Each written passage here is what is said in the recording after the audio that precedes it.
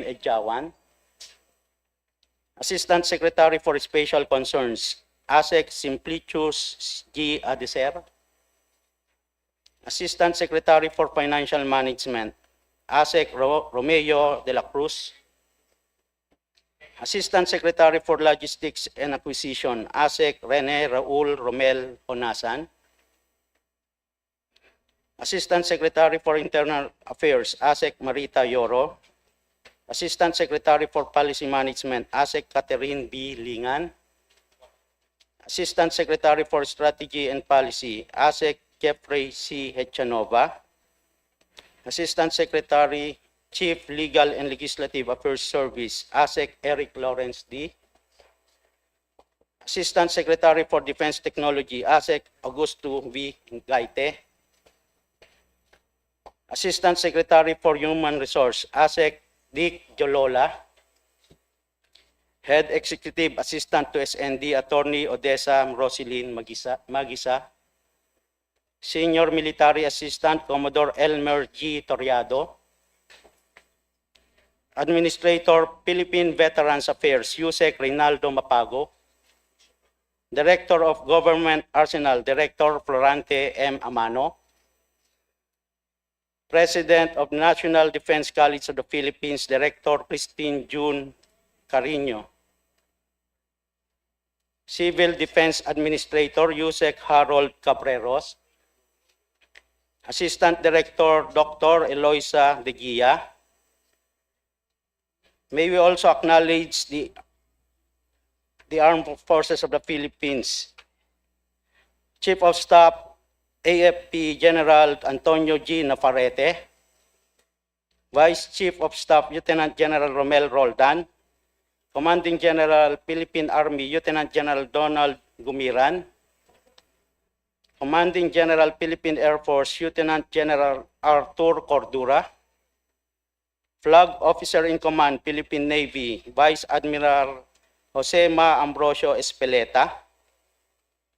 Chief System Engineering and Modernization Office, Major General Ivan D.R. Papera. Chief Pension Gratuity Management Center, Commodore Ludigar Casis. The Inspector General, Lieutenant General Francis Anthony Coronel. The Internal Auditor, Major General Honorly B. Brillantes.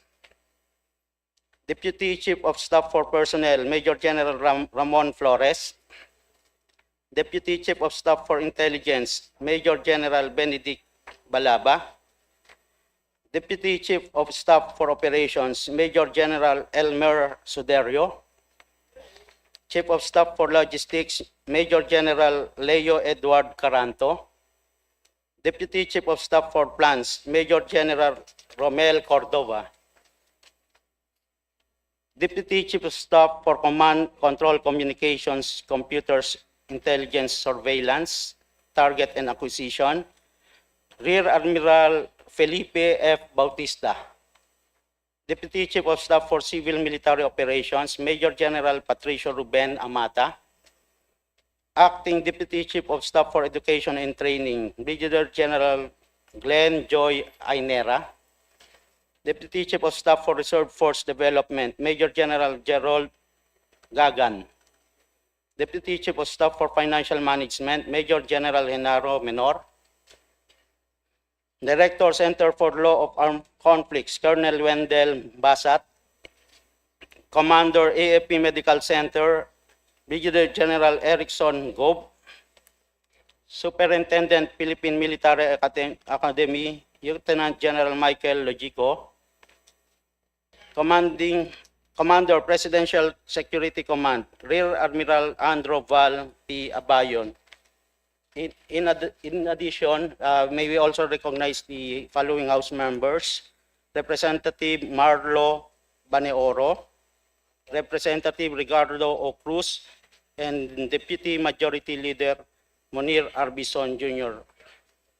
We have also DBM representatives, Director Carlos M. Castro, and OIC Director Mary Rose P. Aguilar.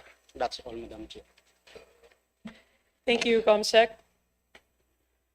sa ating mga magigiting na miyembro ng Kagawaran ng Tanggulang Pambansa,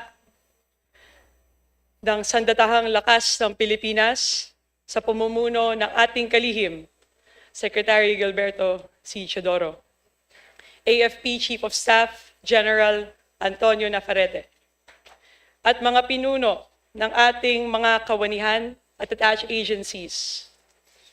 Maligayang pagdating po dito sa Kongreso at isang magandang umaga po sa ating lahat.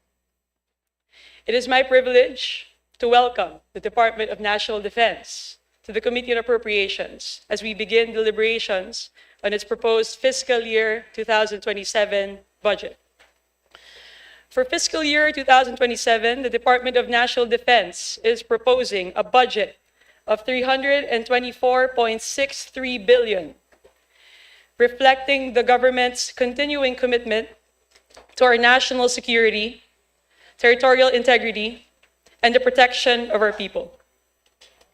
This is complemented by 132.59 billion, of which 50 billion is allocated for the revised AFP modernization program to support the acquisition and the upgrading of equipment and systems necessary to keep our armed forces capable and responsive to the security challenges of our time. The remaining 82.59 billion is allocated to the equally important pensions of our veterans and AFP retirees. These are significant investments, but national defense is not measured by numbers alone. It is ultimately about the men and women who stand ready to serve our country. Our maritime domain remains contested, and the men and women who hold our position there have done so with a steadiness this country has to pause to acknowledge. Through the leadership of Secretary Chodoro, our partnerships with like-minded nations have deepened, and our forces have carried the weight professionally and well. Our soldiers continue to bear internal security. And in every community struck by earthquake, by flood, by storm, it is the men in uniform that arrive first. I say that not as a matter of record, but because I've seen that firsthand. In the middle of the series of earthquakes and monsoon rains that struck our communities in the 2nd District of Sultan Kudarat. That is what this budget is about.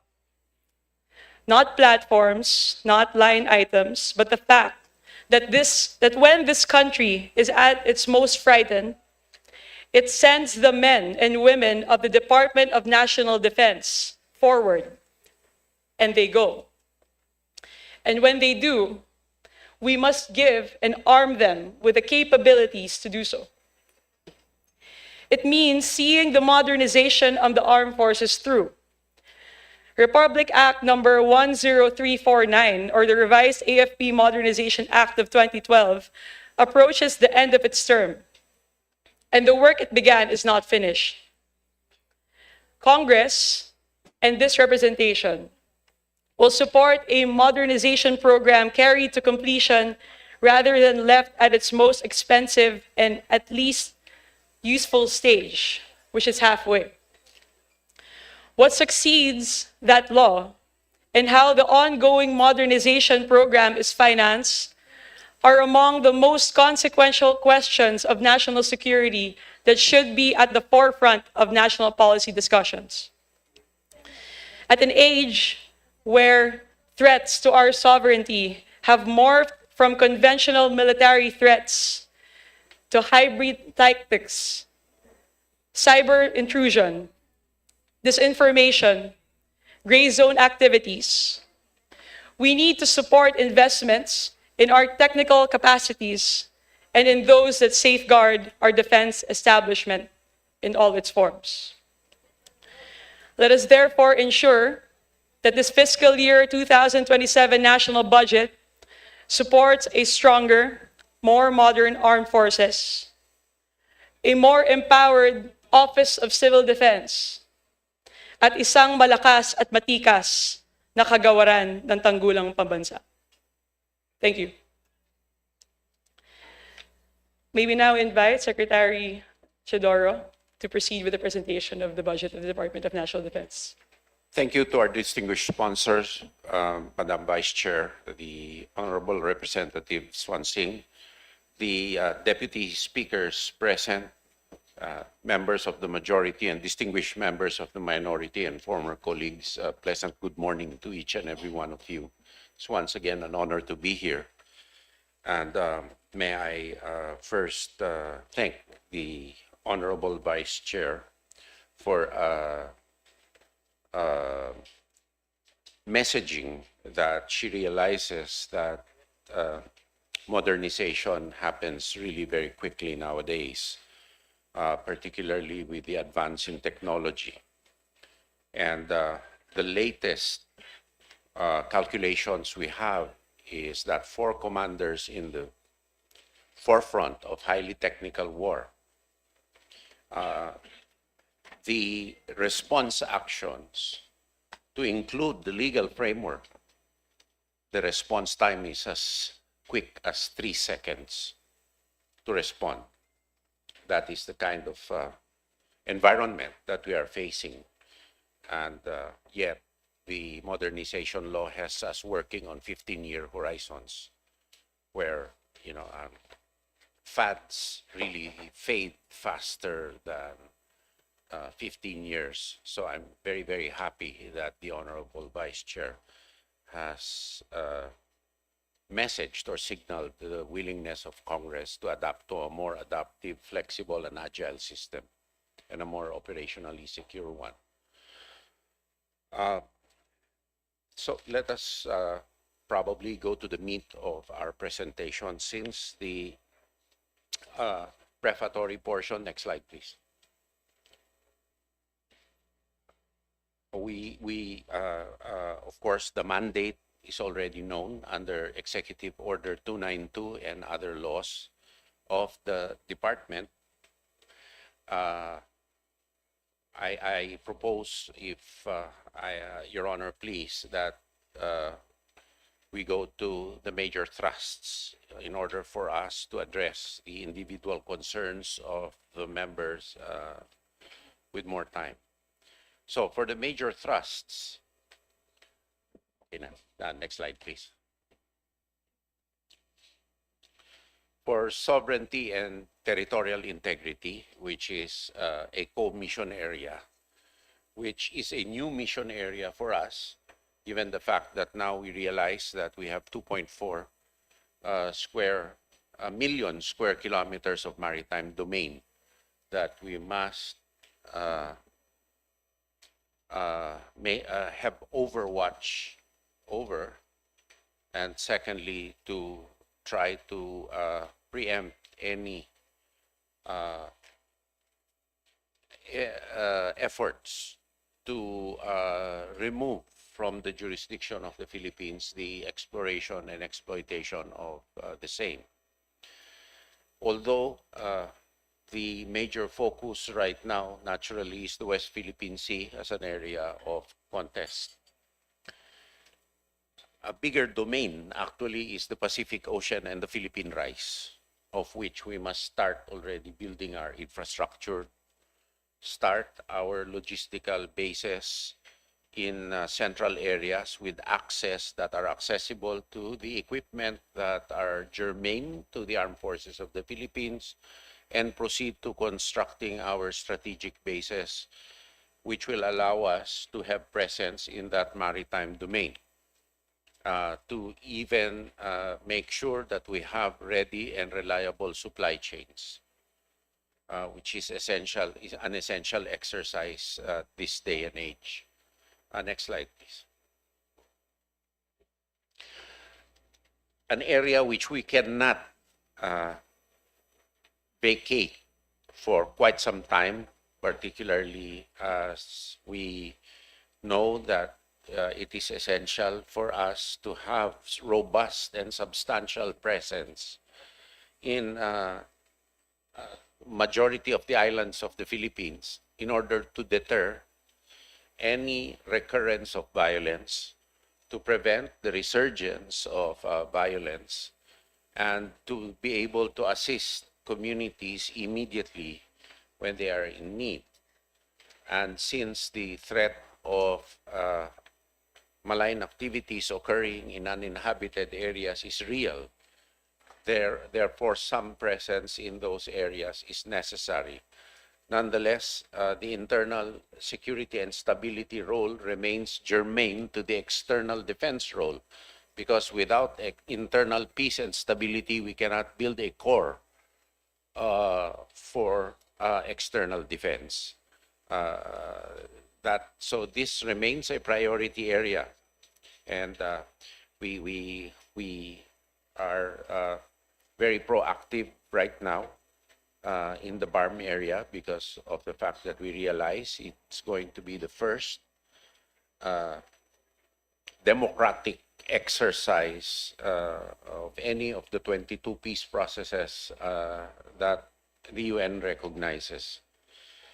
And we devote a big amount of resources in personnel and in MOE under the supervision and control of the Commission on Elections in order to help deter unwanted election-related or non-related violence in the area. Next. Welfare of veterans is extremely important because the veterans, although they are retired, remain a moral force and a driving force even if they are retired. They serve as valuable additions to the active duty forces, particularly those with technical skills and expertise who we still rely on in order to provide leadership to junior personnel. Secondly, also the President has approved the first stage of the construction of an annex in the Veterans Memorial Medical Center, which will allow us to move our current patients so that the rehabilitation of the legacy building, which is more than 70 years old, and the structure being unsustainable and the cause of a high infection rate can be commenced and can be optimized for use. Thirdly, the President has continued appropriations for what we call valor clinics, external clinics, where we can service veterans closer to where they are situated. However, the challenge we face is to staff these clinics with competent personnel who are also security vetted in order to handle medical and data privacy issues. Nonetheless, by the end of the year, we'll have 3 to 5 running. Fortunately, we were able to get some personnel, and as we are able to fill this up sustainably, this will be a program that will continue.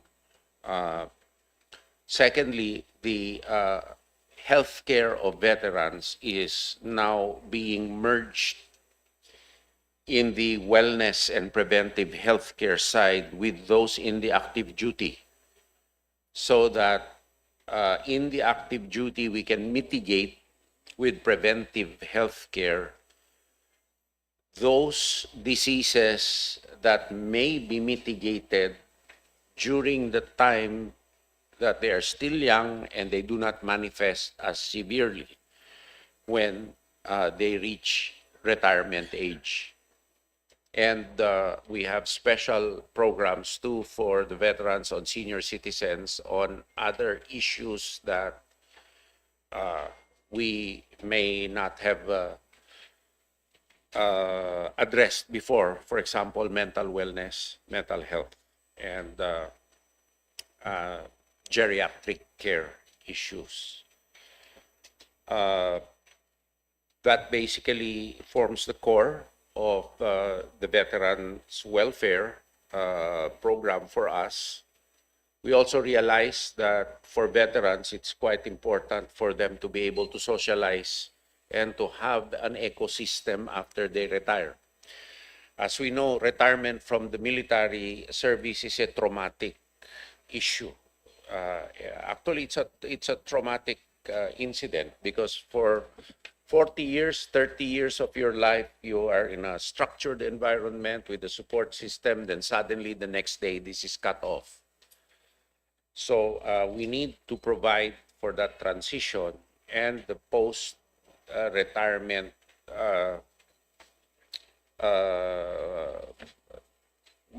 total whole wellness of the veterans. We're be able to approach it on a more holistic manner now. And we are trying to come to grips too with the issue of mental wellness in the active duty service, which we see some cases right now. As we, fortunately, the incidence of violence is very low, but we see the incidence of inability to cope with stressful issues on a personal level, which we need to address. And we're seeing more and more of that.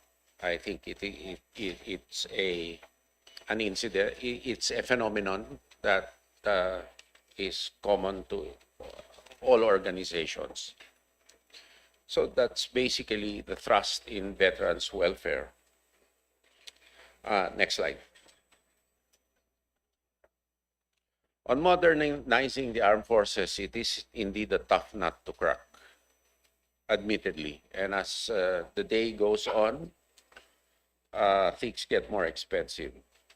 We are first focusing on our core systems. Those are the foundational systems we need in order to building block a sustainable defense system. The equipment we use is just the tip of the spear. But without the support systems for those pieces of hardware you see, everything will be just useless because they will be unsustainable. And in modernizing the armed forces, there's another factor that needs to be taken into consideration. It is the infrastructure we have to house, to support, and to maintain these capabilities, which is sadly lacking in our budget, because for several years, the capital outlay has not been financed, and it's totally on modernizing. So it's equipment heavy, but not support heavy. That goes with our authorized troop strength also, where the operating to support ratio is about 70-30 or 80-20, and we badly need support personnel. And we really badly need more troops to rotate our troops. They don't have a break anymore with the mission areas that they go to. So modernization is a question of really building core systems, which we are prioritizing now, our IT and cyber systems for command and control. These cost less but are more critical to us because as foundational systems, any compromise in the early stage, you cannot patch anymore on a later stage because the compromise is already present. We are also heavily also trying to increase our capacity for humanitarian assistance and disaster response. So we have about 46 Black Hawk helicopters, which help us a lot, but that's not enough. We need larger rotary platforms in order to service with bigger weight and with pallets, because the Black Hawk, although it can carry a lot, it needs to be loaded by hand. It cannot be palletized, and we need palletized aircraft already.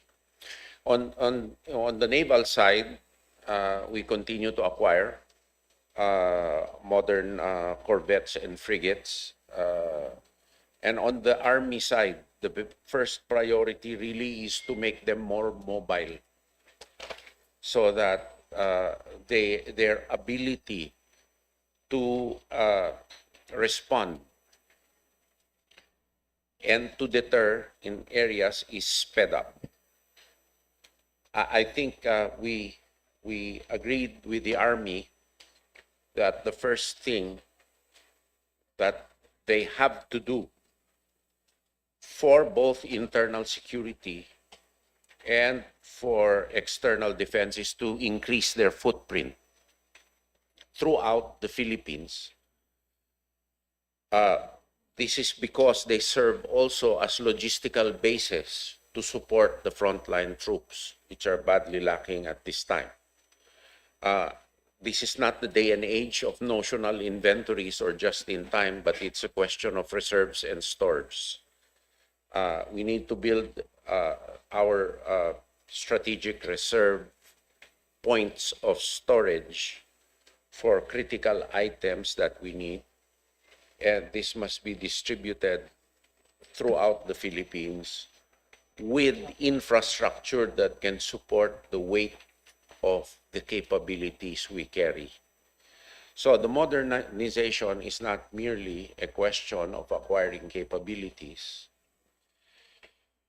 but also providing the adequate infrastructure to support capabilities. And secondly, providing the access to these capabilities that can support the dimensions and the weight of the equipment that you intend to use.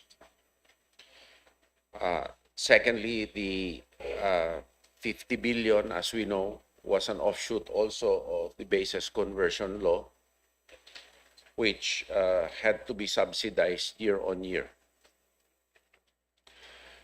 which is why we have sought an accounting of the amounts gathered by the BCDA. We feel that strategic assets have already been taken, which cannot be replicated, and we have to stop this already. What's there is there, fine.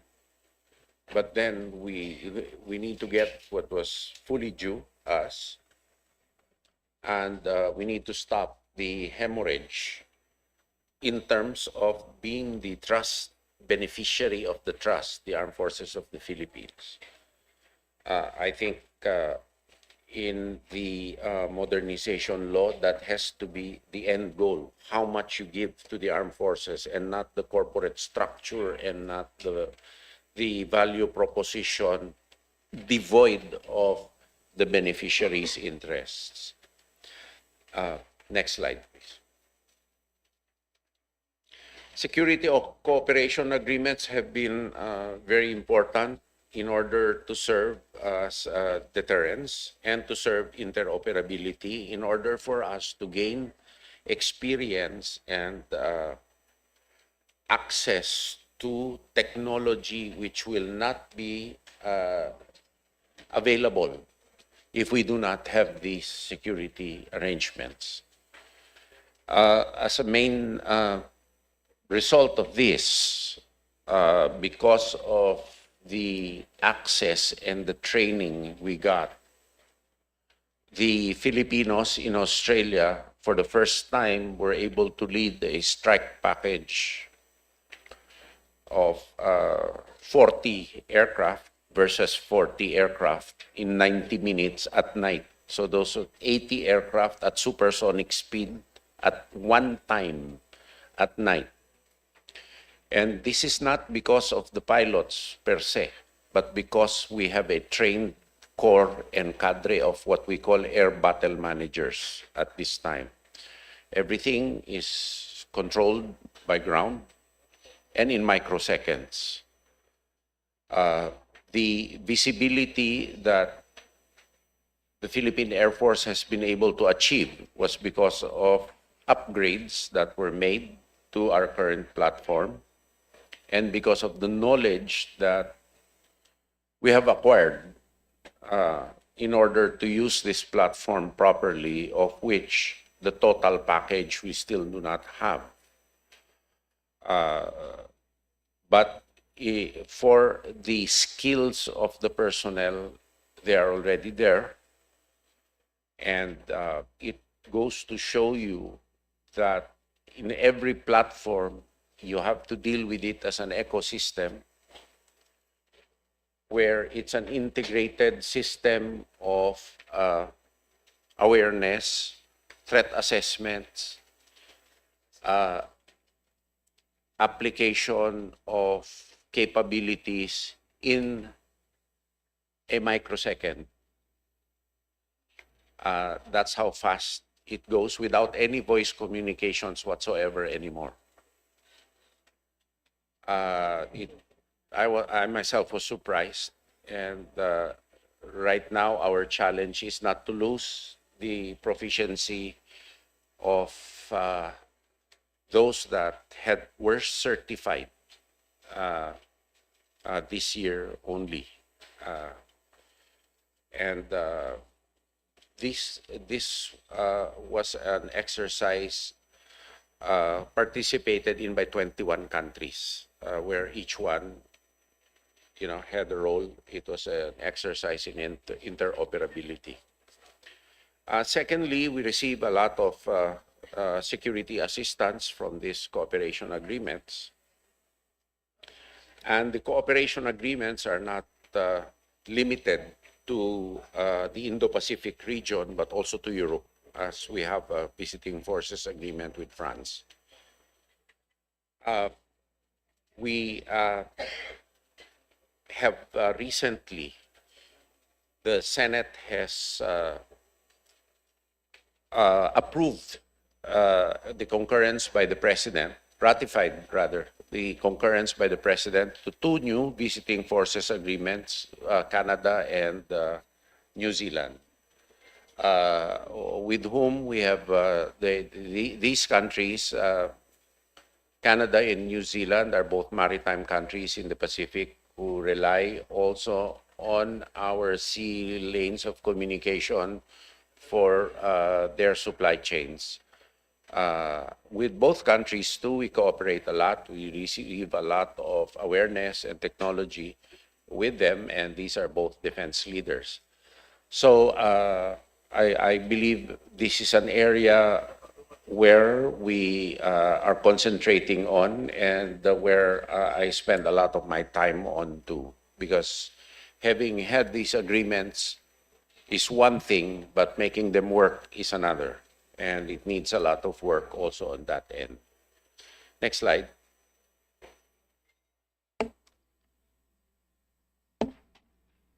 On disaster and institutional resilience, I have directed the OCD to concentrate this year totally on disaster response. They have to get one thing perfect, and that is the coordination function for awareness, prediction, and response before other things come into play. I believe the institutional competence of the OCD is best geared towards that coordinative function in order to deliver adequate warnings and to respond accurately and preemptively, with more granularity as years go on. I have reviewed the amount of partnerships the NDRIMC has done, and I've seen that these are marginal in effect. I beg the support of Congress to allow us the time in order to develop these capabilities. For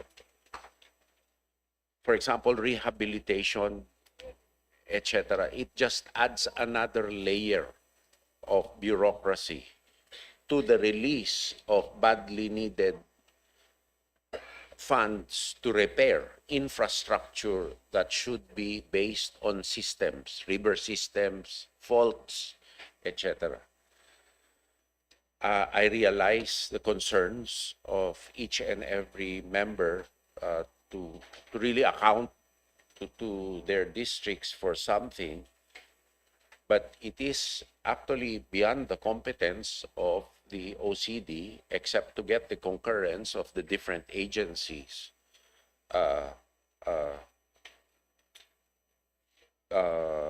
possible. However, for the OCD, what we really need is a joint logistics centers to preposition perishable logistics and medicines in areas which we can preposition and properly inventory manage so that the response time will be quicker. And that includes water too. We have a very difficult time with water right now too.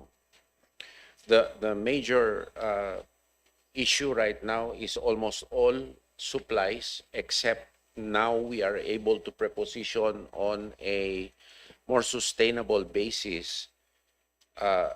They used to emanate solely from Metro Manila and have to be airlifted or sea lifted from Metro Manila. And so how long that takes. For those from Camarines Sur, if you remember, even though we could land in the airport, even though we could dock in Paranaque, there was an area called Milaor where you could not traverse, so it could not reach Naga City. So there we had a problem. So that is the only ask which we ask for in the OCD. Next slide, please. The Defense Department continues to be understaffed, and as we need more oversight and more policy directives, we had to lift up certain offices to areas of prominence, such as IT and cyber systems, and for real estate, given the fact that it manages a large amount of real estate, a lot of which the titles aren't perfected, and which we need to do. It takes a lot of work to do that, and frankly, at 297 fill up, 267 fill up, we're badly understaffed. We need to have a department which is more agile, a department which is more multidisciplinary, in order to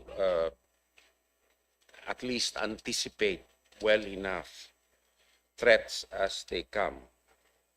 It has been a challenge for us, and we were pulling more weight than each one can do personally, because of the understaffing that we have.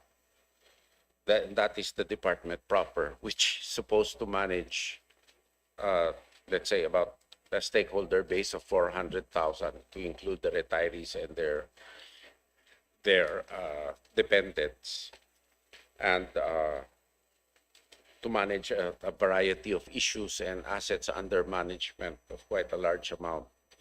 It's frankly physically exhausting for each and every one of us, and we cannot have flexible work arrangements because of operational security considerations. Next slide. The IT, communications, and cyber operations are extremely important. They are in the foundational stage. We can only work with trusted vendors and original manufacturers, actually, because of our security of information protocols and the threat of compromise of our systems. It is something that we are heavily undertaking. Fortunately, it is well within the 50 billion that comes in. And as we progress, we also have to train the cadre of experts that will man these systems and actively manage these systems, both for the DND proper and with the different area, the armed forces of the Philippines, which actually is more critical. Next slide. On operational security, we are bound now by a lot of technical operational security agreements. If not, we will not be able to get the latest technologies. This is also a requirement for us to exercise internal discipline among us. As we all know, even with cyber systems and with IT systems, the hygiene of everybody is very important. You're only as strong as the next user. Therefore, it is highly important for us to really invest in both operational security and counterintelligence. The risk of compromise is very real for us. We accept it as a reality, and we do exert a lot of efforts to prevent any compromise or disruption of our systems. Next slide, please. This is just a recap of the major thrusts, Your Honor. Next slide. The highlights of the proposed budget, Your Honor, are as follows, as you may well know. Next slide. There is a budget now of 324.632 billion. Out of this, a capital outlay of 10%, personal services of 55%, and 35% for MOE. Not much different from last year. Next slide. From the DND, the Office of the Secretary's budget decreased by 31% because of the reduction of capital outlays. The Armed Forces of the Philippines budget increased by 10% year on year. But the year on year is what base year? What was the base year of the year on year? Okay, that was from 2021 year on year. So from last year, can we have the figure for last year to report the increase? The year on year is normalized, so it's not an accurate figure.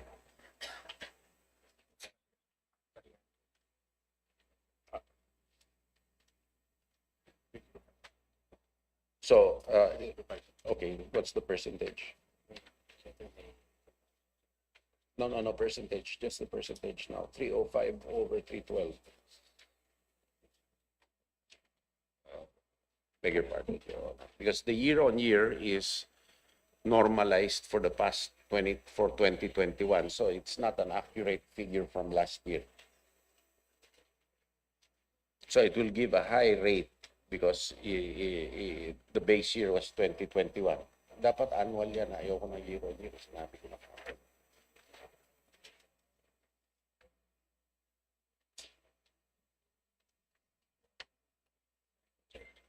So we have 9.7. Yeah, 9.7 for the Armed Forces of the Philippines. For the civilian bureaus, it's 3% year on year, so it's much less actually. So for the Office of the Secretary, there was a 31% decrease. AFP, an increase of 10% more or less, or 9%. For civilian bureaus, 3%. And the major increase was for the BMMC, actually, for the civilian bureaus. Next slide. The breakdown is shown. The regular fund is 324, automatic for leave incentives and other pays 4.1, and special purpose. The modernization is 50, and for the AFP retirees, it's 71 billion, and the veterans ameliorations are 11 billion. So I'd like to take this opportunity also. I issued a clarification yesterday that for the total MUP budget, the AFP only has 49% of that MUP budget, because the other components of MUP are the Philippine National Police, Philippine Coast Guard, and the Bureau of Fire Protection. So the comparison indicator was the modernization budget in a news article yesterday. So it didn't give an accurate picture. It was the picture was that it was totally for the AFP, but that's not the case actually. Next slide, please.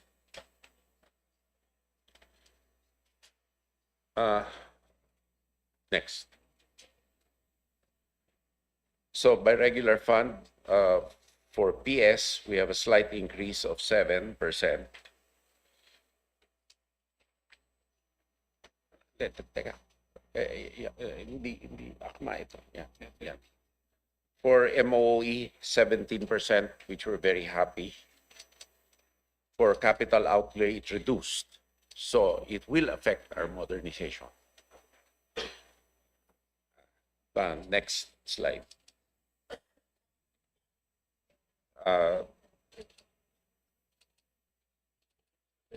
So the breakdown for per branch of service and the increase. If you notice, the GHQ has an increase because the budget of the area commands and the combatant commands are derived from the GHQ budget.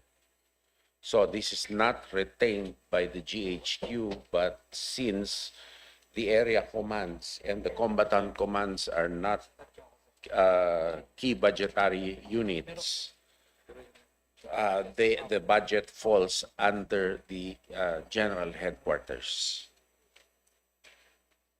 The rest are self-explanatory. We've had decreases in budgets in the other agencies on the civilian bureaus, except for the Veterans Memorial Medical Center. Next slide. For program, we have a program of 50 and an unprogrammed, no unprogrammed amounts. Pensions and military retirees were taken up earlier, Your Honor. Next. The proposal versus NEP. Next. Proposal was 196, although we will have to increase our authorized troop strength. And it will be done after the calculation of the proposed mission area.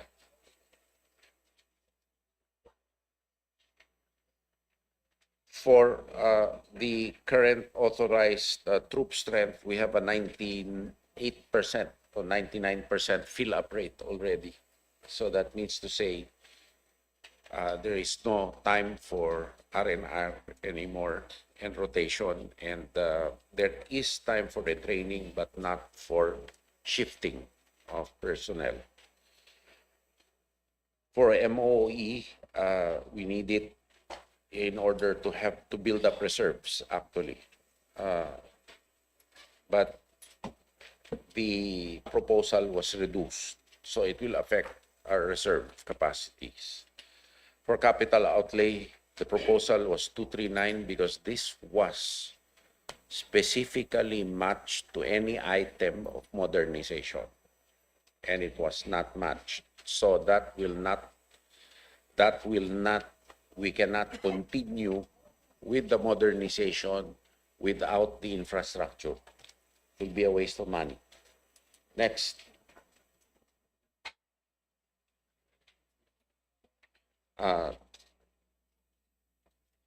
Those are the breakdowns of the ask versus the NEP proposal.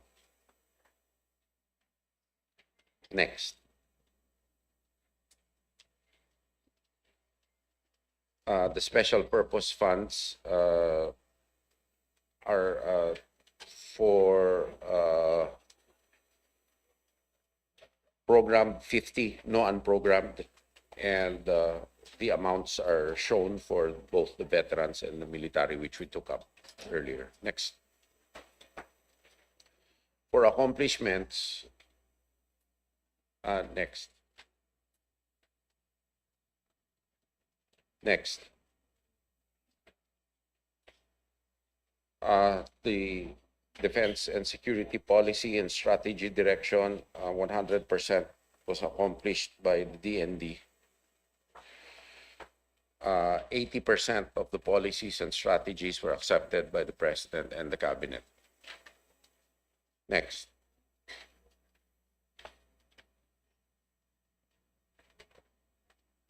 For the Army,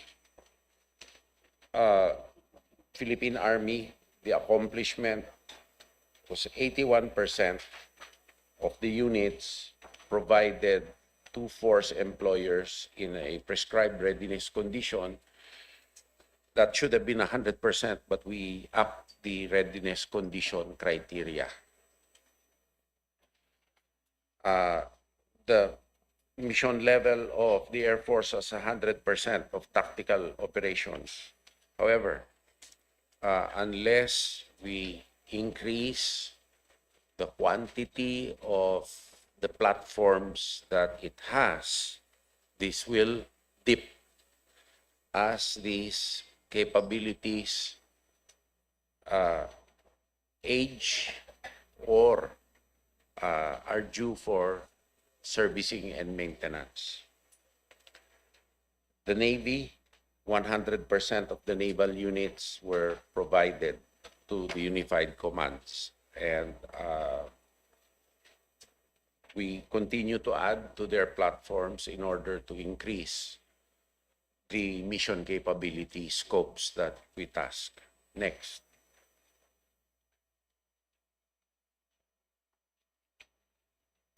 On sovereignty operations, the accomplishments are shown. We exceeded the target because of contingencies that required us to operate.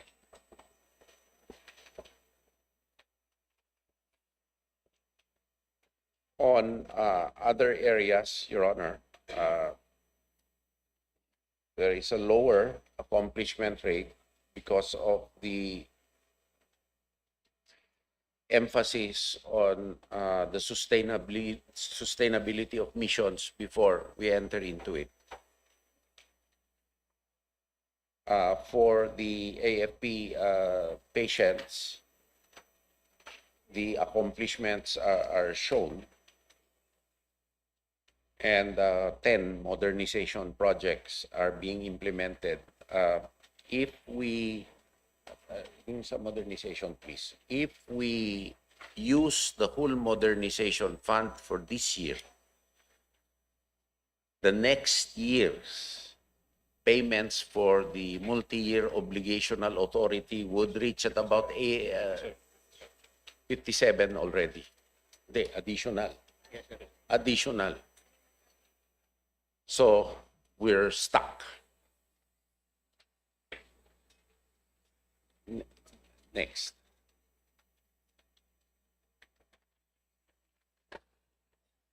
The government arsenal provided 60 million rounds of small arms ammunition. However, with the strategic tasking of the government arsenal, they will proceed to hire technologically advanced weaponry, because the small arms expenditures versus other capability ratio has been reducing as time goes on. And we cannot have an arsenal which is equivalent to a Philippine Mint, which is a sovereign capability, not doing highly technical and technologically advanced activities on a sovereign basis. For the NDCP, it has been undergoing a transition phase. This time, even with a review of curriculum and a review of the indicators that we have. I have taken a personal role in reviewing the outputs that I require of them, and the introduction of the notion that national security is multidisciplinary and we cannot have a set paradigm for national security, with more emphasis on research output, not only of the students, but of the faculty. It's publish or die slowly that will be the output requirement. Next. For OCD,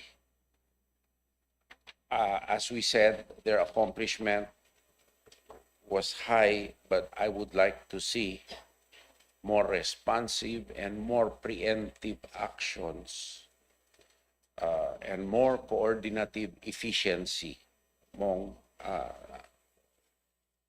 within them, and more structured approaches to partnerships on a more sustainable basis. Next. Next. Veterans welfare, it's there, and the veterans memorial historical preservation, there are other targets that we need to do, that we need to preserve, and we need to optimize certain areas for both joint and shrine use.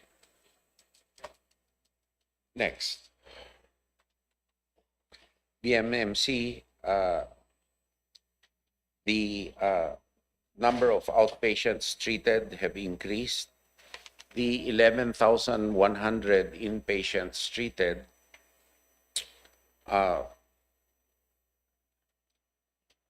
goes to show that only about, to date, 9% of the veterans can be accommodated in the VMMC.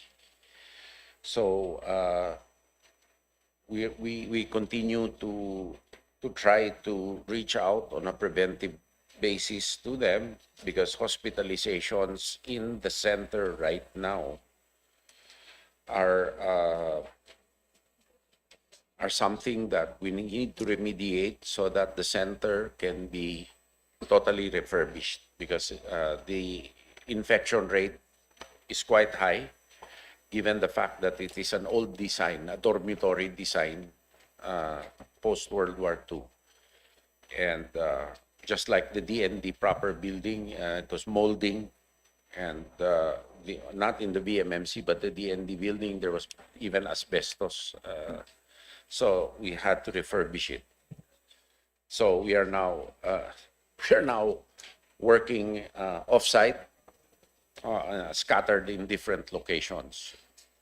It's a challenge because it's a legacy building, but it needed to be done with a single elevator, which is not PWD friendly, and it was used as a service elevator as well, so it spent more time being conked out than not. Next slide. Financial accomplishments, next. Obligation rates sometimes are less than optimal because of the fact that approved bid ceilings are low. And because of the fact that in the defense space, material goes up in price, it's a seller's and a supplier's market. So rather than pull the trigger on certain things, we'd rather not and we'd rather not if it will result in an unsustainable or unsupportable expenditure. Next slide.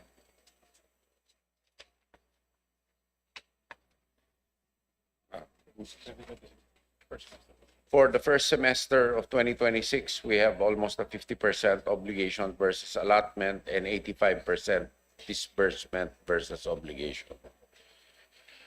Next. Comparatives. Next. The comparatives from 2021 as the base. The disbursement versus obligation rates have reduced because of the increasing cost of material versus the budget.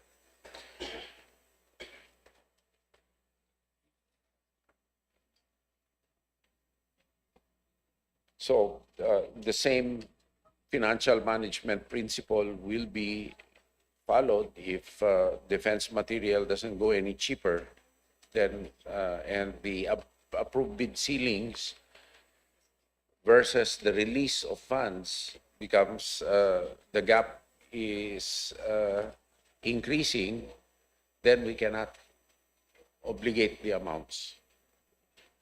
Next. Issues and concerns. Next.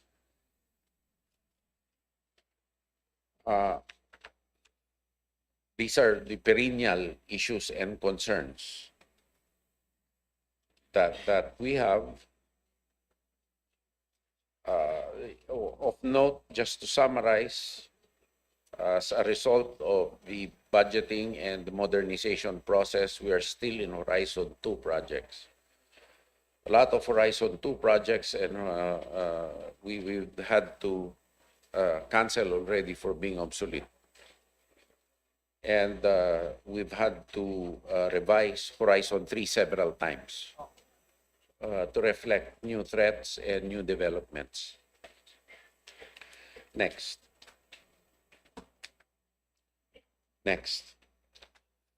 This was included in the GAA of last year, and since it will be subject to the control of the DOF, we respectfully move for its adoption again. If there is an opportunity that can be financed and is acceptable to the finance department, then we should take advantage of it, particularly if we can get longer tenor financing. Next. Thank you, Madam Chair. That's the end of our presentation. Thank you, Secretary Chidoro. Before we begin with the discussions and interpellations, I would like to acknowledge the presence of additional House members. Representative Arlene Ayon, Representative Sara Elago, Representative Dibo Tuan, Vice Chair Brian Poe, Representative Amado Bolilla, Representative Johan Bautista, Representative Leo Rodriguez, Vice Chair Romel Angara, Vice Chair Tina Pancho, Representative Dumogon, Vice Chair Lolita Javier, Deputy Minority Leader Antonio Tino, Representative Oka Malapitan, Vice Chair Bernadette Barbers, Vice Chair Isabella Sagarbaria, and Representative Steve Solon. Okay. So as we begin the discussions, may I remind our distinguished colleagues that each member is given 5 minutes for questioning or interpellation, excluding the response of the resource persons. And when you hear the bell sound, it means you only have 30 seconds to wind up your questions. As part of the long-standing and respected tradition of the House of Representatives to accord preferential treatment to the minority members of the House, and followed by the independent and majority members in alternating manner, The chair recognizes from the minority, Representative Dada Kiram Ismula. Maraming salamat, Madam Chair. Una po, Assalamualaikum warahmatullahi wabarakatuhu. Magandang umaga po sa ating lahat, lalong-lalo na po sa DND family na pinamumunuan po ni Sec. Gibo at sa mga kasamang ahensyang napapaloob dito, ang Armed Forces of the Philippines, ang Philippine Army, ang Philippine Air Force at syempre ang Philippine Navy po. Dadako na po ako sa aking magiging tanong. My question is about a report that China is recruiting Filipino government workers to leak official documents and information and turn them over to China. In a news report between 2024 and 2025, may dating researcher ng Navy, may former employee ng DND, and a person close to the Philippine Coast Guard ang nahuling nagsusulat ng analysis or nagfo-forward ng emails to handlers allegedly linked to the Chinese Communist Party in exchange for money. Madam Chair, Mr. Secretary, paano tayo nalusutan po nito? Can you detail to this committee how these Filipinos were recruited and anong klaseng mga impormasyon ang kanilang naibigay? Doon po sa alam ko dito sa agency namin yung sa internet lang po nakatanggap ng mga email na iniimbita sila na mag-sideline in various topics, no? Kung pwede sila gumawa ng paper sa sinasabing think tank. So dahil may pabuya ito at wala namang operational security protocols na mahigpit noong mga panahon na yon, ito'y di o man ay pinatulan hanggat sa na nagkaroon ng mas detalyadong impormasyon ang hinihingi. Awa ng Diyos po, hindi na po pumayag sa pagkaalam ko itong mga bata at nagsuplong kaagad. Bagamat ganon, marami pa pong mga sari-saring attempts, as inventive as people are, the attempts to compromise are real, no? And at the end of the day po, nasa hygiene na po ng bawat empleyado. At awa ng Diyos po, ito'y nasugpo at wala namang pong sensitibong impormasyon na nakuha. Ngunit ito po ay isa sa matinding paraan talaga kung papaano nangaakit ng researchers at ng mga particularly po kung hindi permanenteng employee, kung job order or contract of service po. Dahil nga sa civil service regulations, ang baba po ng salary grades na mabibigay sa highly technical people, awa ng Diyos po, nasugpo po ito kaagad. Ngunit, be that as it may, listo po palagi ang buong organisasyon sa mga kompromiso na maaaring ganito. Di lang po naman sa atin nangyayari, marami pa pong mas delikadong impormasyon na nakuha sa ibang mga bansa, no? Lalo na based on capabilities na, no? At ito'y napro-prosecute ng mga countries involved at na-preempt. Yung report po na yan, I cannot give further details, ngunit po totoo po yan nangyayari po. At kami po ay nagbabantay ng matindi sa ganito pong mga gawain. Thank you po sa tanong.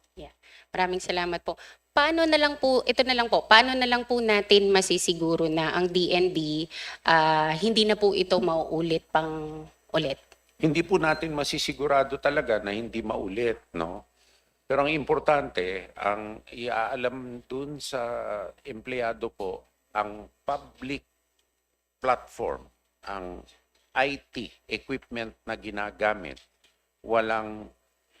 yan ay minomonitor. So hindi pwedeng gamitin pampersonal ng kung sino man empleyado. whether AFP or DND. At sinasubject din po natin sa matinding security vetting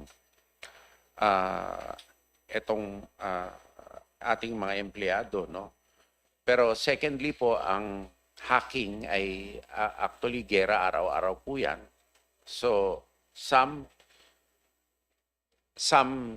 there will be some compromises as with any organization dun sa IT system. Ngunit the exercise is to detect the compromise as soon as possible and to isolate it as soon as possible. Kaya nga po, inulit po natin kanina na on the foundation pa lang ng isang sistema, kailangan pati hardware ay walang kompromiso. Kung hindi nyo na mapapatch yan kahit kailan. Bubunutin nyo na po lahat yan. So, salamat po. Salamat din po. Can you also, Madam Chair, Mr. Secretary, can you also say to this committee na para hindi na-attract ang ating Filipino government workers sa mga alok ng China, we need to ensure our government workers are paid well, have secured benefits, and are able to exercise their rights and duties as citizens? No doubt about that, Madam Chair, Your Honor. No doubt about it. And I hope the civil service regulations and COA regulations allow us to adequately compensate people depending on skill level. Yeah. And do you also support, Madam Chair, Mr. Secretary, the measures providing hazard pay for civilian government personnel deployed in the West Philippine Sea? Sure. Yes, Your Honor. Because they are subjected to risk also. Yes. And this includes civilian personnel too deployed in highly critical areas. For example, maybe teachers who are on duty in election areas, in identified hotspots, Totoo. even first responders, Your Honor. Masaya akong marinig ito no, mula sa ating secretary dahil kami po sa Akbayan Reform Bloc ay nag-file po ng bill patungkol sa hazard pay po ng ating mga civilian personnel po.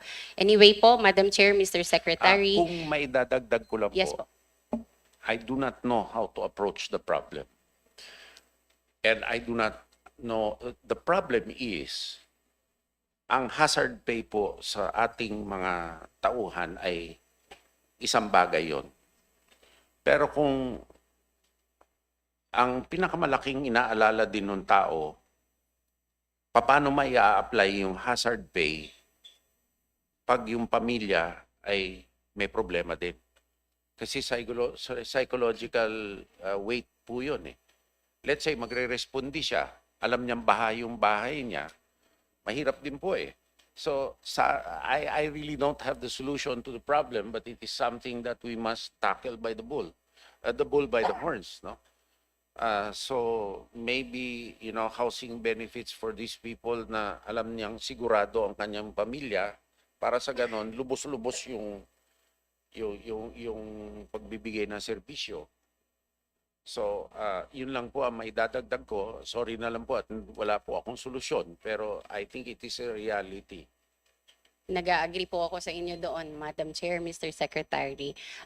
Nang sa gayon ay hindi na po sila yung tipong mabribe na lang ng kung sino mang bansa, no? Na para lamang magbigay ng mga mahahalagang impormasyon. But anyway, Madam Chair, Mr. Secretary, do you have a credible information that some Philippine elected officials receive support from China and are releasing statements favorable to China's influence operations and expansionism in the West Philippine Sea? We have some ground to perhaps suspect it, but credible information in respect to evidence is kind of hard to adduce, particularly as where we do not have access to bank deposits. I think it is best addressed by financial authorities, actually, Your Honor, in the same vein as a lot of syndicated activity was addressed in other countries through tax tax fraud investigations, our problem really is how much of this is admissible. At the end of the day, that's what counts. And we're not prepared to make any statement on that score. We cooperate with law enforcement agencies on information, but that's the extent of what we do. Thank you, Madam Chair. May maaari po ba kayong mabigay na impormasyon dahil may mga speculations na po kayo na ano po kaya yung mga particular na nare-receive nilang mga support po? I'm also not prepared to state it, particularly if there are active law enforcement evidence gathering operations at this stage. Thank you, Your Honor.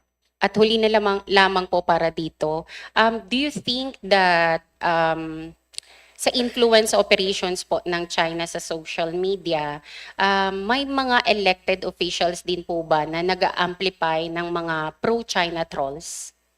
I think the statements speak for themselves. I believe, there are some, undeniably, but the pronouncements speak for themselves. However, I'd like to point out too that the Chinese embassy website itself is not a diplomatic website anymore, but it is already a propaganda institution that enjoys the freedom of speech that we enjoy without extending reciprocal benefits to us in their own home country. Tama po kayo, no, Mr. Secretary. Hindi lamang po kayo yung nabiktima dyan dahil kami rin po nabiktima na rin dyan sa website na yan. Anyway po, dadako naman po ako sa West Philippine Sea Security at saka yung sa Maritime Security po. Ang tensyon sa West Philippine Sea ay malinaw na security concern sa bansa. Nito lamang July 20 of 2026, nasaktan ang 2 Pilipinong sundalo sa Ayungin Shoal. Sa harap ng ganitong sitwasyon, magkano ang aktwal na pondong inilaan ng DND para sa pagpapatibay ng ating maritime security sa West Philippine Sea? At nakapaloob na po ba ito doon sa 64.3 billion na operations budget para sa Naval Force Defense? Nakapaloob po yan sa regular operational budget. Ang ating kayang gawin sa West Philippine Sea, and hindi lang naman po doon, pati naman po sa northern portion, doon sa Baho de Masinloc, hindi lang po kami, kung hindi Coast Guard at saka Philippine Navy ang nagtutulong dito. At importante din po, tulad ng alam po ng ibang mga kasamahan po na legislators, in Pag-asa Island, it's a question of habitation and normalization already of life, no, in the area, which is an important part of that aspect. That's why we gave the instructions na rin po sa ating Westcom na to fast-track the deployment of services by other agencies to Pag-asa. Kung ito po yung tingin ninyo at nakalagay na budget po ninyo sa NEP, sa tingin niyo po ba ito ay sapat para sa modernisasyon, dagdag deployment at protection ng sundalo at mangingisda sa West Philippine Sea? Hindi po talaga to sapat. At kung tutusin po natin, today, West Philippine Sea, mas malawak po ang ating Pacific Ocean boundary na kailangan din po natin bantayan, lalo na nandun yung Philippine Rise. Tapos ang West Philippine Sea po ay kaalinsabay ngayon ng pag-file sa UN ng ating delimitations across some features and Baho de Masinloc. So, naging mas klaro ang mission area na kailangan tutukan ng pansin. Kasama din po dito in order to support West Philippine Sea operations, kailangan po natin ng base dito sa mainland, no? Tatlong strategic passage po yan binabantayan, yung Verde Island Passage, of course, yung Batanes Channel, Babuyan Channel, Verde Island Passage, at saka yung Surigao Strait Passage, at saka yung Sulusi na passage, no? Yun po ang major transit points na actually nagdudugtong ng West Philippine Sea sa Pacific Ocean na tayo lamang ang meron. So, ito po ang dapat focus din ng ating operations na hindi natin magagawa ng lubus-lubusan kung wala tayong base. Tama po kayo, Madam Chair, Mr. Secretary. Ako po ay sumusuporta no, dito sa, lalong-lalo na kung ganito na napapaloob na din yung sa operations budget ng Naval Force Defense, yung ating plano para din doon sa West Philippine Sea. No? With that, Madam Chair, I'd like to manifest my support na dapat naman po talaga i-increase natin ang budget ng ating modernization or AFP modernization dahil hindi po ito makatarungan kung seguridad po ng ating bansa ang pinag-uusapan. No? At huling katanungan na lamang po, Madam Chair, bukod sa halaga, paano nyo po natitiyak na mabilis at epektibo ang paggamit ng pondo? Halimbawa, meron bang nakalaan na training, intelligence, at joint patrols po? Bawat po acquisition natin, sinisigurado natin po fully equipped na ang mga bagong gamit at sinasama na namin yung life cycle cost nito sa costing ng bawat halaga ng kinukuha. So dito po tayo malaki na nakakasigurado. Tapos kumukuha na lang tayo sa original manufacturers. Ayaw natin po ng middleman o consolidators. Tapos, meron pong long-term service contracts para nauuna po tayo sa supply chain palagi. Hindi kada kung sino na lang ang magbibid for supplies na hindi man sila ang manufacturer.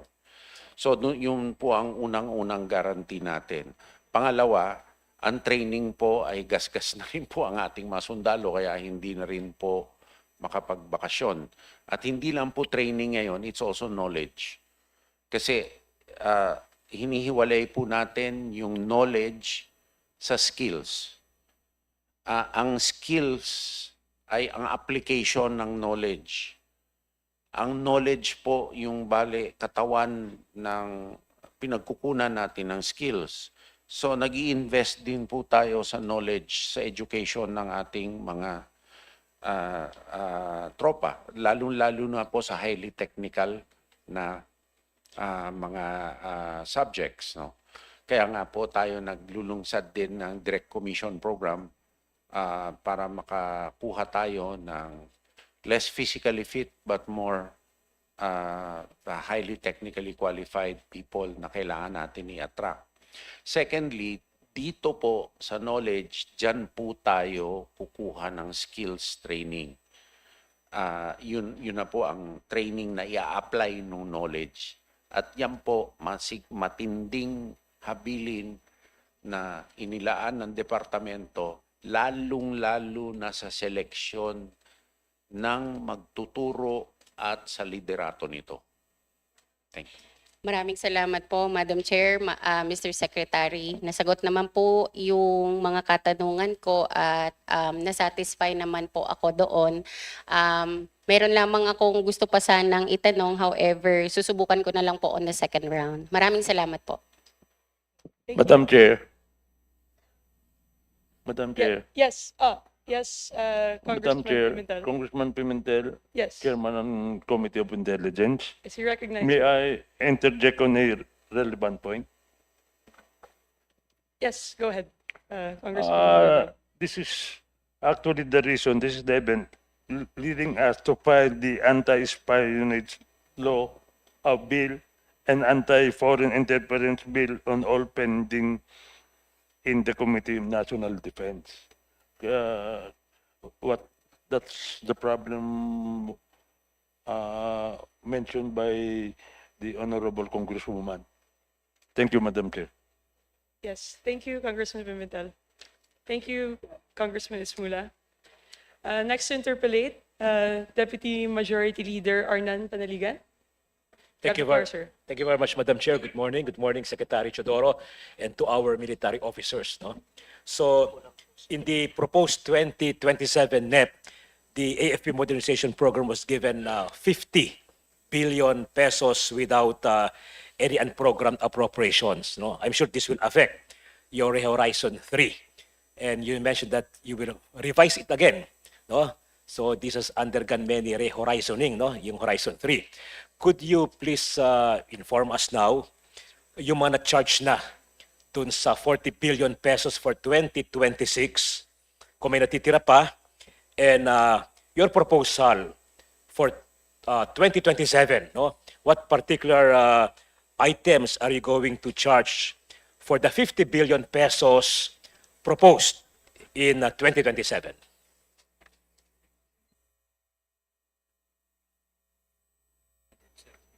Hindi. Sa 50, Your Honor, lahat obligated dahil pambayad ng MICA. So walang bago yun. So that's for the 50 billion for next year. Yes. And how about for the 40 billion for this year? Also for MICA? Yung program. Wala pang unprogrammed, Your Honor. Nasa 21. For 2026. Yes, Your Honor. In the last hearing of the DBCC, first day of the budget hearing, I asked Secretary De Leon of DBM if na-release na yung 50 billion unprogrammed funding for this year. So sabi niya wala pa. And when I asked him kung may possibility na ma-release, of course sabi niya two conditions. First, excess revenues. And second, kung kailangan pa raw ng DND. So I'm sure kailangan yon, ano? So I hope that you can make strong representation sa kanila para kung kinailangan talaga ninyo, they can do something about it para ma-access ninyo yung unprogrammed funds of 50 billion for this year. Considering hindi sila nagbigay ng unprogrammed funds for next year. Makakaantala lang po dyan sa excess, yung damages po na nangyari po dito sa mga sunod-sunod na habagat. At saka sa lindol dun sa Mindanao. Yun po malaking cost, no? Inaasahan pa po natin na magkakaroon ng additional na weather disturbances until the end of the year. Doon lang nga po sa Occidental Mindoro may bumaha na nga po ng katakot-takot. So, doon po siguro kung meron man maantala yung excess. Madam Chair, can I request that we be furnished with a copy of the items charged to sa 40 billion and sa proposal na 50 billion for next year, no? Kahit yun for MICA. Now, Madam Chair, Mr. Secretary, at the budget hearing last year, you mentioned that because of budget constraints, you preferred that the DND and FP be allowed to obtain loans to finance your modernization projects, no? And you suggested the amendment of PD 415, a 1974 PD that set the ceiling for loans at $300 million, 1974 exchange rate. So in response to your proposal, I filed House Bill number 8059, increasing the ceiling to $1 billion for a single project. But it could be revised, no? And remove the ceiling altogether. Now, doon sa 27 NEP kasi inalis din yung special provision. So yung DBM, hindi na kayo binigyan ng malaki for modernization, inalis pa yung authority, no? Na kayo ay mag-loan. So better talaga merong law that will authorize you. That's the rationale for my House Bill 8059. So which do you prefer? Wala ng ceiling altogether or may cap pa rin, let's say from $300 to billion or so? Wala nang cap, Your Wala nang Honor, cap. because the DBM and the DOF sets the cap actually based on the fiscal condition of the country and the type of loan which will be approved by them anyway that will be entered into. So actually they have total control over the financial accommodation or a financial arrangement that is going to be made. They will set the ceiling anyway, depending on what the country can afford. And since the loan will be entered into by the DOF, at the end of the day, I think that is a sufficient guarantee because for the fiscal ability of the government to service the debt, given the fact that revenue raising is the prime mandate of the DOF. Well, I was assured by the chair of the Committee on National Defense that the committee will deliberate soon on that House bill, and he assigned me to head the technical working group. So we will discuss this further at the TWG. And I have here a copy Your of Honor, U.S. I would Senate bill. suspect, Yes. The PD 415, I think it was because of the fact that we are under IMF control at that time with currency stabilization loans. That was in the 70s. So that was the major imposition probably of the IMF that expenditures on foreign loans because of foreign exchange controls at that time should be limited to 300 million US dollars in consideration for the grant of currency stabilization loans by the IMF. That's what I suspect, Your Honor. So maybe we can now remove that cap. Anyway, I have here a copy of U.S. Senate Bill 4097 entitled A Bill to Modernize the Defense Capabilities of the Philippines and for Other Purposes. Do you have any information if this Senate bill in the U.S. has been enacted already? What Senate bill, Your Honor? Senate Bill 4097 or the PERA, Philippine Enhanced It Resiliency has Act. been enacted, Your Honor, by the U.S. Congress. Nonetheless, the funding, I believe, for next year will be about 100 million US. 100 million that will be allocated by the U.S. government for it. It sets a maximum of 500 million US dollars per year, depending on the Treasury availability. And according to this law, the priority, coastal defense, long-range fires, maritime security, integrated air defense. So I know that this will not be transferred to our treasury because it's in the nature of a foreign military financing. But do you agree that this will help boost our modernization program, no? And help solve the budgetary constraint problem? It will help, and together with the official security assistance that Japan gives us for domain awareness, Your Honor. Maybe DBM knows about this. That's the reason why they don't give you much allocation for modernization fund. No, Your Honor, probably it's really the fiscal consideration of the country, no? On a macro level. Then, it was reported in the Korean media in the past months that the Navy plans to acquire 2 more Malabar-class missile frigates, in addition to the 2 frigates ordered last year. So that would be the 5th and 6th guided missile frigate of the Navy. Are you at liberty to confirm this proposal? Definitely, Your Honor, there is an intent really to acquire, but the trigger has not yet been pulled.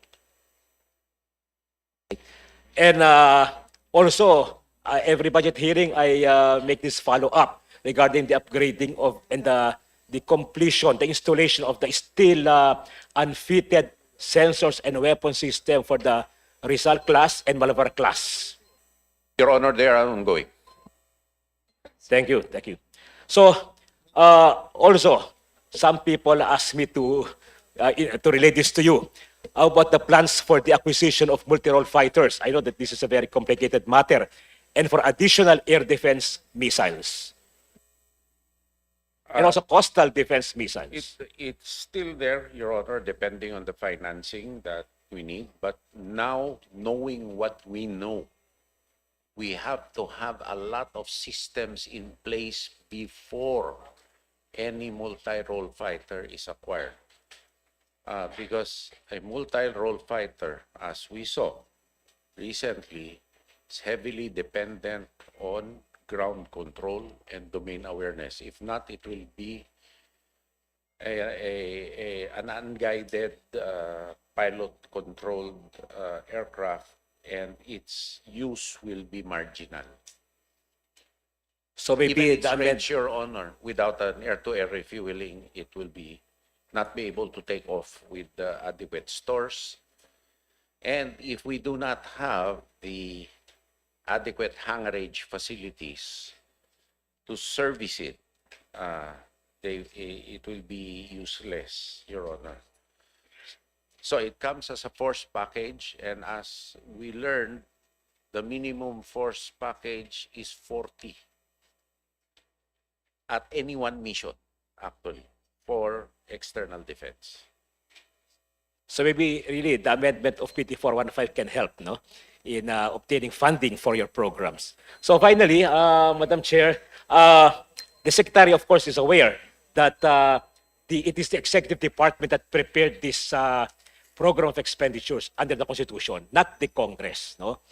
Because and Congress has no power to increase the appropriations proposed by the President. We can do that, but we will get it from other items, which is very difficult on the part of Congress to do. So the real battle here, no, is at the level of the DBCC, the DBM, not here in Congress. Okay. I believe the connectivity and infrastructure are also necessary, Your Honor, for us to perform our mission roles. So if the infrastructure budget will support the weight really of the equipment we need, it will solve a lot of our problems too on logistics. And I think that's the emphasis, of course, on education too. And Madam Chair, no more question. But in spite of budgetary constraints, our AFP and DND, no, they are doing their best to secure our territory and our sovereignty. So on behalf of the people of my district, let me extend my sincerest appreciation to them. Thank you for your service to our officers and men. Thank you, Congressman Panaligan. Next to interpolate, Congressman Arlene Ayon from the minority. Thank you, Madam Chair. Good morning, Mr. Secretary, to our distinguished members of the committee, our officers and men of the Armed Forces of the Philippines, and all the officials and guests present here today. First, I would like to express my appreciation to you, Mr. Secretary, for your leadership and for the various initiatives you have undertaken to strengthen our national defense. I am one of those who strongly support the Department of National Defense. Coming from Bukidnon, a province that has experienced the reality of insurgency, I have personally witnessed how our gallant men and women of the Armed Forces of the Philippines have courageously protected our communities and our nation. Today, we are very happy to share that Bukidnon has become one of our country's emerging tourist destinations. And I believe that this progress has been made possible in large part because of the stable peace and security that our province now enjoys. Our active soldiers have contributed tremendously, not only for our national security, but also to our economic and national development. But Mr. Secretary, I would also like to take this opportunity to highlight our veterans, both our uniformed personnel and the civilian human resources who have devoted many years of their lives in service to our country. There is growing concern among our veterans regarding the recent discussions and news surrounding their pension and retirement benefits. I believe that we must never forget that these heroes who once carried the burden of protecting our nation. May I therefore ask, Mr. Secretary, in the department's plans and budget priorities, have we given equal weight and importance to the welfare of our veterans throughout the country, particularly those who are now elderly and facing increasing healthcare and living expenses?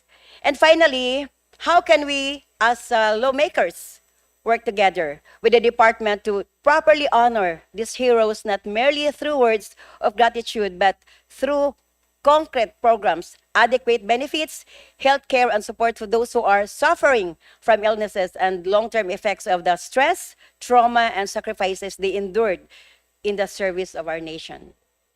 Thank you very much to the distinguished uh, colleague, former distinguished member of the House. I believe that it's well appropriate that you raise the issue. And I think what we should do really is to decouple the veterans' pensions from active duty salaries, so we can adjust their pensions without adjusting necessarily the pay increases for our active duty personnel. Actually, the recent increases in pay were due to a compromise we reached with the veterans to increase their pension rates 5% for 3 years, in total 15% by 2028. Okay. But unless the increases are decoupled by law from the active duty rates, you need to increase the rates of the active duty personnel. Secondly, Your Honor, we are trying really to reach out to them, and we still have are hopefully going to be able to launch our first hospice, hopefully by the end of the year, Oh, for taking care of the older veterans who have no place to call home yeah. and who are forced to be confined in hospitals because there's nowhere else to go. Our issue there is the accreditation of the caregivers and the finding of caregivers and the building of the facility. Okay. Nonetheless, we have to get our feet wet with it in order to provide them adequate a place where they can retire with dignity. Yes.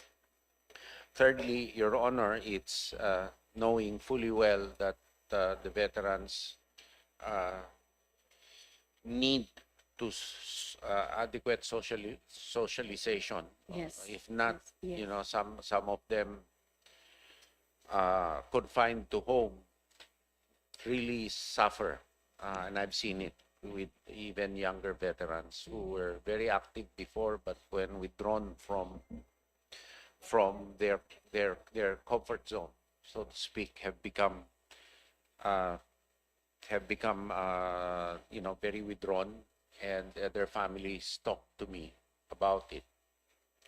Fourthly, Your Honor, a lot of the predicament of veterans in terms of health can be addressed preventively while they're still in active duty. That's why the active duty care right now, when we are seeing the onset of diseases like heart disease, diabetes, heart attacks at a younger age right now, at 35, we've seen a lot of people really get affected by strokes. So we'll have to be more proactive in monitoring the diseases which may exacerbate their situation when they become veterans and require extensive care, which could have been preventively anticipated had we known of the situation beforehand.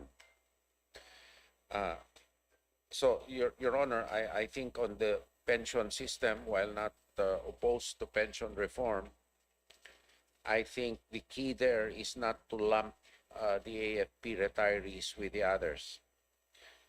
I know it's kind of controversial, but the AFP is a national force that receives no subsidies from any other agency. Unlike, let's say, the BFP or the PNP, they have more roles with the local communities that they are there to serve. And so the basis of the pension on the basis of fairness should be segregated, and agencies or communities which derive benefits from directed or targeted services like BJMP or PNP should share in the pension burden. unlike the AFP, which is a purely sovereign and national force. Uh, I realize really that there will come a time when pensions, if not reformed now,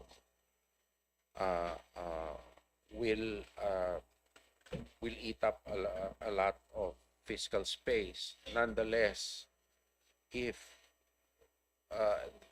at this day and age, at this stage of our national development, where the AFP is fully engaged with a low troop ceiling on several mission areas, 365 days of the year, I think they need the peace of mind. And since the retirees also form part of the AFP family, who are there helping each and every step of the way, I think at this stage, it's best the pension be studied, unlike the old RSBS system, which was not a sustainable system. And until we are sure that there is a foolproof system which will guarantee them peace of mind when they retire, and which will motivate them to commit themselves in, if not the same way, perhaps even a greater way, to mission accomplishment, then I think it's best to err on the side of giving peace of mind to our active duty personnel and our veterans. Thank you for that, Mr. Secretary. That's our concern, no? So, hopefully, and can DND assure this committee that no Filipino veterans who serve our country honorably will be left behind because of lack of funds, delayed benefits, or inadequate health care? Rest assured, we are at the forefront for fighting for veterans' benefits, and my personal connection with our close relationship with veterans groups of whatever sort, and particularly even our retired enlisted personnel and our retired NCOs and civilian personnel, because they develop a lot of expertise. Post-retirement, actually, we still try to use them as best as we can, keeping them occupied at the same time while training the next generation of people who will succeed in leadership positions particularly. Thank you, Mr. Secretary. That will be all, Thank you, Madam Madam. Chairman. Thank you. Thank you to the Thank you. Thank Thank you, you, Congressman Ayon. Next to interpolate, Congressman Munir Orbison from the majority. Magandang umaga, Mr. Chairman. Madam Chairman. At magandang umaga sa lahat. Just want to make a manifestation. I would like to express my full support for the Department of National Defense and recognize its important role in maintaining peace and security in the 2nd District of Sulu. We are grateful to the DND and the Armed Forces of the Philippines for their continued presence and support in our communities. Their efforts have helped us sustain peace and create a better environment for the development of the province of Sulu. We hope for their continued support as we work together to preserve peace and progress we have achieved. Dati-rati ang tinatanong ng mga kababayan natin, kumusta ng Sulu? Ang daming sabi niya mga problema ron. Ngayon ang tinatanong kung anong magandang beach sa Sulu kasi peaceful. Maraming salamat. Papasalamat po ako magsukol sa ating kapatid na tiga Sulu. Malaki pong tulong sa atin ang katahimikan sa Sulu. At yan po ay magbibigay po ng oportunidad sa ating West Mincom, lalo na ang Naval Forces West Min, na mag-perform po ng functions to guard the Sulu Sea passage po na papasok sa ating major sea lane of international sea lane of communication sa internal waters po natin. So marami pong salamat sa dati ko pong classmate, si Congressman Arbison, sa katahimikan sa Sulu at hope to see you soon.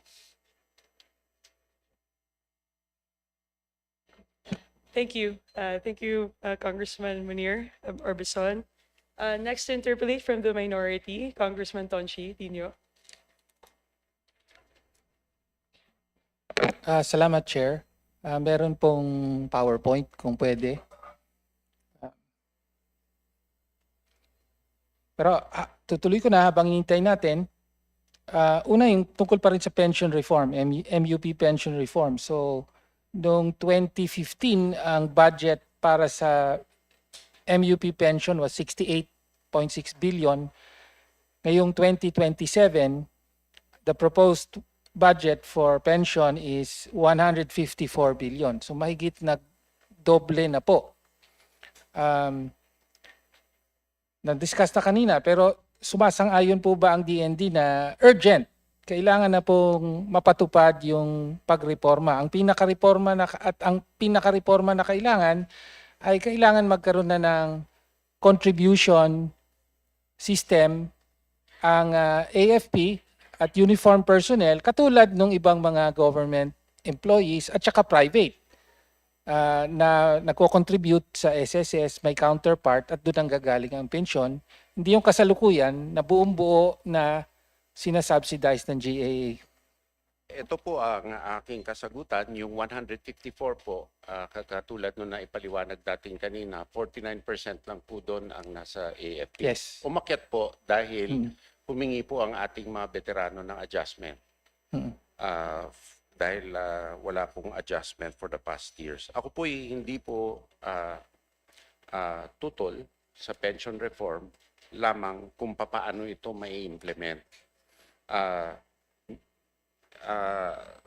As kailangan po pag-aralan natin ang epekto ng engganyo na sumama po sa serbisyo.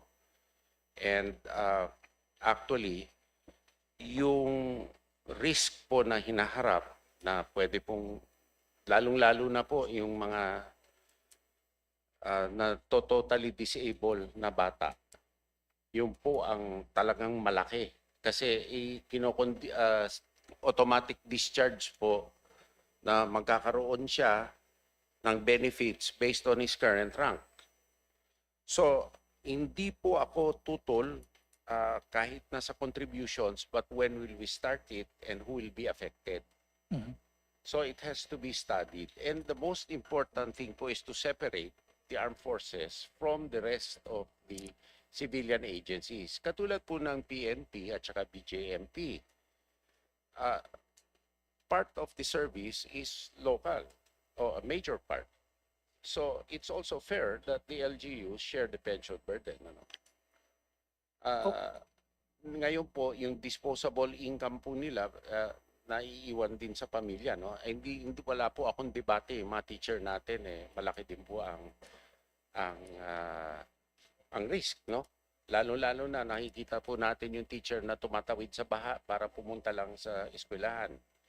Ngunit, ang pakiusap lang, pag-aralan po ito mabuti at kung kailan po i-implement. Chair, pangalawang beses binanggit ni Secretary yung pangangailangang ihiwalay yung pension ng military sa civilian uniform, I suppose. No? So yun yung police, BJMP, Bucor, etc. At ang kuha ko sa sinasabi nyo, dapat may contribution din ng LGU sa kanilang pension. Could you elaborate on this? Para ngayon ko lang narinig ang ganitong proposal. Parang sinasabi, ngayon, national government, ang buong-buong nagbabayad ng pensyon.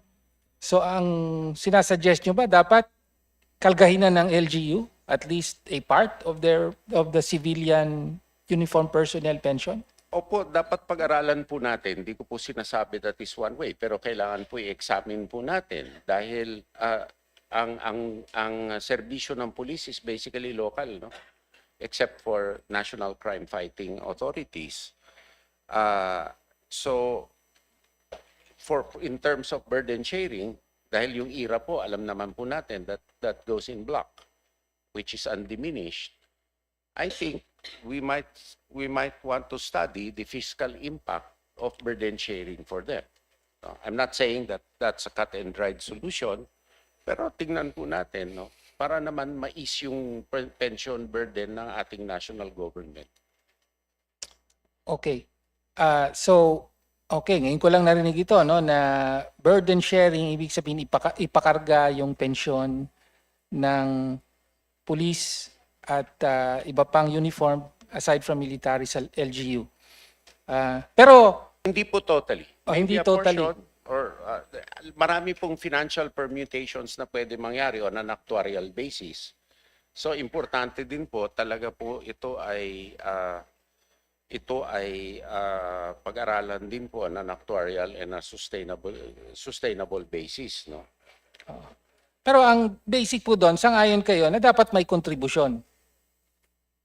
It depends ho on when and how. Sa ngayon ho, nakatutok po at punong-puno ngayon yung ating sundalo dahil halos 90% na yung fill up. Hindi po ako in conscience pwedeng humingi sa kanila ng kontribusyon, no? Sa ngayon. Okay. Of And course, we are requiring them to do more insofar as I'm Okay. concerned, no? So kayo hindi sa ngayon tingin nyo hindi dapat hingan ng kontribusyon. Hindi po dapat. Oo. Tignan po Sa ngayon. natin kung may sustainable na programa na kakayanin naman po nila at batay po sa kanila, we will consider it ho. We will be open to it, no? All proposals for easing the fiscal burden are open. But there are no definitives until we see the plan. Hindi po bago yung mga proposals for pension reform. I mean, sa totoo lang, nung una akong pumasok sa Kongreso, pinag-uusapan na po to. I would imagine, nung nasa Kongreso pa kayo, issue na rin ito. At isa sa mga proposal doon po doon na yung mga bagong papasok, sa kanila ipapatupad yung contribution system. Ibig sabihin, yung mga nasa serbisyo na, pwedeng hindi na. Sabi nyo nga, parang may kontrata yan nung pumasok sila, kailangang i-fulfill yon. Pero sa mga bago, hindi ba pwedeng ganun? Actually po, that would make sense because then you have time for the pension plan to mature. So that may drawdown, pag unang drawdown po dun sa pension system na yon, yung mga nag-contribute na magbe-benefit. So i-carry na lang yung mga current. Maaari din po yun. Yun nga lang, pag-aralan lang po natin yung optional at mandatory retirements kasi baka naman po maubos yung optional at makakaapekto din yung pension sa magkanong sahod. Depende na po sa actuarial. Lalo-lalo na po kung merong legislated benefits. Yun po ang problema. Yun po ang kakain sa buhay ng pondo. But, you know, sa bagong entry po na mag-contribution, and then if you can design a pension system that will benefit them to allow the system to mature, why not? We can consider it all. Okay. May baka tanong pa, pero let me move on to another issue. Recently, the Secretary made statements regarding Chinese language teaching and cultural exchange sa mga Filipino-Chinese schools dito sa Pilipinas. Could you elaborate on your concern regarding this? It was a matter of concern, Your Honor, because it was reported that the training was done by Jinan University. And Jinan University was the source of the supposed study that Batanes was part of China. So, and we all know, Your Honor, that this is a state university, and depending on how you look at things, I think if it's state-sponsored, then you mean party-sponsored. And so it is a matter of concern that as a normal parent, that Chinese language teachers who may even be teaching minors are coming from the same institution that publish these kinds of supposed academic studies. It's a matter of concern, but our agency has alerted other agencies, and we're not actively pursuing anything on it. Meron po kayong statement sa isang kapihan sa Manila Bay Forum. Sabi nyo rito na ngayon ito malaking ebidensya na itong mga eskwelahan ay ginagamit sa mali. Ang tinutukoy nyo po yung mga local Filipino-Chinese schools. Hindi naman lahat, pero meron dyan mali. Kaya dapat maging masusi tayo, hindi lamang sa university, kung hindi sa mga mababang paaralan, kung saan may cultural and language and other exchanges. Sabi niyo po, may ebidensya, malaking ebidensya, na may mga eskwelahan. It's res Opo. ipsa loquitur on their part if they publish something. I was referring to the university, Jinan. So ang University. tinutukoy niyo po rito yung university, Yes, hindi yung yes. mga school. Iklaro No, po natin no, kasi no. very sensitive po Yeah, ito. yes, I beg to clarify and thank the gentleman for asking the clarification. Okay. It's Jinan University because So hindi niyo po tinutukoy yung mga school we have no Chinese. evidence on You local have no schools. evidence. Yes, Your Okay, Honor. thank you for that clarification. Kasi nga po, parang ang we based don't on the also want quote. to cause panic, you know. Yes. Yes, Especially among the Filipino Yes, Chinese Your Honor. Yes, Your community. Okay. Now, of course, sang-ayon tayo na talagang kabalbalan yung claim nung Jinan University na ang Batanes ay bahagi ng Pilipinas. Pero itong let me wind up, Madam Chair. Itong issue na to ay nagmula sa isang report ng CLIGHT. Ayan po, that is the report. The university that said Batanes is China is also training Manila's Chinese teachers.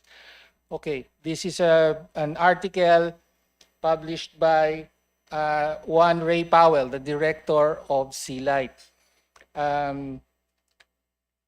Ngayon, itong CLIGHT po, are you aware of the funding and the origins of CLIGHT, I'm Secretary? not aware of the funding, Your Honor, but I know the individual. Si Ray Powell. Yes, Your Honor. Of course, si Ray Powell, of course, is actually laman ng balita yan, lumalabas sa media often, and he talks about these issues. Now, next slide po. Actually, yung kanyang CLIGHT, I don't know, maybe, ito ang lumalabas po, na yung kanyang CLIGHT is a project of the Gordian Knot Center for Strategic Innovation.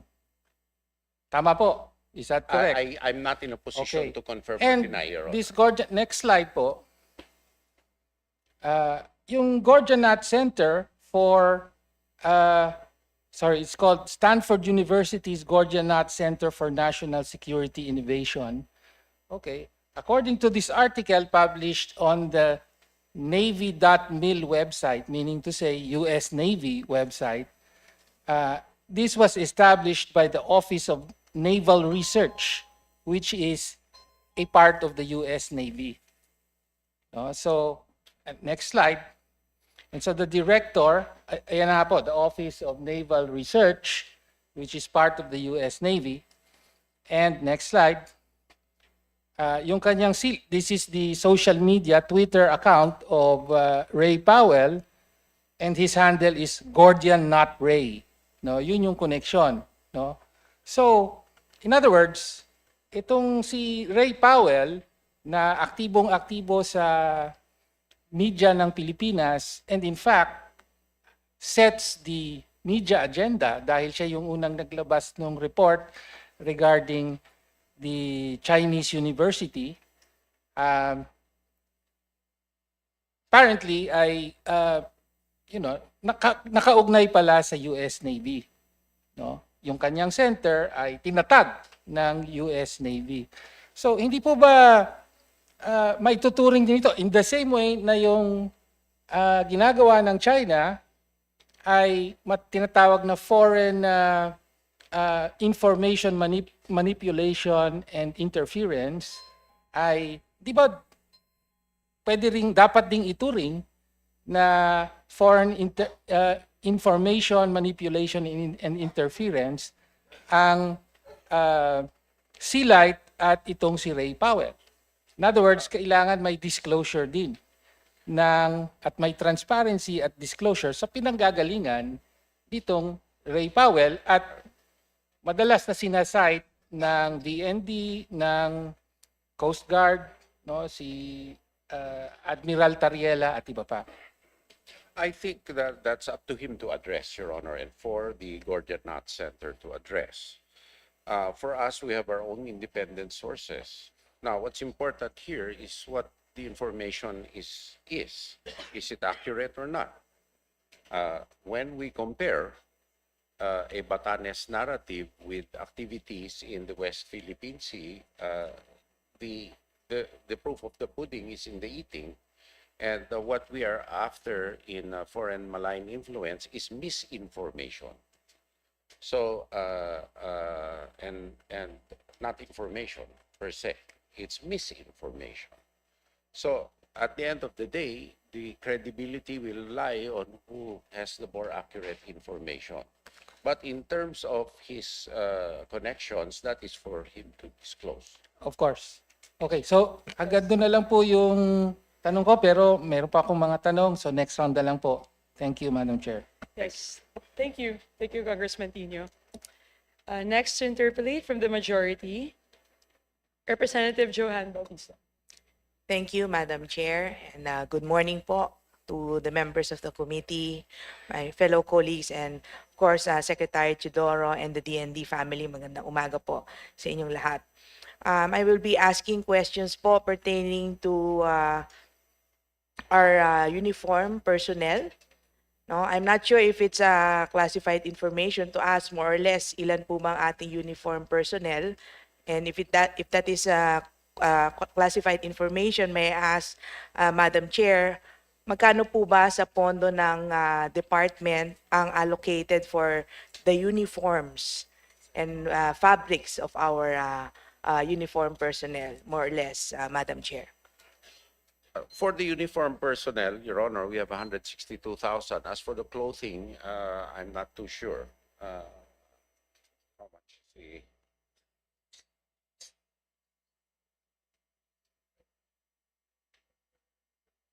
Your Honor, because we have to aggregate the clothing is per service.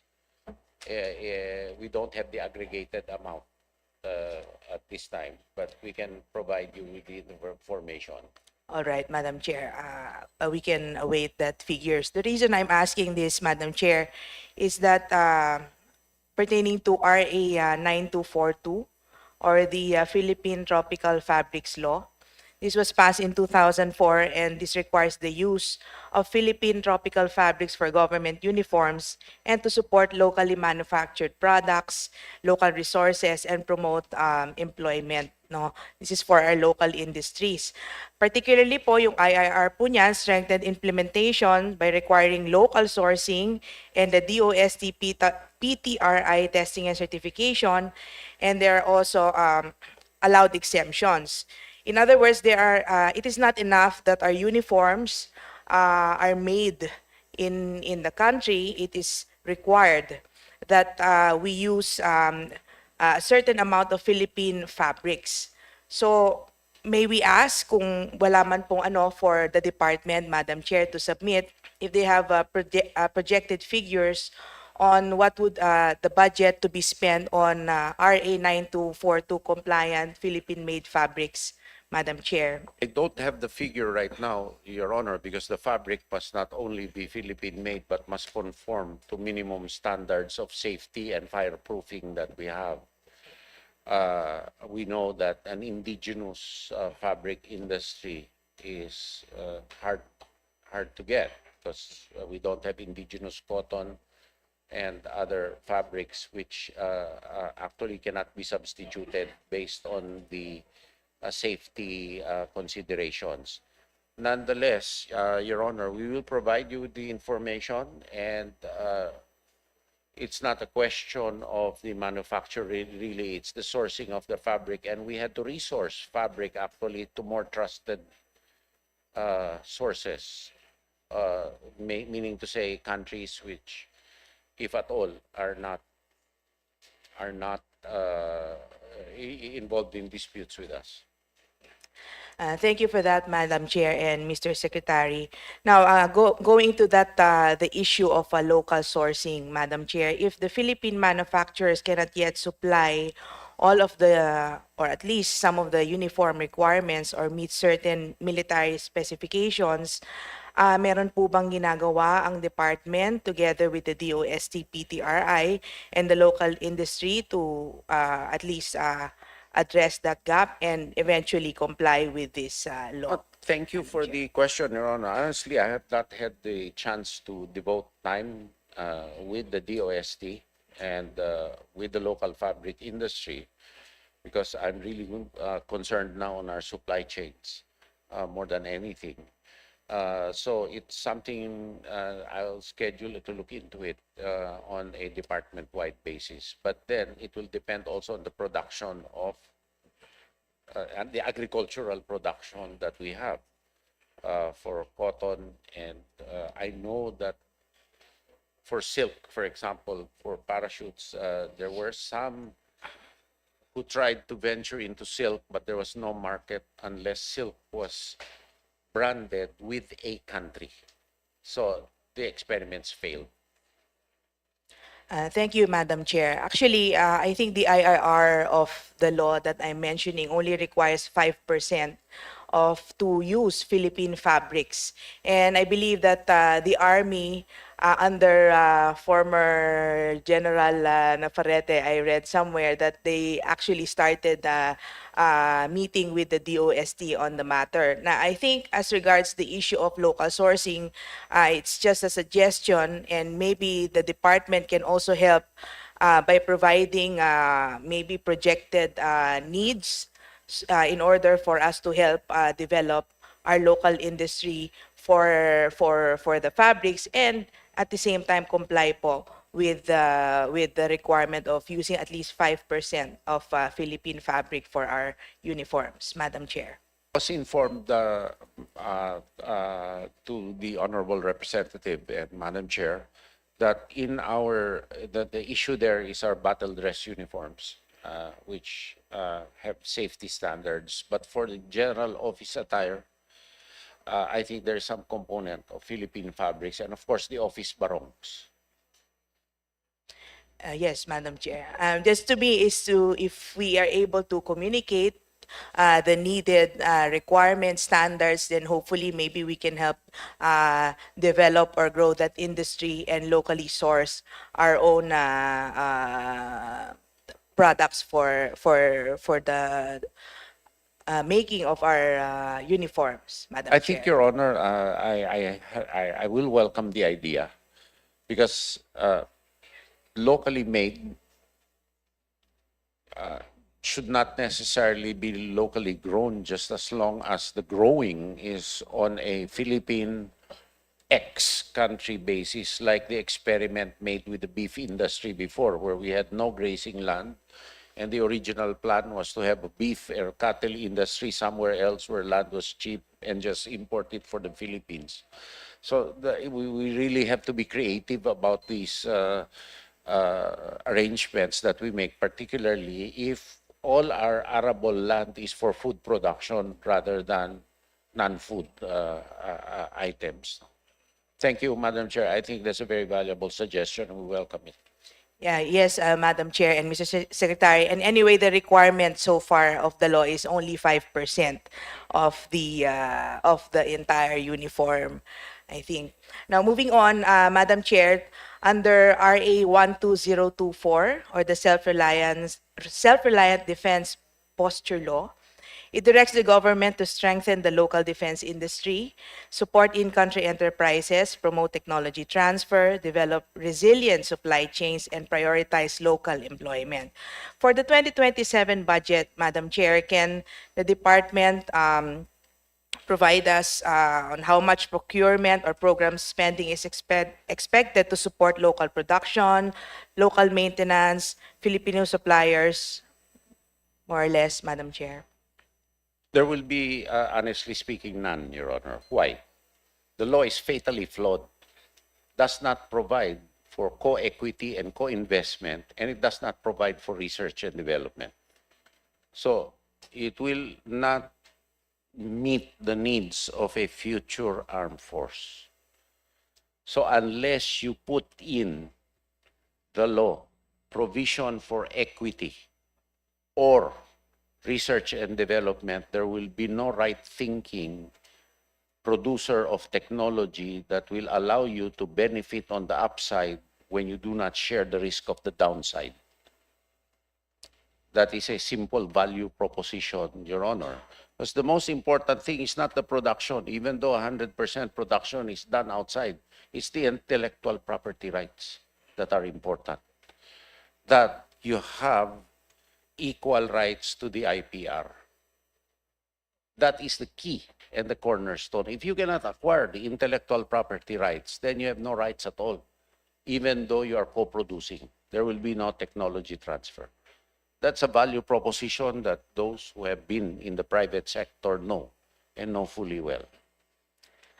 Thank you, Madam Chair and Mr. Secretary, for that very straightforward answer. And I think it is the position of the Secretary that there is a need to amend this law.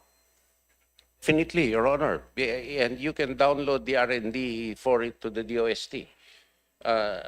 If you don't have a budget for risk capital, then you cannot derive any benefits whatsoever. It's just like people in the mining industry. If you don't spend for the exploration, which is risky, I mean, how can you value something properly? Thank you, Madam Chair and Mr. Secretary. Just wanted to thank the Secretary and commit to look into the proposed suggestions of Mr. Secretary to amend the law and ensure its implementation. Thank you, Madam Chair.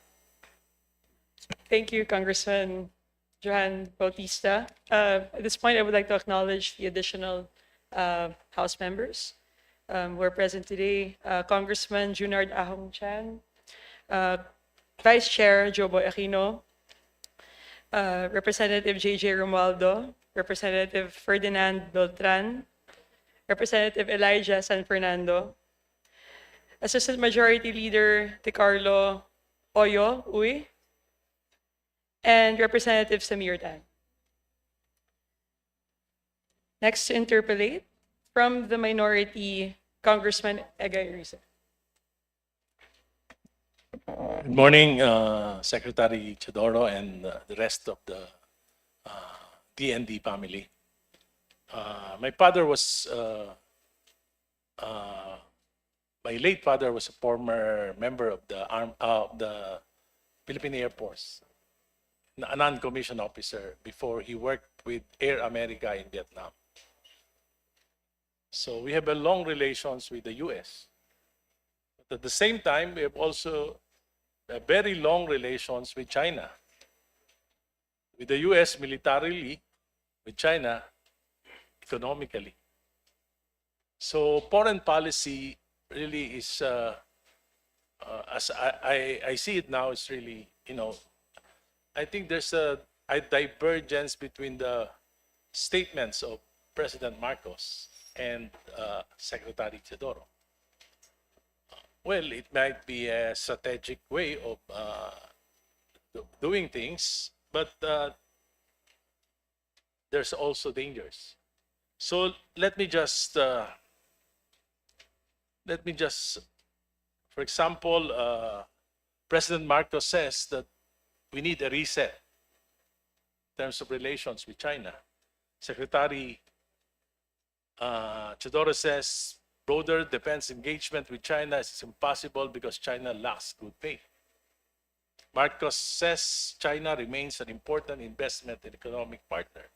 Secretary Chodoro says China uses coercion, blackmail, and foreign influence. President Marcos discusses joint oil exploration.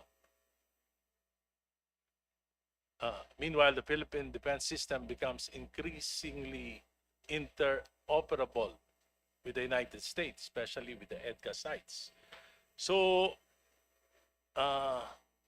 there might be a decline on the trust on both countries, the US and China. Ayoko pong pangunahan yung strategy as I very well know that the president is the chief architect of foreign policy. However, there are public concerns. At ito po yung gusto ko sanang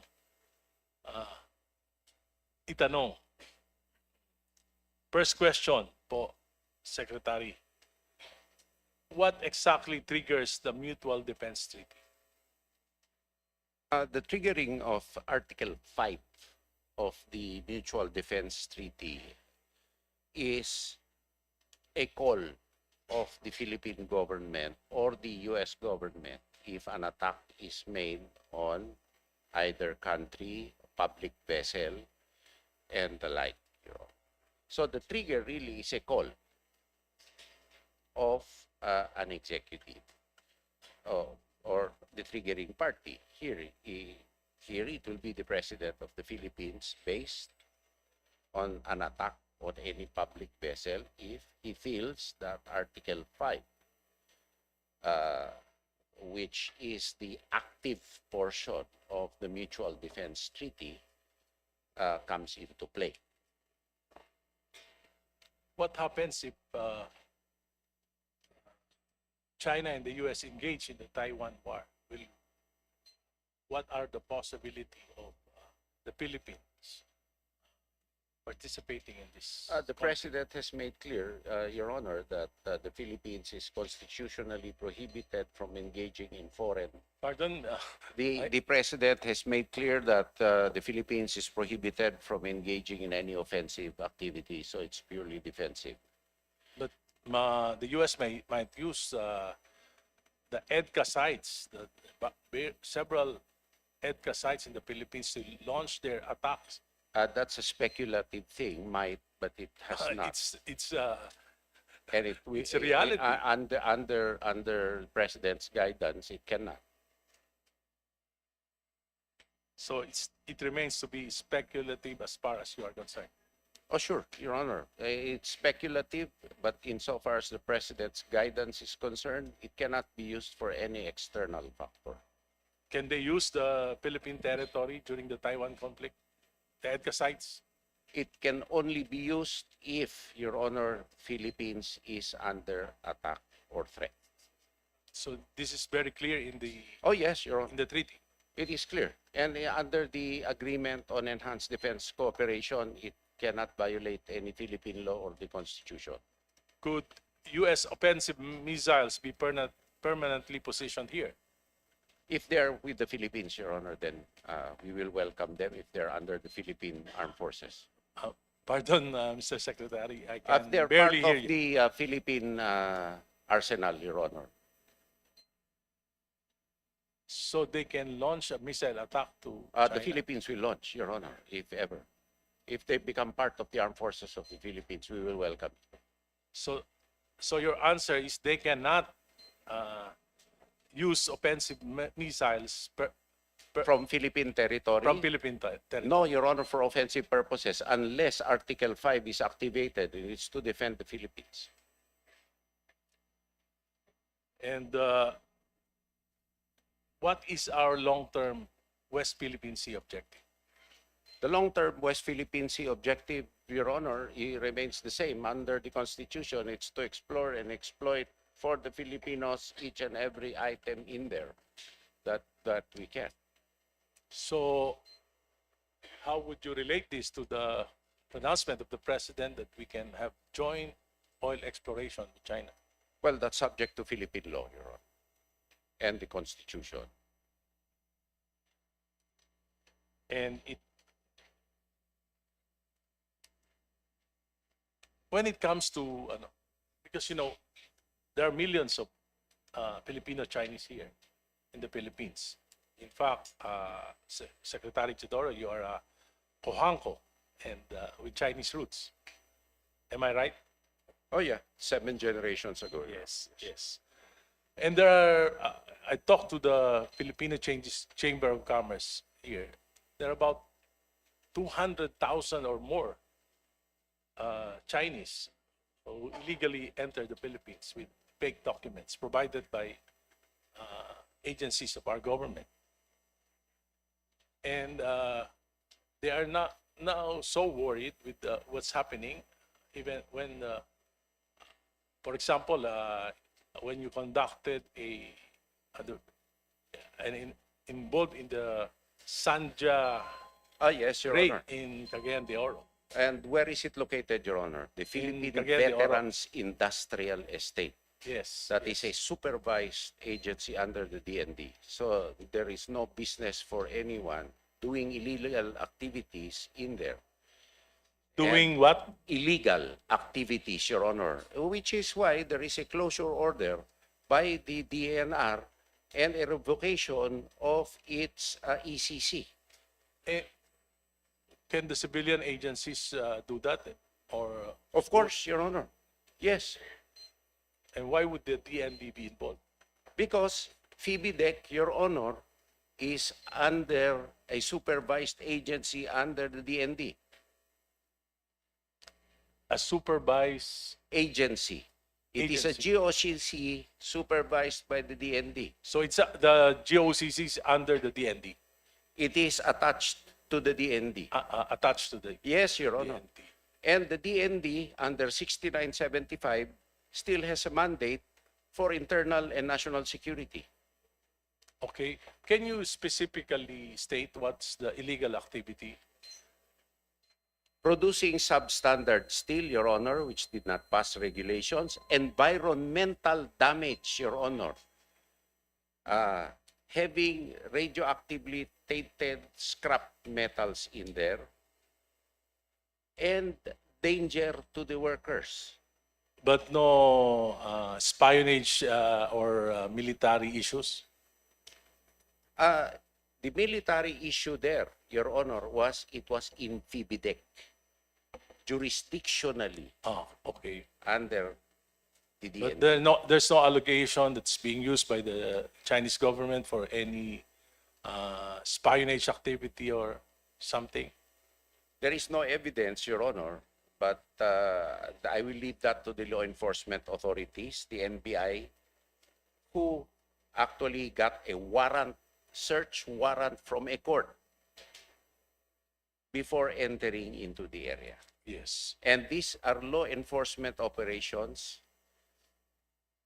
Before doing so, a search warrant valid was taken, Your Honor. It was not a unilateral entry without judicial authority.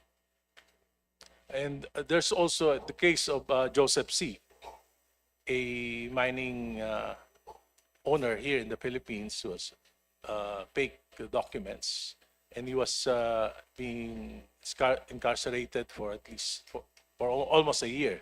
And there's also an allegation that he's a China government spy.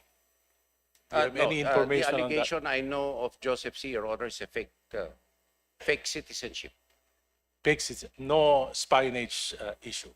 As far as I know, there was none. It's a BI issue, Your Honor. It's a BI issue. Yeah. Thank you, Secretary. Thank you. You're most welcome, Your Honor. Thank you, Kong Egay, Reset. Next to interpolate, from the majority, Representative Brian Po. Thank you very much, Madam Chair. And I'd like to say it is, of course, an honor and a privilege to be able to review the budget of our Department of National Defense and our uniformed personnel. And with that being said, I also look forward to the future thinking that our Secretary pulls into the Department of National Defense. So my questions will be along those lines now. I was reviewing the budget, and under slide 22, under the Philippine Air Force's budget, I can't seem to see a particular allocation for drone tech or hardware. Mr. Secretary, Madam Chair, if I may ask, Do we have a specific allocation for the procurement of drones? Your Honor, that's part of the modernization fund. But first and foremost, we have to integrate the capabilities and to have proper working procedures for using them. They currently have a fleet of UAVs, which provide ISR services for us. And as we mature on the cycle, Your Honor, then we can acquire more. Actually, the drones are not a problem, Your Honor. It's what you put in them, which are of more touchy issues. And what we need are the capabilities that are put on them. Until we are able to fully integrate them and produce them in or acquire them in a quantity which will allow us to integrate them fully, aside from ISR, in our horizon, then it can be a more sustainable exercise, Your Honor.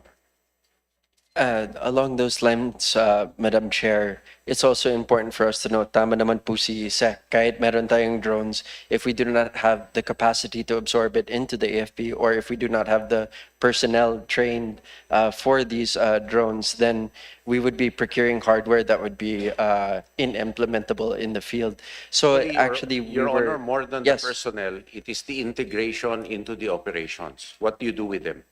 And how do you use them with the core capabilities that you have already? And each service will need to develop a niche area in it. But initially, we have to have the connectivity and the network capabilities to operate them as real time as possible. If it's ISR, definitely the connectivity is a biggest issue, because it depending on what you want to observe, then it may even go as high as the highest in the command chain. So that connectivity and the security of the connectivity is paramount for us. Madam Chair, the reason why I'm inquiring as to what our progress is into the implementation of drone technology into our armed forces is the economics of warfare is starting to play out globally. We've seen the economics of the Iran war that's currently taking place in the drone cost versus the F-16 or F-15s that the U.S. is using. We're learning more and more that larger hardware and in military is becoming less and less cost effective in comparison to the newer drone technology and robotic technology that's coming out, which is why I'm looking for it in the budget. But I couldn't find a specific line item for it. Although the good secretary has pointed our attention to the modernization program of the AFP, and hopefully we have more items there. Is there anything maybe in the naval budget that has a specific item for drone tech? Because if we're going boat to boat, it's not the same, but maybe there is an item for procurement for drones for the Navy. Your Honor, these items are classified items, so we also cannot identify the systems because they are very, very sensitive to compromise, particularly with AI. We are also in close contact with several countries that have expertise with drones. And the hard part there is to catch up with the cycle. Because, for example, in one country, the retooling and reprogramming of drones goes down to at least every 3 days. If not, they become ineffective. Increases the challenge. Although we do have capabilities, Your Honor, we're not at liberty to disclose them this time. Thank you, Madam Chair. The reason I don't expect that the DND would declassify such sensitive information. It's just more of the assurance that it is there and that leadership is already discussing it and that it is being secured for the future of our defense. Also, I wanted to clarify whether or not this modernization program is taking into consideration that one of our neighbors is planning to ban the sale of critical drone hardware or chip manufacturing. I believe there's some allied states who are positioning to help supply us. Is this correct? Yes, Your Honor, they are, particularly SOFA partner countries who also need resilience in their own supply chains because of the high technology they use. That is well in the partnerships we're entering into with them, based on the SOFAs, Your Honor. And the more we learn, the more the complexity comes into play, and the more we need our upgrades to C4 I-Star before anything else, which we are doing anyway. Madam Chair, the reason why I'm so adamant on this is because, for example, one F-16, an average price may go for $70 million, more or less. That's the equivalent of about 2,000 Shahid class drones.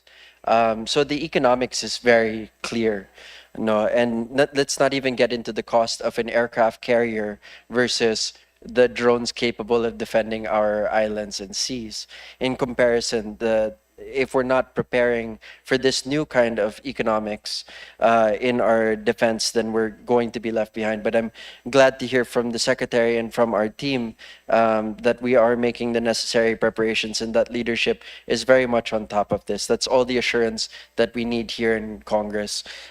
Moving on to lighter topics, Madam Chair, I noticed that the NDCP had a 9.65% decrease in budget in the NEP.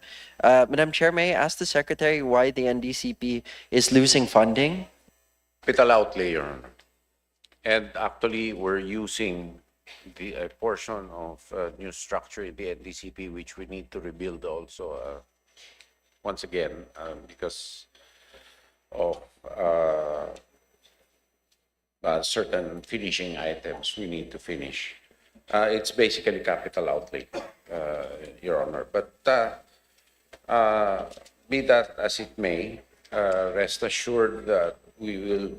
I'm driving the NDCP to have more creative and more, shall we say, broader outlook on national security, which is very, very important this day and age.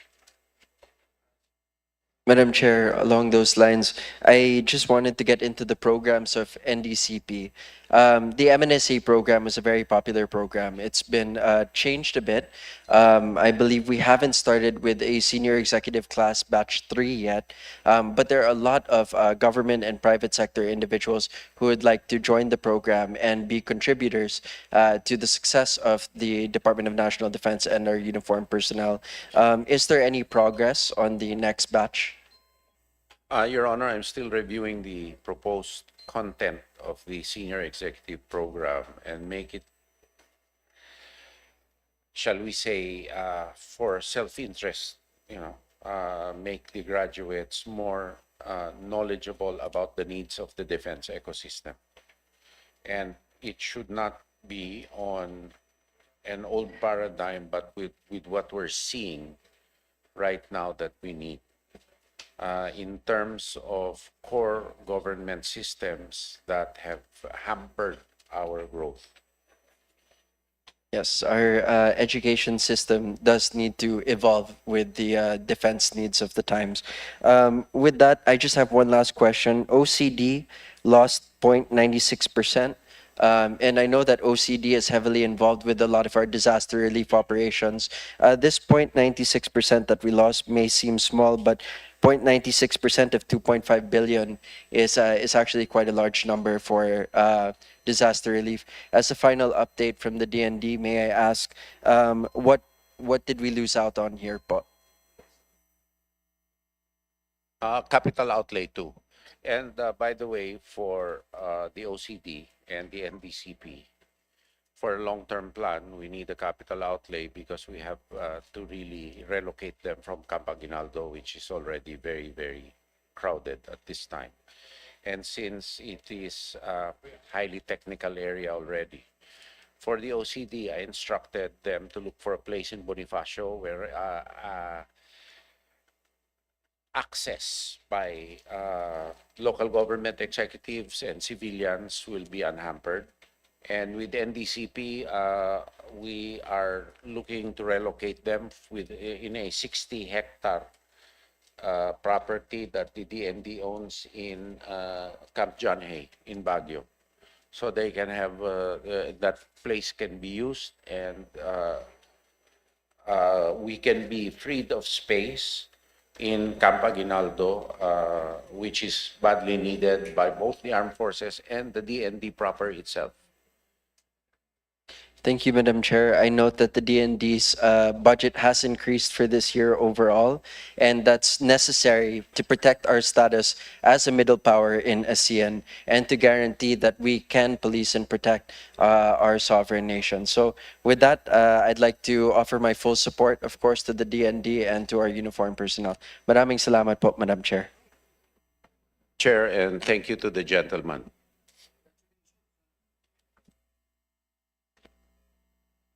Thank you, Vice Chair Brian Poe. Next to interpolate from the minority, Congressman Sara Ilago. Thank you, Madam Chair. First, can we get an update on the implementation, monitoring, and evaluation of the DND DPWH infrastructure program, the tatag para sa infrastruktura, para sa katatagan no, ng ating seguridad at kapayapaan dito Honor, sa was none for bansa. this year. None for this year, but the DND committed since it has a supervisory authority no, in this It project. has none for this year, and we have to have a new paradigm on constructing our main operating bases and major bases in order to support the infrastructure that we need. Madam Chair, what about the update no, on those projects which are unfinished and unusable as of 2025? We can provide the update, Your Honor, but the problem is with the amounts released to the DND, there was 100% of the amount released, but it's not enough to complete, I believe. Non-implementable are 27, implementable are still 51 of a total of 78. 78, Madam Chair. So meron pa hong nasa 212, no? Or 218 na hindi pa natin a-account. So, na-check na ho ba itong 218 na projects na ito? Ano na hong mangyayari dun sa mga 78 lang nasimulan? ho yung nasa aming mga figures, no? Okay. Yung report kasi, Madam Chair, ng DND from last year, 648 out of 944 projects yung completed. So, ibig sabihin, nasa 200 plus pa yung mga hindi natatapos at hindi nagagamit. Malaking concern ito, Madam Chair, dahil pampublikong pondo at nais natin matiyak na nagagamit talaga para dun sa layunin at hindi ho nasasayang. Ito po yung 2026 na tikas ano, na nireport sa amin. At ang number dito, 78, implementable ay 51, ang non-27, kaya scrap na po yan. Yung implementable, alamin ko pa po yung status, kung ano ito. At ang mas importante po sa amin talaga ay ang major bases namin at yung mga bago na kailangan gawin. Madam Chair, last year din po, the DND Secretary vowed to check meticulously these projects. Na-check na po ba lahat ng mga proyekto na ito? nagkaroon ng inspection, assessment ng kalagayan. Sinabi rin ho ng DND Secretary na siya ay makikipag-usap sa DPWH Secretary Vince Dizon. That is to discuss possible filing of appropriate charges against people behind these projects. The report to me, Your Honor, is that prior to 2026, these are all DPWH issues and funds. So nasa kampo namin, pero nasa DPWH yung pondo. Sa kanila siguro dapat tanungin at sa sinabi ko, Your Honor, masyado na ang workload ng ating mga sundalo. So dapat nasa sa DPWH na yan, ano? In any case, ipinagbiling ko na rin sa Armed Forces of the Philippines pag major bases at even up to the battalion level, may standard na kaming kailangan ipapatupad. No? Madam Chair, pwede tayong bigyan ng update tungkol dun sa pakikipag-usap niyo sa DPWH tungkol sa potential filing of charges doon sa mga tao na nasa likod ng mga proyekto na ito. Na hindi po biro kasi ito ay nasa 15 billion pesos worth of uncompleted, idle, and unusable military So, as of infrastructure this time, wala projects. po akong maibigay na update. Admittedly, yan ay issue na kailangan din reviewin namin and may itatalaga na lang kami. Yung chief engineer, italaga nyo na. Madam Chair, pwede tayong bigyan ng update bago ho ang plenary schedule ng DND tungkol dito. Last year pa po yung commitment na iimbestigahan at pag-uusapan yung filing of charges at nababahala po tayo na hanggang ngayon wala pang update pagdating dito. Gawa ng dami po ng mga disaster na nangyayari at kailangan pagtuunan ng pansin. Lalo-lalo na po ngayon, ang dami dyan sa mga areas na yan sa Barm area na nakatutok po yung mga tao para maiwasan ang kung anumang violence na mangyari at yan po ay ino-augmentan pa namin ng tao para lang masigurado na successful yung election. Ano? So, susubukan po natin na bago plenary pero kung hindi nun po namin maabot, it needs to be settled also between us. Yes, Madam Chair. Dapat po, hindi pumayag ang Committee on Appropriations na hindi magkaroon ng maayos na report dito. Hindi lang po sa DND, no? Pero maski ho sa DPWH na sila naman po yung nag-undertake ng bidding, etc. Yung mismong construction. Dahil hindi po biro ang 15 billion pesos. Ito po ay kalahati na ng buong budget ng DOST. No? So imagine how huge that amount is. Next, Madam Chair, gusto ko pong magtanong tungkol sa revised AFP modernization program. Sinabi niyo ko na may mga 10 agreement na napirmahan sa ilalim ng programa na ito. Can you share what particular agreements have been signed in relation to this program?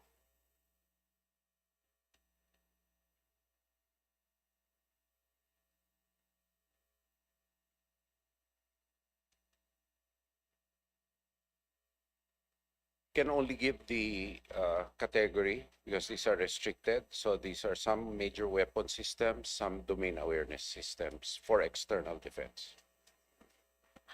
Can you also share, Madam Chair, sino po yung, ano yung mga bansa na kausap natin sa mga bilateral agreements na ito? Kontrata po ito, G2G halos lahat, and it's from a host of countries, All right. not only one. Which are? Okay. We cannot disclose some of them, Your Honor, because if they tie the system to the country of origin, makokompromiso na po yung sistema. All right. So, all I can say, they are like-minded countries who share shared interests in the West Philippine Sea with us. Okay, Madam Chair, hingi na lang din po ng representation na ito, yung ulat ng DND. Those countries that will not pose a supply chain problem because of conditions attaining in those countries. Yes. So, report on the AFP modernization program from the year 1995 to this year. Hingin po natin para makapaghanda rin no, sa mga ilan pa nating katanungan tungkol sa programa na ito. Ngayon, Madam Chair, tungkol naman po sa pag-fire ng Tomahawk missile mula Tacloban na ang impact area ay sa Nueva Ecija bilang parte ng balikatan exercises. Sino po ang nag-a-aproba ng ganitong tipo ng mga Ang Republika po ng activities? Pilipinas, Okay. based on list of approved activities na every year po ating pinapasukan with the United States sa MDB, Mutual Defense Board na pinamumunuan po ng DFA. Sa ganito pong activities, meron bang role yung local government units natin pagdating po sa matter lang ng information na magkakaroon ng ganito? Nasa operational security na po namin yan at sinisigurado namin po na walang pinsala sa community. Kaya nga po ang nilapagan nito ay Fort Magsaysay mismo. Alright, Madam Chair. Nag-raise tayo dito ng concern dahil nung nakita nga natin sa balita na Tomahawk missiles na hindi naman lingid din sa ating kaalaman na ginagamit din po no, sa mga gera ngayon na nangyayari sa West Asia, sa Middle East, sa Iran, ay nababahala ho no, ang representasyon na ito, na nangyayari na ito no, sa ating kapuluan. Ngayon naman, tungkol pa rin sa balikatan exercises, tungkol dun sa nasa 6,300 na mga fisher folk na affected ng fishing ban sa kung saan po natin sinasagawa ang balikatan exercises. Ang sabi ho ay may binibigay per person na tulong, aid, dahil hindi sila makapangisda no, sa duration ng balikatan exercises. Nabigyan na ho ba lahat itong mga mangingisda na naapektuhan ang kanilang kabuhayan dahil dito? Tayo po sa local government units ay natutulungan po lahat. No? At ito'y tulong din ng BIFAR at ng iba pong maahensya. No? Madam Chair, saan nanggagaling ang fund para dito? Ang tumutulong po dito ay BIFAR. Opo, sila po ang tumutulong dahil sila po ang may charge sa ating fisher folk. Okay, so kahit po balikatan exercise, would you know kung magkano po yung ginastos dito ng BIFAR? Hindi ko po In madidisclose relation to yung ba- amounts at based on LGU na kooperasyon po yun. Okay, Madam Chair, na-raise ko din tong concern na to kasi out of 6,300 na nangangailangan ng mangingisda, sa balita po at sabi rin ng mga fisher folk organizations, nasa 226 lang po yung nakatanggap. Ayan, kaya we'll definitely raise this matter before the Department of Agriculture and BIFAR. No, kasi po, ang Pilipinas po pala gumagastos din no, para po sa sinasagawang balikatan exercises dito sa bansa. Opo, gumagastos po talaga tayo dahil it's for mutual defense. Okay, so magkano po ang nagastos natin for the year 2025 to 2026? Po, no, there's portion there we cannot disclose for operational security because these amounts can be directly tied to activities. Okay. So I hope the representative understands that these are operationally secure matters and part of the exercise is to remain operationally secure. Yes, pero Madam Chair, hindi ba dapat There's a lump sum budget Yeah. for this and we account to the on an operationally secure basis. Okay, so saan po for this. nakalodge ang budget na ito? You said meron po sa before? Sa training, sa training Sa? po namin. Sa training namin. Sa training. Okay, pero bukod po ba sa DA at before, meron pang ibang mga departments? I would not know. na I would not gumagastos? know. That's na hindi ko na po cargo yun. O, sige po. I will raise this before DA. No, tapos, DA, the Department of Agriculture, kasi nasa kanila din po ang BIFAR at sila po ang magsasama-sama no, nang mag-discuss tungkol ho dyan. I will register for the round 2, Madam Chair. Maraming salamat. Yes, thank you, Kong Sarah. Next to interpolate from the majority, Representative Leo Rodriguez. Thank you, Madam Chair. Good afternoon, Madam Chair, Mr. Secretary, DND family. Madam Chair, under RA 12076 or the Ligtas Pinoy Center Act, government is mandated to establish permanent evacuation center in every city and municipality. For 2027, 3.06 billion is proposed for 34 Ligtas Pinoy Center, 2 per region at 90 million each. We note that Bicol has been identified as among the priority areas for the implementation of this program, as mentioned by our good President in his recent SONA. Inasahan po namin na ito dahil kami ang sumasalubong sa mga paparating na bagyo, lalo na ngayon na mas nagiging matindi ang mga ito. So malaki po ang may tulong nito sa amin. Provided this, may we ask the OCD have the specific sites or priority LGUs for 2027 centers already been identified, and what criteria will be used in selecting them. Madam Ito po Chair. problema natin, ano?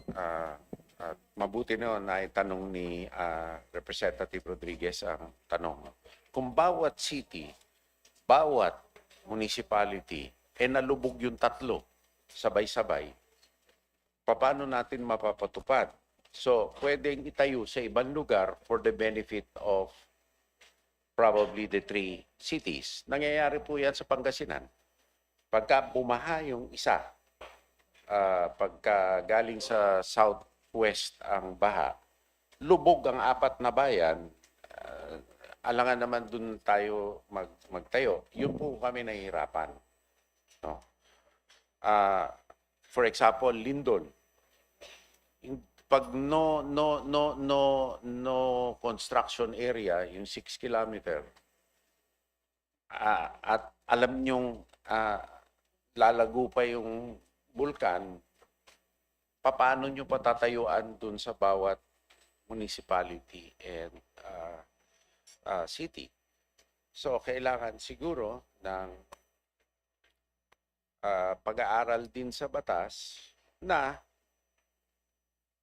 liwanagin for the benefit of evacuees na i-identify ng DNR sa kanilang hazard mapping sa isang lugar, dun itatayo yung evacuation center sa isang lugar.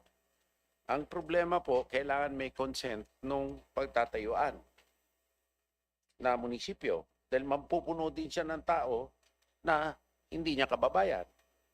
No? At least for a temporary basis. So, alam po natin yung prinsipyo.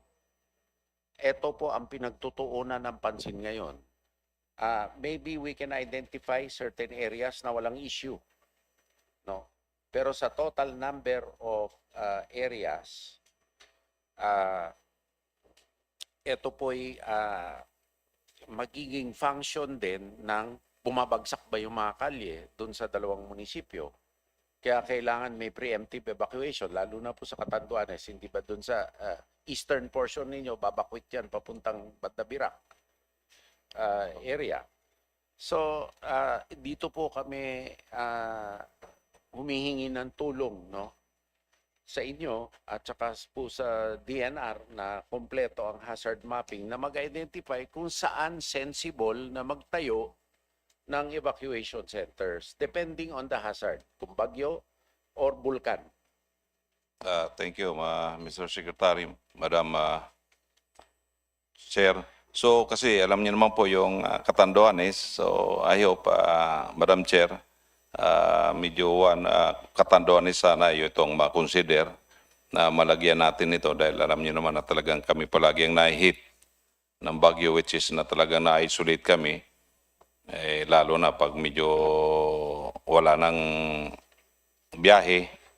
So nahihirap po kami marating kagad. So pag may ganito kami, medyo kahit paano, medyo ano naman tayo, secured.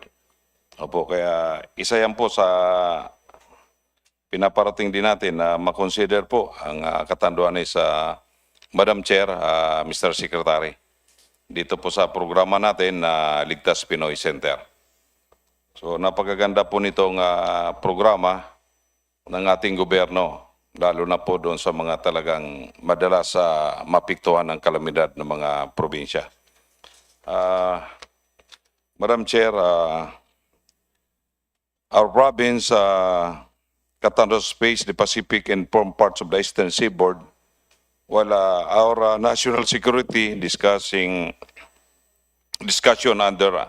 understandable focus on the West Philippine Sea. May as DND, mayroon po ba tayong sapat na surveillance o monitoring sa Eastern Sea, seaside ng bansa at sa mga area malapit sa Catanduanes? Paano natin sinisecure ang Eastern Seaboards and among specific investment sa ilalim ng 2027 budget at AP Modernization Program ang nakatuon sa pagpapalakas ng ating radar communication in the air and naval presence. Kasi po, ng mga previous years, may mga nakapasok po sa amin ng mga foreign vessel na minsan hindi natin namomonitor, Madam Chair. Meron po yan patuloy dun sa domain awareness ng mga budget natin, pero malaking tulong po dyan yung mga bagong vessel ng Philippine Coast Guard na makakakuha po sila ng karagdagan na may assign na rin dun sa mga lugar ninyo na maaring mag-increase po ng vigilance dun sa area. Admitido po tayo dun sa Eastern Seaboard, medyo kulang po talaga ang ating existing infrastructure. Ngunit nakaprograma po sa atin na yung domain awareness at least dun sa Eastern Seaboard madadagdagan po.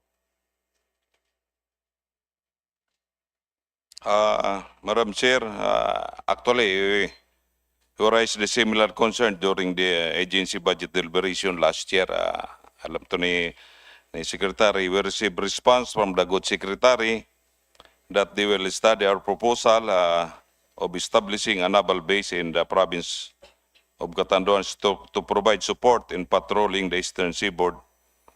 We hope the DND can also provide us with the updates of this possibility of this request.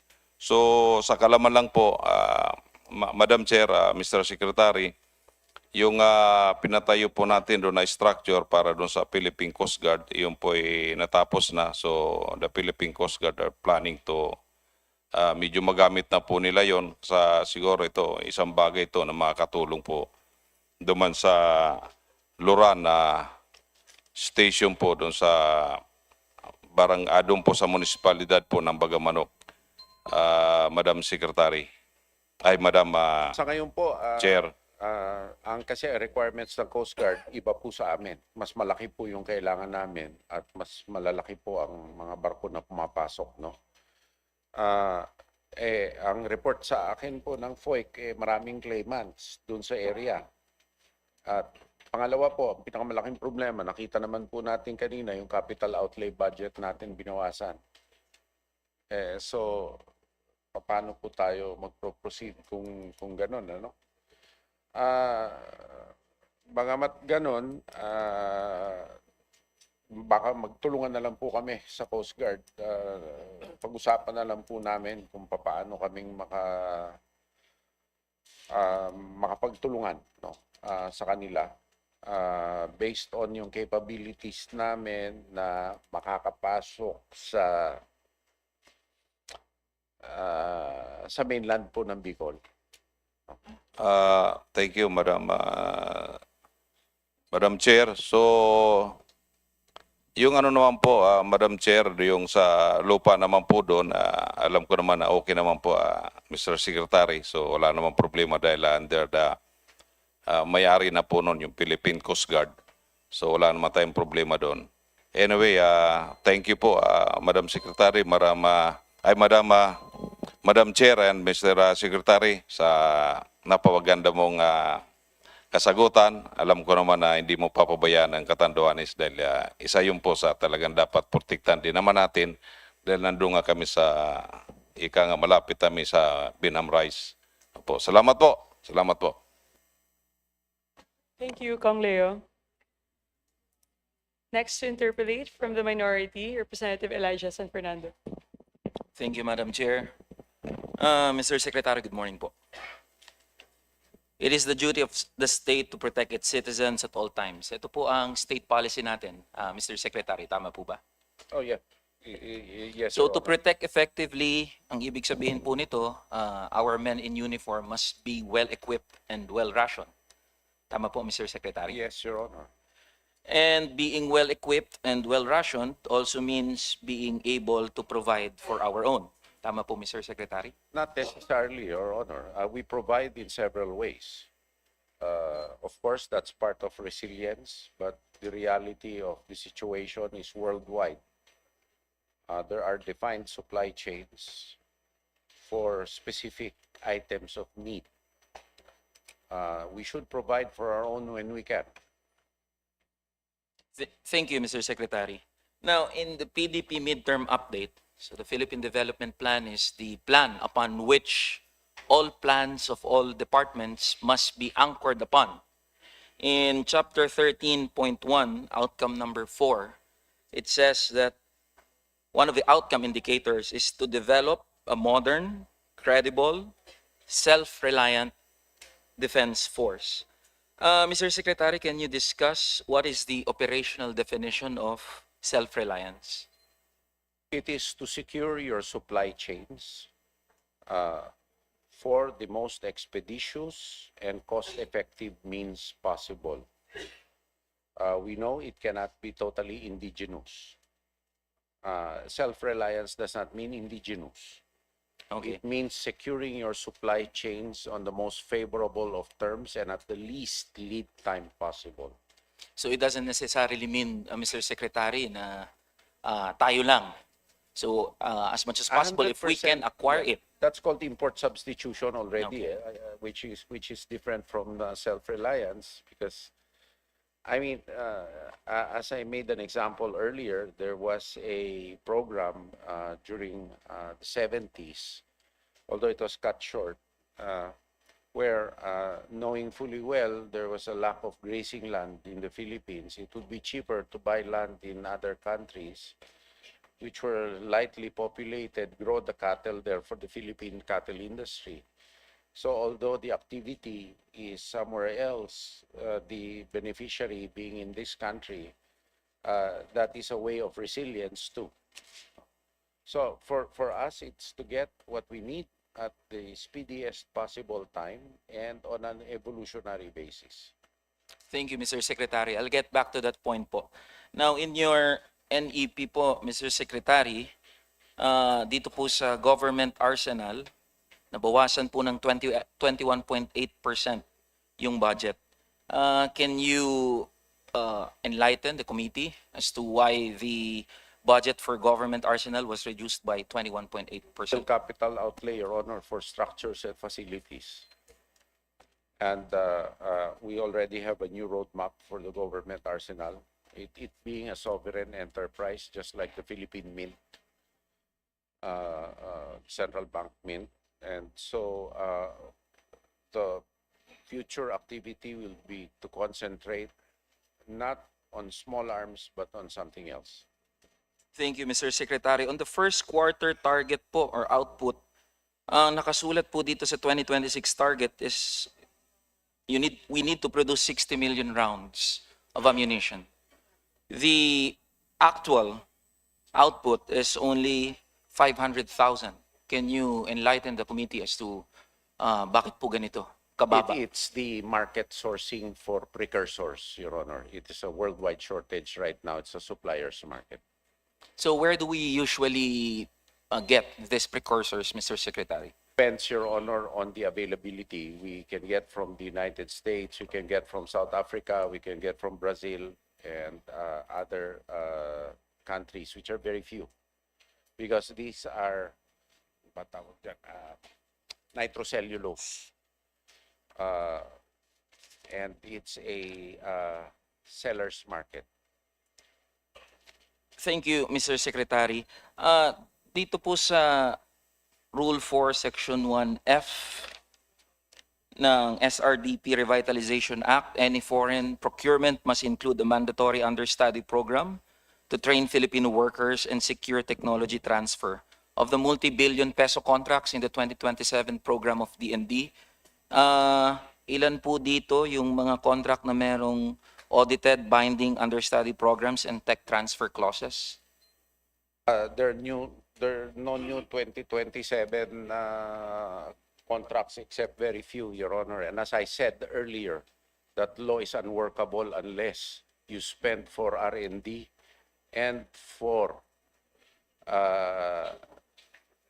equity in order to have a share of the intellectual property rights. You have to invest on the risk side, on the R&D side to benefit from the upside, or else you'll not get any viable self-reliance program whatsoever. Because the most important thing is you share in the intellectual property right. That's the crown jewel of everything. Thank you, Mr. Secretary. Madam Chair, kaya ako po tinanong itong mga tanong ko because it is in my position that defense also has something to do with industrial policy. For us to be able to defend ourselves and for us to have an effective defense plan, we must have an industrial policy. Definitely, Your Honor. And it means that being able to produce for our own, being able to equip our own. Now, Mr. Secretary, what is your comment about the statement of DepDep Secretary Arsenio Balisacan, wherein he said that we do not need to do, or we don't have to do, industrial policy like what our neighbors did?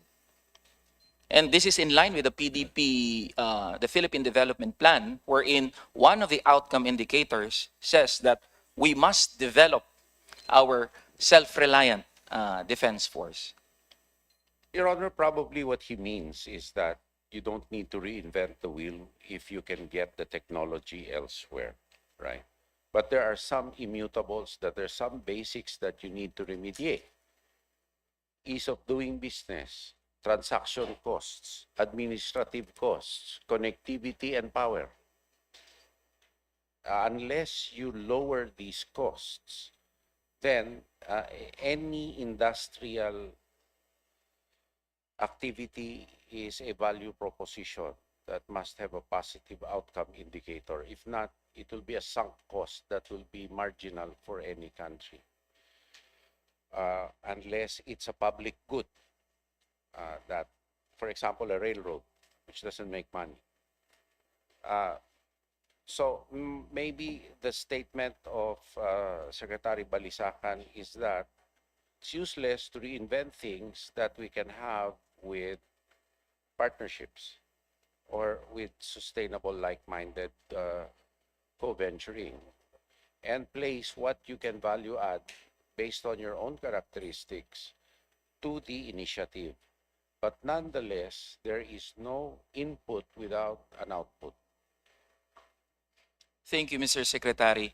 As you can see po, I'm a supporter of industrial policy. I Like, definitely support all of the problems that we are facing now, like high electricity costs, etc., hinarap din po kasi ito na mga problema ng mga kapitbahay natin.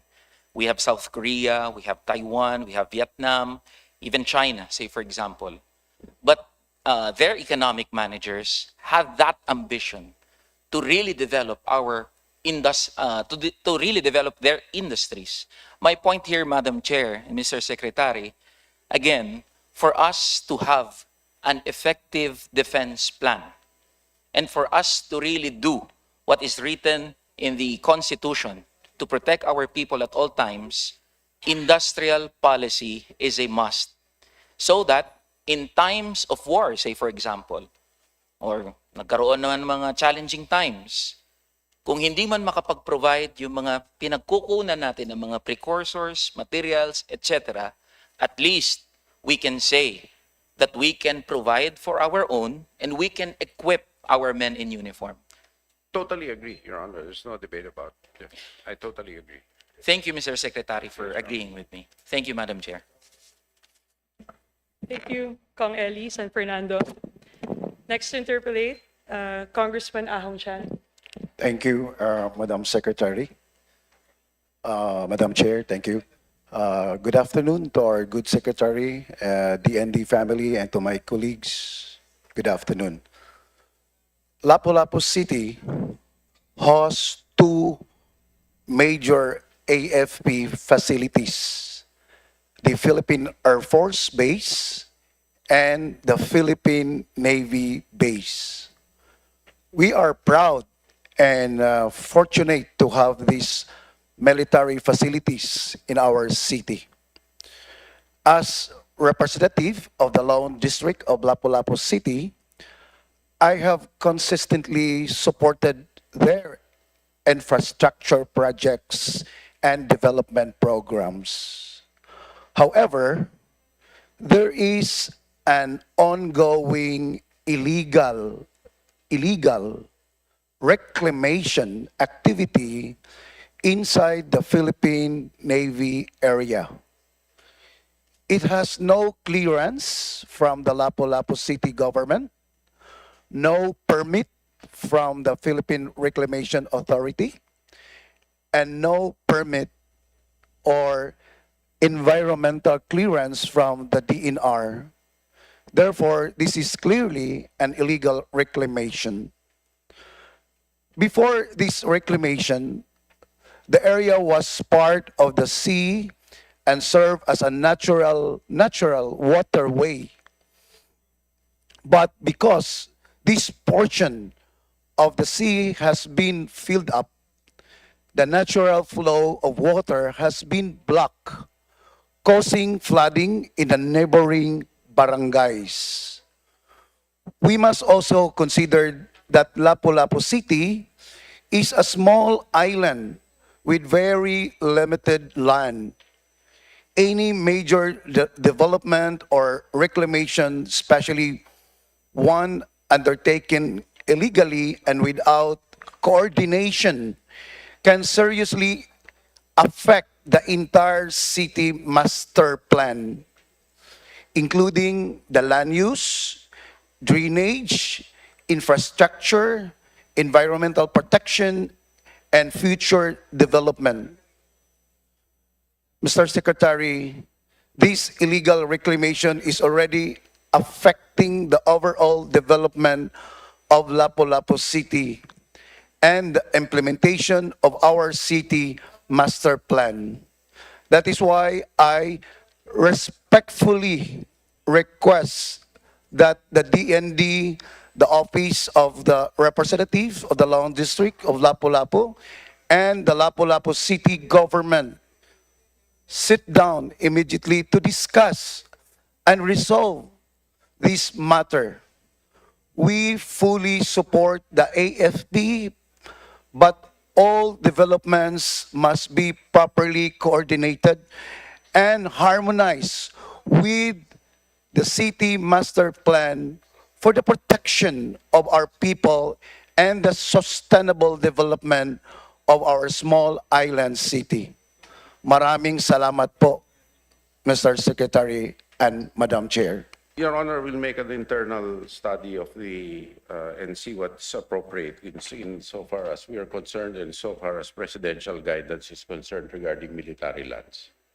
That's all I can say for now, Your Honor. Yep, but Mr. Secretary, we know that this is under presidential proclamation, but what I'm telling is the illegal reclamation, Mr. Secretary. Your Honor, if in case of legality or illegality, I'll refer it to the other departments with consultation with us.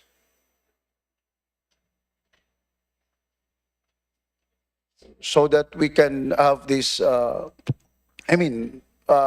smooth for the development, that the master plan of the city will not affect, especially for the outflow of our drainage, Mr. Secretary. If it is a matter of drainage, Your Honor, that I can tell the affected agencies to look into it. However,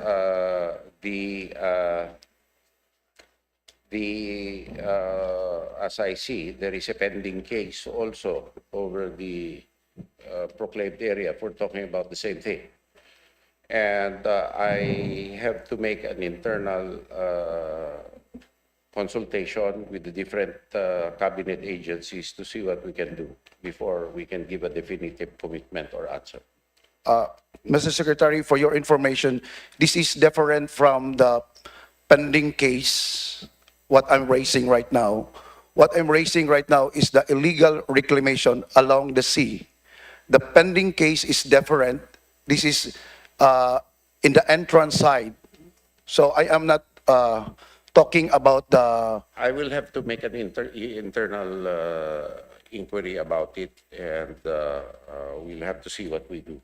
I hope that you can give us, the mayor, can we present to you in your office what really happening inside the naval Your Honor, I'll have base? to consult again based on our operational security mandates, and then we will determine what the best course of action is. Rest assured, you have voiced your concerns, and I take note of them, Your Honor. Thank you, Mr. Secretary. Thank you, Kong Ahong Chan. Next to interpolate from the minority, Representative Robert Nasal. Thank you, Madam Chair. Good afternoon, Mr. Secretary. Good afternoon to the DND family. Mr. Secretary, I just want to focus po on one area of the DND budget that I think deserves closer attention. Funds that are already available to the AFP and DND outside the regular appropriations we approve in Congress. I want to understand whether we are making full and efficient use of these resources before we provide additional funding. So my first question po are on earmarked revenues. Secretary, Madam Chair, the AFP had 10.285 billion in accumulated earmarked revenues from its BCDA share as of December 31, 2025. Is the reason for this large balance that the AFP itself has not submitted sufficient programs or requests to DBM for the use of these funds? Or because the DBM did not approve the amounts the AFP requested?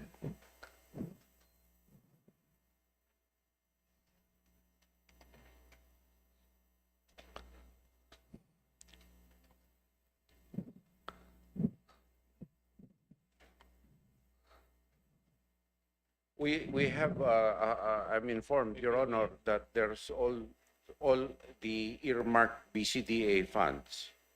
They're all programs already to match them. So lahat po nagagamit? Naka-earmark po sa amin at release lang po ang hinihintay. For 2025 po and 2026, how much did the AFP request? And how did, and na-approve po ba lahat yung ni-request niyo? So wala na kayong ni-request? Lahat po siya meron ng pagpupuntahan? Nire-request po namin sa BCDA accounting. Bakit po malaki yung naging balance, yung account balance? Baka lumaki pa po yun. Kasi you have 10.285 billion in accumulated earmark revenues as of December 2025. Ibig sabihin, hindi po siya nagamit.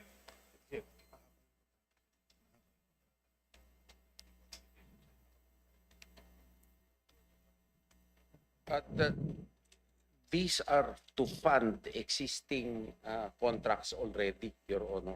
So pambayad na lang po ito.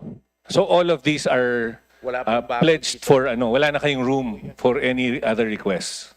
Okay. Kung 2 point something lang per year ang binibigay, minsan bumababa pa. I don't see how we can earmark more newer projects from the BCDA remittances. So ang nangyayari po is from when you request 2 billion lang ang binibigay ng DBM from your earmarked revenues. Hindi, nandun na po sa depende na sourcing na lang unang pondo yan eh. Ang ini-earmark yung under the revised AFP modernization, sourcing na lang po ng DBM yan. So parang ang nangyayari, kaya lang malaki yung account balance niya is because there are contracts na hindi pa natatapos but they are already pledged for payments. Opo, that is correct. Thank you for clearing that up, Mr. Secretary. I'll go to your off-budget accounts. Separately, the DND family had 4.4 1.429 billion in off-budget balances as of December 31, 2025, including 1.587 billion for the Philippine Army, 984.652 million for Air Force, and 138 million for the Philippine Navy. Why are these balances so large? Is the DND deliberately conserving these funds so that the balances will not be depleted? Or would you actually want to use them but are prevented from doing so because their allowable uses are restricted by law, executive orders, special provisions, or other regulations? Your Honor, may I beg a few seconds for clarification?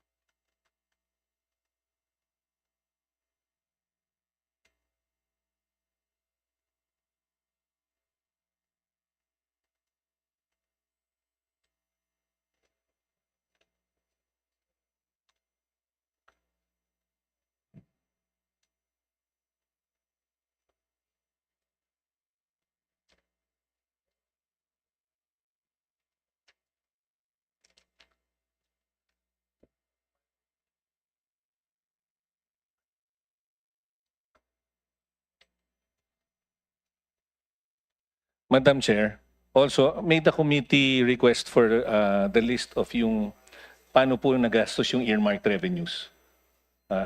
Ano po yung projects na naka-pledge siya for payment? Yes, we will direct the department to comply. Sa DOTR daw galing. Yun for the runway. Yun naman off budget. For example, sa Air Force po, hindi pa tapos yung runway. Interagency transfer po yan sa pagpapa-refurbish ng runway sa Lumbia Air Base. Dun sa Army, interagency transfer din daw po. No? So these are for ongoing projects po ng DOTR na ini-implement po ng Air Force. Kasi nga, Lumbia is now Philippine Air Force Base. Okay. So, what you're saying is, for example, for the Philippine Air Force, naka-pledge na po yung the whole off-budget amount of That's 138. according to the Air Force, Your Honor. What about for the Philippine Army, yung 984.652? What I'm trying to establish, 984 po yung sa Air Force. 984 million po for the Philippine Army. Air Force po? Or Sorry. Yes. Baliktad po ata. Tama. Yeah, 1.6 po yung sa Philippine Army. Yes. 1.6, tama po. Yeah.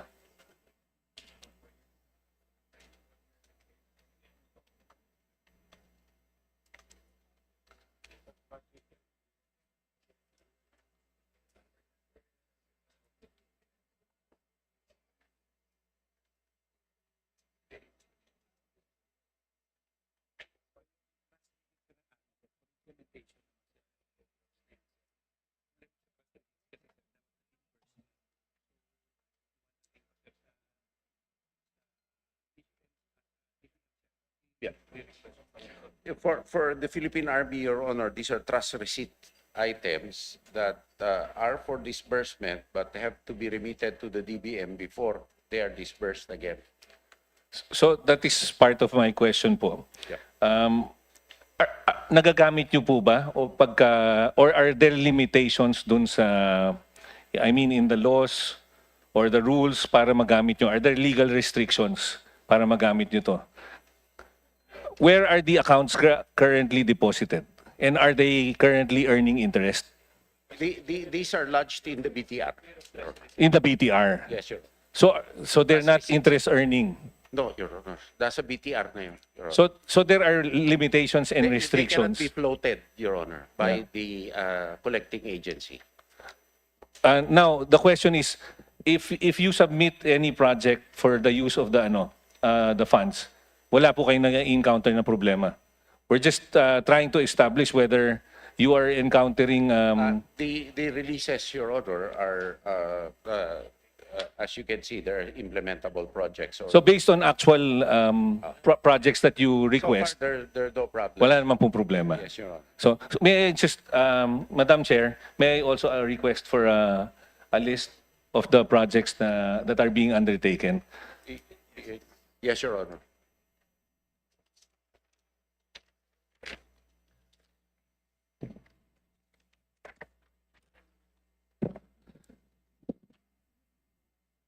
So my last question, Secretary, is the BESF shows that AFP off-budget accounts are used for repairs, training, supplies, and similar expenditures that are also funded under the regular AFP budget.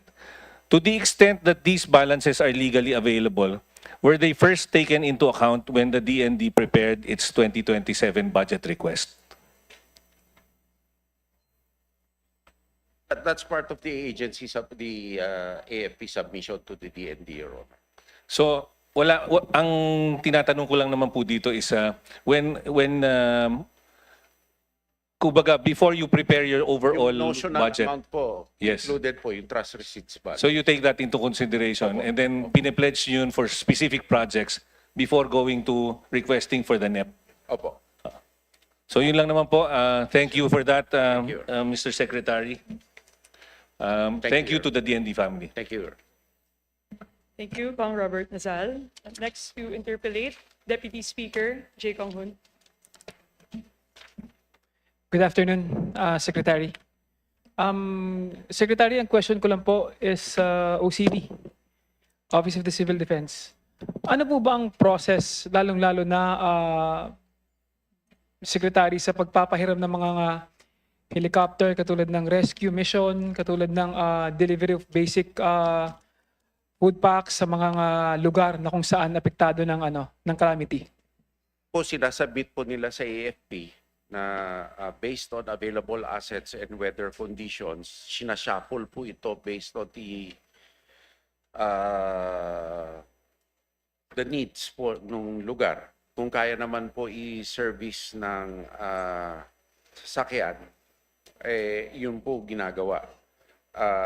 It depends po on the availability of the platform on the GHQ level. Usually, Secretary, gaano po katagal ang approval? Depende po. Pag preemptive po ito, na ina-anticipate na, nakatalaga na po yung mga air assets sa mga area commands. So sila na po ang nagdidisposisyon. Pero kung biglaan po at biglaan yung need, dun po tayo nagkakaproblema. It can last from several hours to some days. Katulad po ngayon sa Batanes, dahil masama po ang panahon. Meron due for pick-up na mga stranded na individuals na hindi pa mapasukan ng C-130 ang Batanes. As soon as clear po at libre yung C-130, susunduin na po kaagad. So, mahirap yung exercise po depending on the needs din ng AFP, lalo-lalo na po sa election area na COMELEC controlled sa Mindanao ngayon. How about Secretary, pag halimbawa basic goods? Halimbawa, na-isolate yung isang lugar, ilang araw nang hindi nadadalahan ng pagkain, gaano po katagal yung request na yun? Kumukuha po kami ng lead sa DSWD. Sila po ang nagpa-prioritize ng needs namin para orderly po yung proseso. So halimbawa, Secretary, pag nag-request sila ng Monday, it will take them about a week bago ma-approve yung request nila. Mga ganun po katagal? Hindi po umaabot ng ganong katagal. Because nandun po yung DSWD sa OCD pagkaroon ng krisis. At nandun din yung AFP representative. Okay, for the information po, Secretary, kami po sa Zambales, nag-request po ang DSWD last 2 weeks ago, Monday. May isang barangay doon na na-isolate and kailangan dalahan ng pagkain. Nag-request sila ng Monday sa OCD, ang DSWD. And na-schedule po sila ng Saturday. Okay na po yon, 1 week. Pagdating po na Saturday, nasa Clark na po kami, kasama ang DSWD. Ang usapan, 2 o'clock ng hapon, may airlift na yung pagkain. Although hindi naman po kami kasama. Airlift nila yung pagkain. Tapos bigla kaming kinancel. After waiting for almost a week na halos walang pagkain yung lugar, biglang kinancel yung yung plane. Ang sabi po ng Office of the Civil Defense, may request na raw po ng Monday. Ang problema, hindi nyo pa raw po napipirmahan yung request ng Saturday. Yun po ang sinabi sa amin ng OCD. Nakausap ko po yung RD ng babae ng OCD. My question is, aminin ko, sir, nagalit po ako noon. Kasi 3 oras na kami nag-intay sa airport, tsaka lang nila sasabihin na hindi nyo pa po pala napipirmahan yung request. At yung mga tao po dun sa pupuntahan namin, isolated na po sila ng 2 linggo. Alos hindi pa po sila nakakakuha ng pagkain. Nung nagalit po kami, nagalit ako, talagang sabi ko, bakit ganito? I questioned them. After an hour, biglang naaprubahan. Bakit po kailangan ganun ang proseso na parang napakahirap? Hindi po mahirap yan kung talaga may actual emergency at nasa OCD area. Nagkakaproblema po kung sa tingin nila kailangan ng special request. At sa akin po, wala po ako naalala na naaprubahan ko or umaabot sa akin. Kung yan ay scheduled doon sa OCD system, wala po dapat problema. Yun din nga po yung pagkakaalam ko, Secretary. Kasi hindi na po dapat umabot sa akin yan.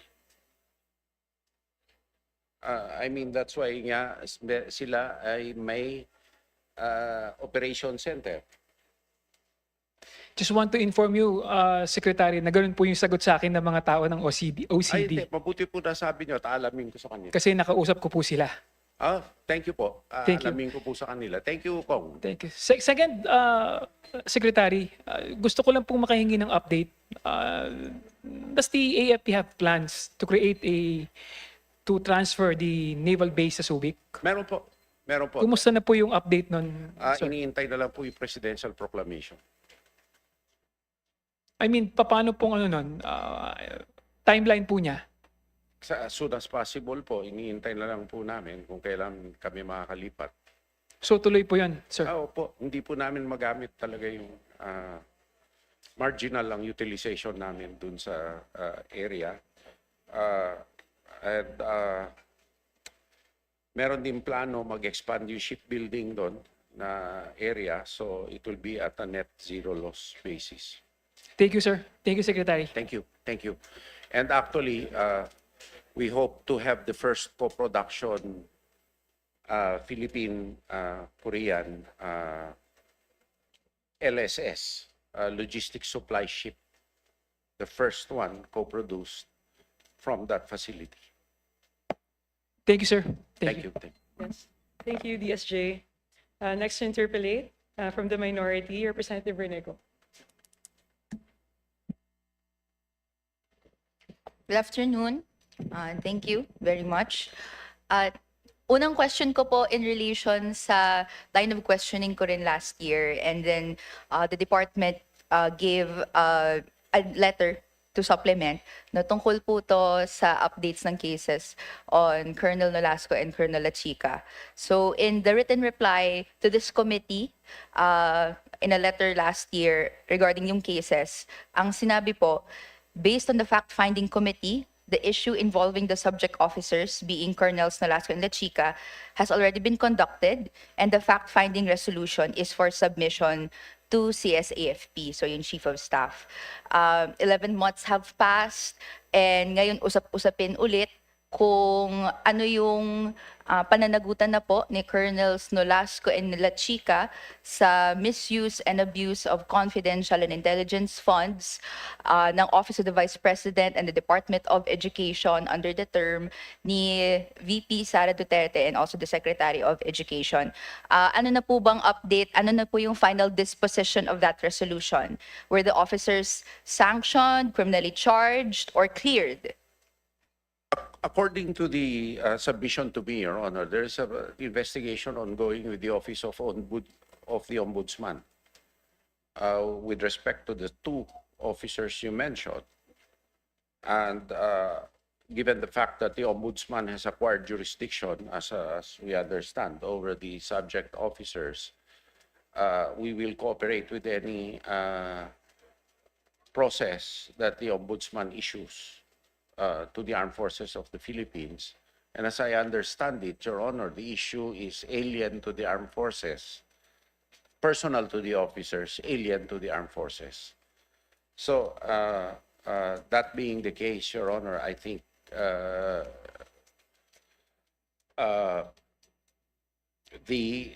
it will be important for the Ombudsman to act on it, save, and I believe that the officers should be made to stand accountable for any and whatever offense they may have committed. So, Madam Chair, ano po yung laman ng resolution? So, nagkaroon po ng fact-finding committee, may resolution, sinumite. Ano pong laman niya? Can the Secretary disclose, Madam Chair? Basically, Your Honor, on November, actually, since the Chief of Staff then approved the termination of the inquiry because of an ongoing investigation by the Office of the Ombudsman. So, given po noon, wala na pong jurisdiction on accountability ang AFP. Pinasa na po completely sa Ombudsman? Pinasa na rin sa Ombudsman because it overrides since the Ombudsman acquired jurisdiction, Your Honor, and since the penalties imposable by the AFP are minimal and are limited to discharge of the subject officers, it would be more prudent for the Ombudsman, who can do that anyway, and perhaps even file appropriate cases against the subject officers if warranted, given this circumstance. Can the department, Madam Chair, through this committee, send a copy of this resolution kung saan dinidetail sana beyond sa termination and pagpasa sa Ombudsman? Ano pang action steps ang tinake ng Your department? Honor, once we terminate an officer, there's no more control. And has the officer been terminated? Not yet, Your Not Honor. yet. Opo. So Not up until now, may some jurisdiction pa rin ang AFP. Tama po Meron, ba? Your Honor, pero pag na-terminate na, wala na, Your Honor. Okay. Madam Chair, is this, meron po bang pagtingin sa ganun? May termination po bang mangyayari? Your Honor, I'm not aware of any case right now within the Inspector General's purview, given the Ombudsman case. Okay. What Madam is- Chair, May I ask what the pleasure of the representative would be? Madam Chair, this would have an effect sa kung paano ba natitignan yung spending ng confidential and intelligence funds. And I'm actually going there now, Madam Chair. Kaya po bang ma-disclose ng department yung total sum of CIF misappropriated according to their investigation, measures taken for restitution to the National Treasury, and any pong structural reform to dito sa prevent subject, recurrence? officer, Yes Your po, Honor. Madam Chair. Dahil po, Actually, the problem, as I see it, is the detail of the subject officer and being made to handle non-AFP funds, as the issue is. And so, that is a personal accountability of the officer. And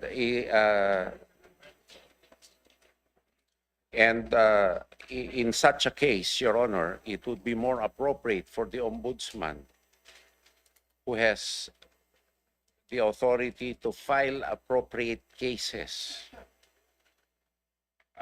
which will not be within the purview of a court-martial because of the amendment to the law, where, for example, in cases involving malversation, anti-graft, or whatever, these are cases triable by civilian courts. General courts martial cannot try these officers for the specific offense, but can only charge them with conduct unbecoming of an officer, where the penalty is separation. but it is my understanding, Madam Chair, that prior to pag-dissolve ng VPSG, ang pondo ng VPSG was through this department, hindi po ba? Or rather, nagkaroon po ng continuous discretion si Colonel Velasco Luchica sa pag-handle ng pondo na ito. And ito po yung nakita natin yesterday, according to SDO Acosta. Nagkaroon po ng DepEd discretion funds si po Colonel ito, di Luchica ba? sa paano po hinahandle yung funds na ito.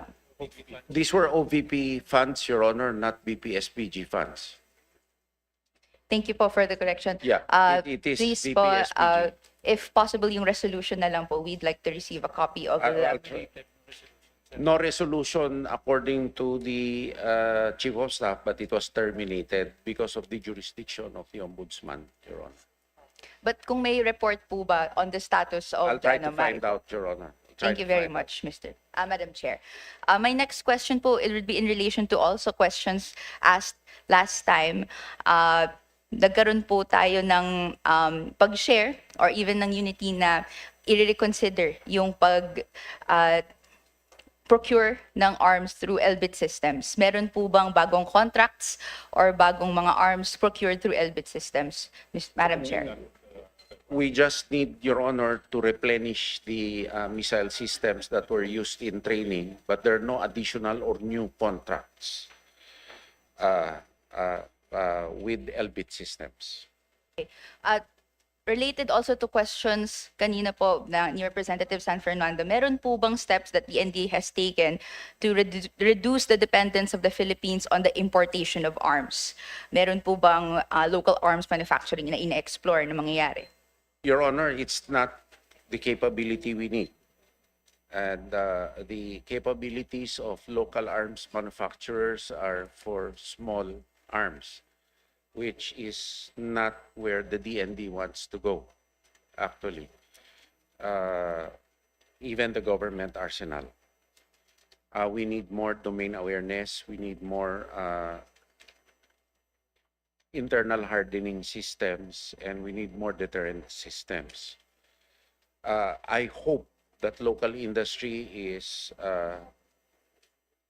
will come to such a stage, Your Honor, but at this stage, we cannot afford to be on the backside of the learning curve, given the fact that the evolution of technology is really, really quick and really fast. And to handhold industries, which on an industry basis, Your Honor, if we can scale the production, which industry must have the capacity for in terms of value propositions, then it's fine.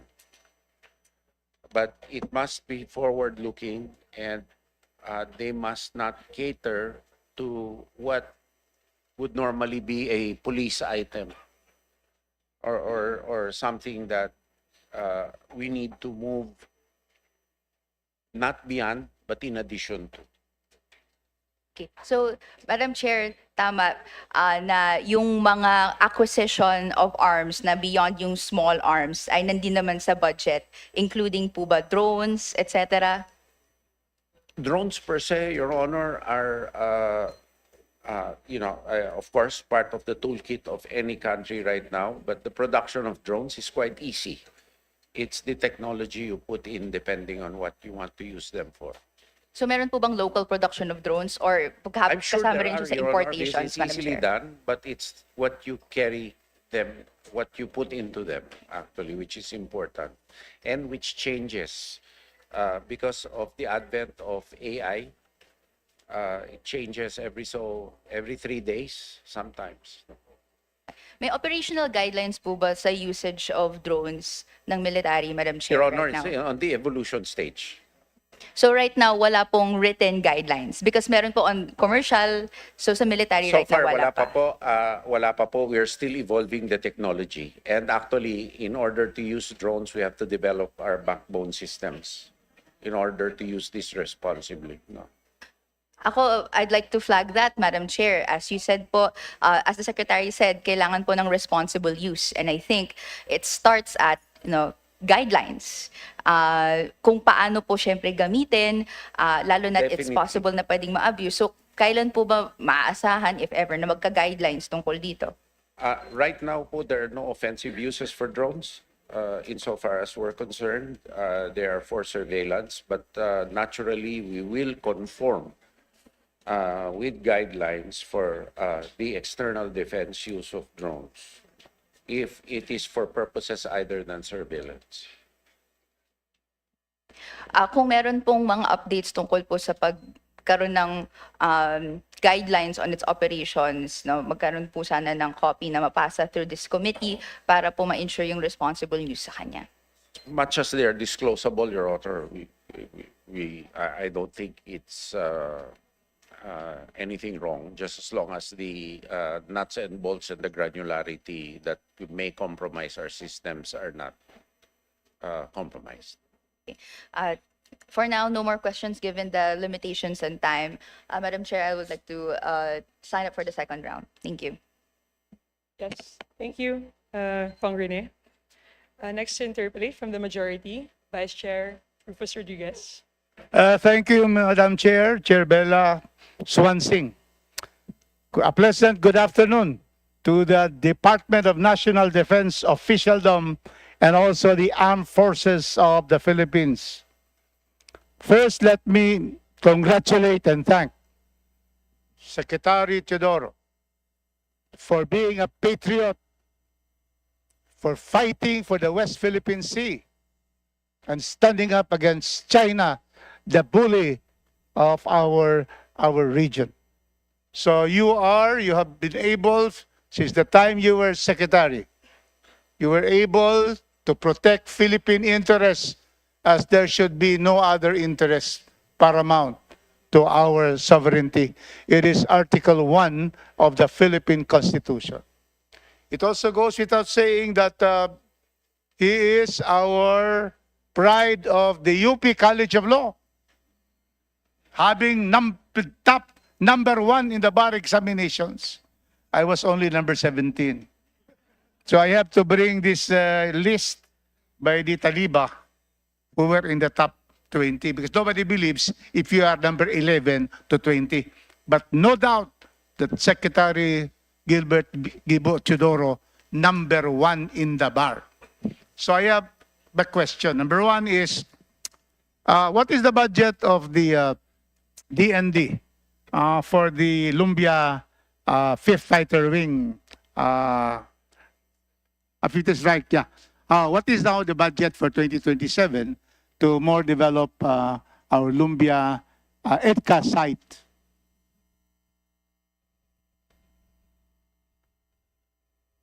Your Honor, I beg a few seconds to retrieve the data. Hindi, facilities in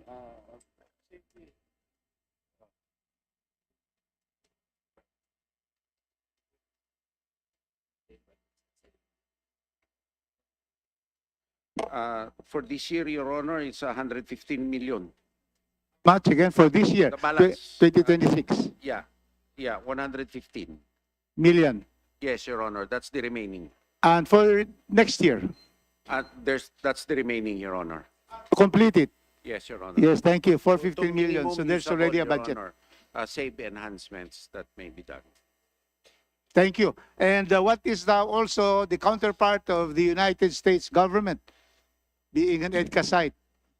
None yet, Your Honor.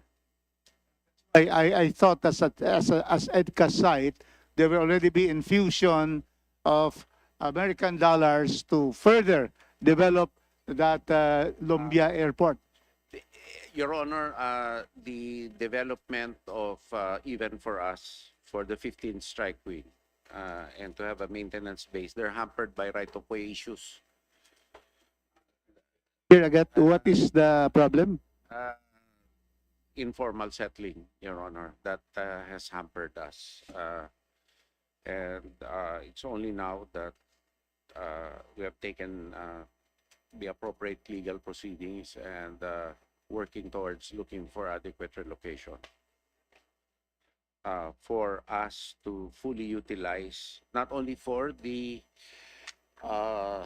15th Strike Wing, but it shall serve as the Northern Mindanao Operations Center for the OCD. There are still illegal settlers and the access road to the highway, Your Honor, to the highway. Thank you, Secretary Gibo. Now, in the master plan, what is the contribution of the United States government to the Lumbia Airport? They are still scoping, Your Honor, what they can do with the area, particularly knowing that Cagayan de Oro is vulnerable to mudslides. And since it will be also a coordination center for Northern Mindanao for HADR, they're scoping in those lines, Your Honor.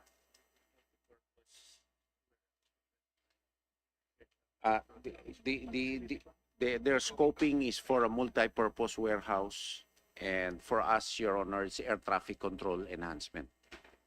So in the plan, what is the structures to be built by the U.S. Government? So far, there's nothing agreed, Your Honor. They're scoping for a warehouse. Will be social costs when the Americans would go there. What are the plans of our armed forces of the Philippines and the DND? On social costs, Your Honor, that's why the right-of-way issues will be the first, and the Please. sir, the relocation issues will be the most important thing, which we are addressing because we need to address it in order to provide base security. Referring to, when there are Americans, there will be prostitution. Your Honor, there will be, Any plans for that to there will be protect guided, our women in Cagayan de Oro? there will be guided by SOGFA, Your Honor, if ever they are there present. No, and The SOFA will provide for how do we protect our women yes, of Your Cagayan de Honor, Oro. the same way as they should be protected from our own exploitation by our own men too. Thank you, Secretary. Next question is, how is now the proposed naval base in our neighboring town of Tagoloan? That will be the dockyard, Your Honor. It's still awaiting finalization of the titling. Titling. Yes, Your Honor. Is that in the Fibitic area, Honorable Secretary? It is the southern, it is in the southern portion of the Fibitic area, Your Honor. Portia. How much will that entail in cost once the titling is already done? For a complete dry dock, Your Honor, that will be able to support our fleet, growing fleet. That's about 40 billion pesos. How much, Secretary? 40 billion, Your Honor. The cost of the dry dock is 40 billion. Yes. Indeed. The whole thing, Your Whole Honor, thing. together with equipment. Indeed, that will bring forth a substantial economic activity for Cagayan de Oro, Yes, Your Honor. Thank you very much for that, Skilled Secretary. workers from there. And, Yes. it's strategic because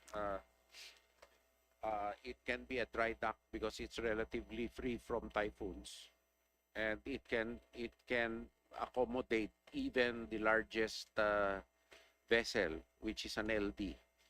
But because the Subic naval base right now is we cannot use it as a dry dock.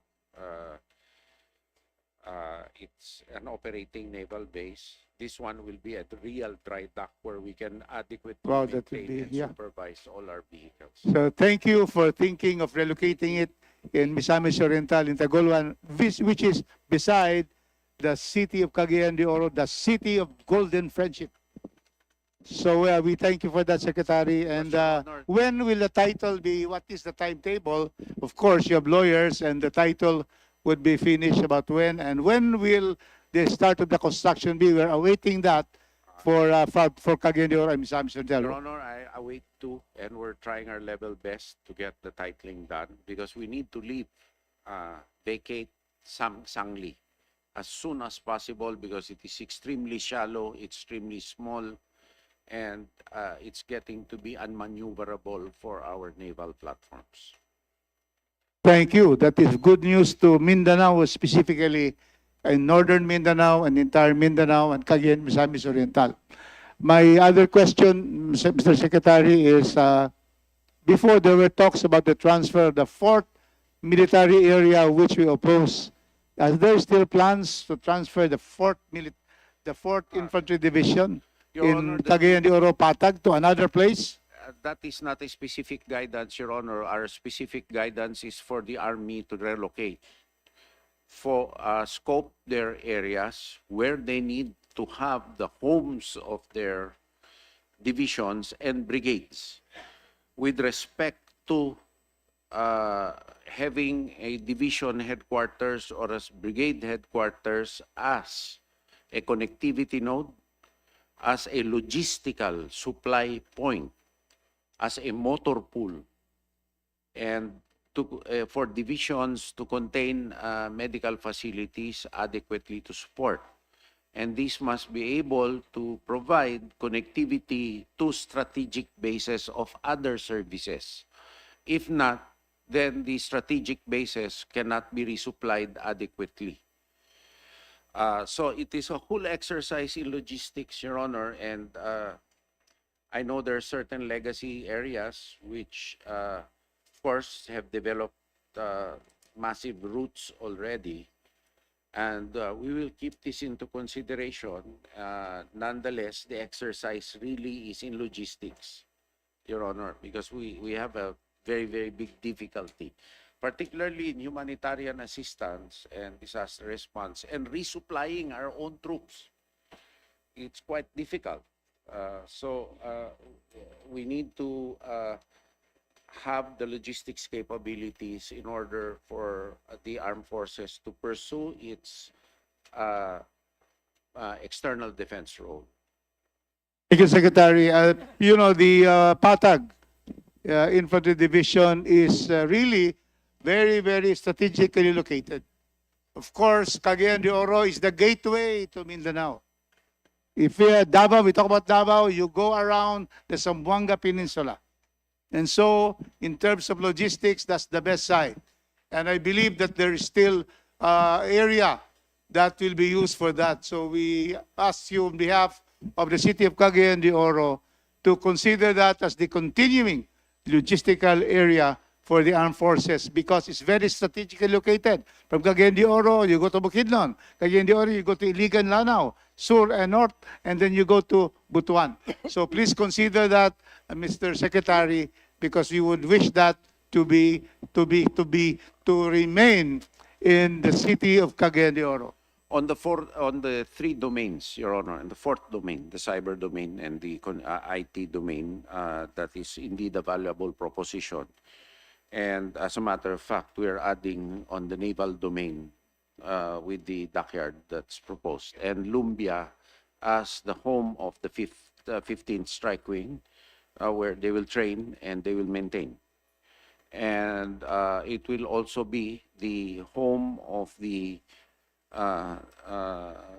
Northern Mindanao or Mindanao Operations Center of the OCT to service a lot of areas. So, Your Honor, rest assured that that is an area of prime consideration for us. Thank you, Secretary Gubo. It would now look that the Secretary is really looking at Cagayan de Oro and Misamis Oriental. We have the 5th Strike Wing in Lumbia. And then we have the dockyard, 40 billion in the nearby municipality. And then our army is there in Patag to be enlarged, to become a logistics center because Cagayan de Oro is the center of Northern Mindanao and gateway to entire Mindanao. So with that, we thank the Secretary for the Lumbia Airport. We thank the Secretary for the dockyard. And we thank the Secretary for enlarging the 4th Infantry Division. Thank you, Mr. Secretary. Again, we thank you for your service to this nation, which is unequaled in recent history. Thank you very much. Thank you, Your Honor. Thank you, Vice Chair Rufus Rodriguez. Given that there are no other minority members who are listed for the first round, we will proceed with the majority members. So from the majority, the next to interpolate, Representative Marlo Bangcoro. Thank you, Madam Chair. Good afternoon, my dear colleagues. Good afternoon, Secretary Gibo and the DND family. Mine is just a parochial concern, Secretary. May propose kasi kaming joint camp with the PNP, Army and Coast Guard.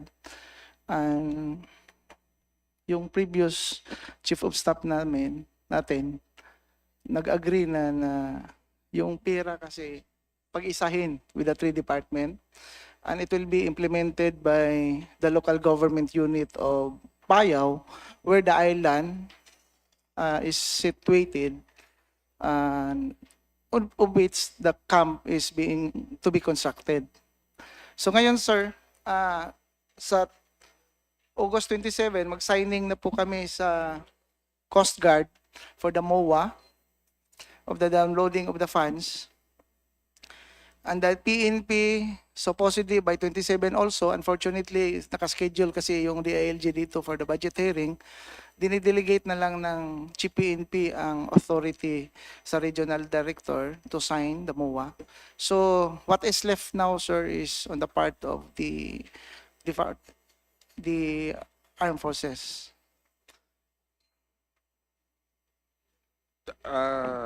Batay kong dun sa guidance namin na inire-scope ng lahat ng AFP units ang kanilang areas of operation based on sa logistics requirements namin.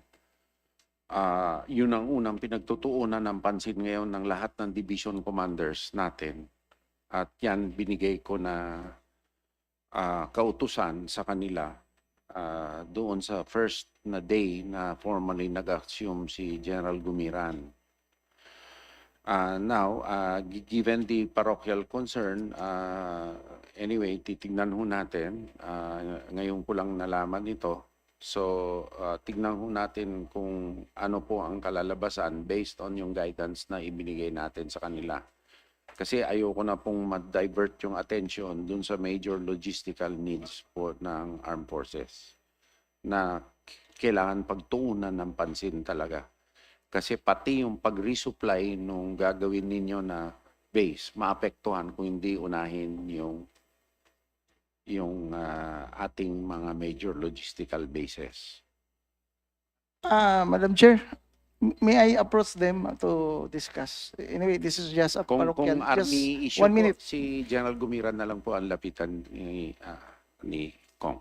Thank you. Thank you.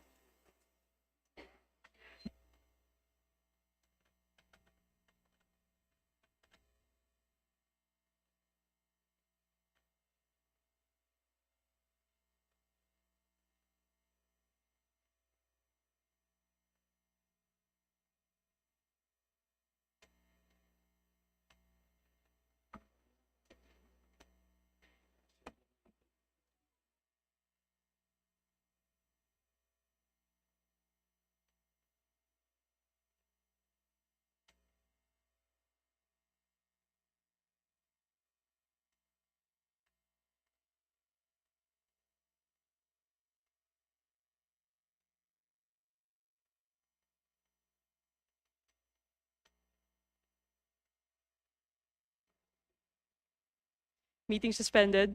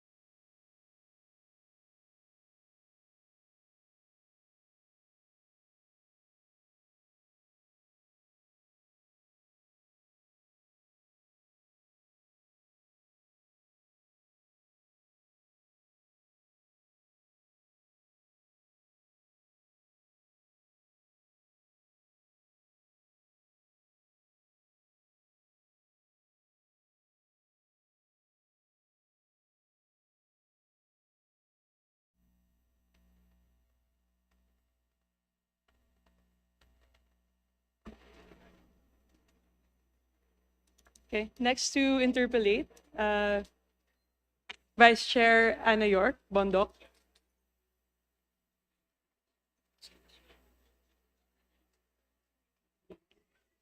Vice Chair Ana York, Bondok.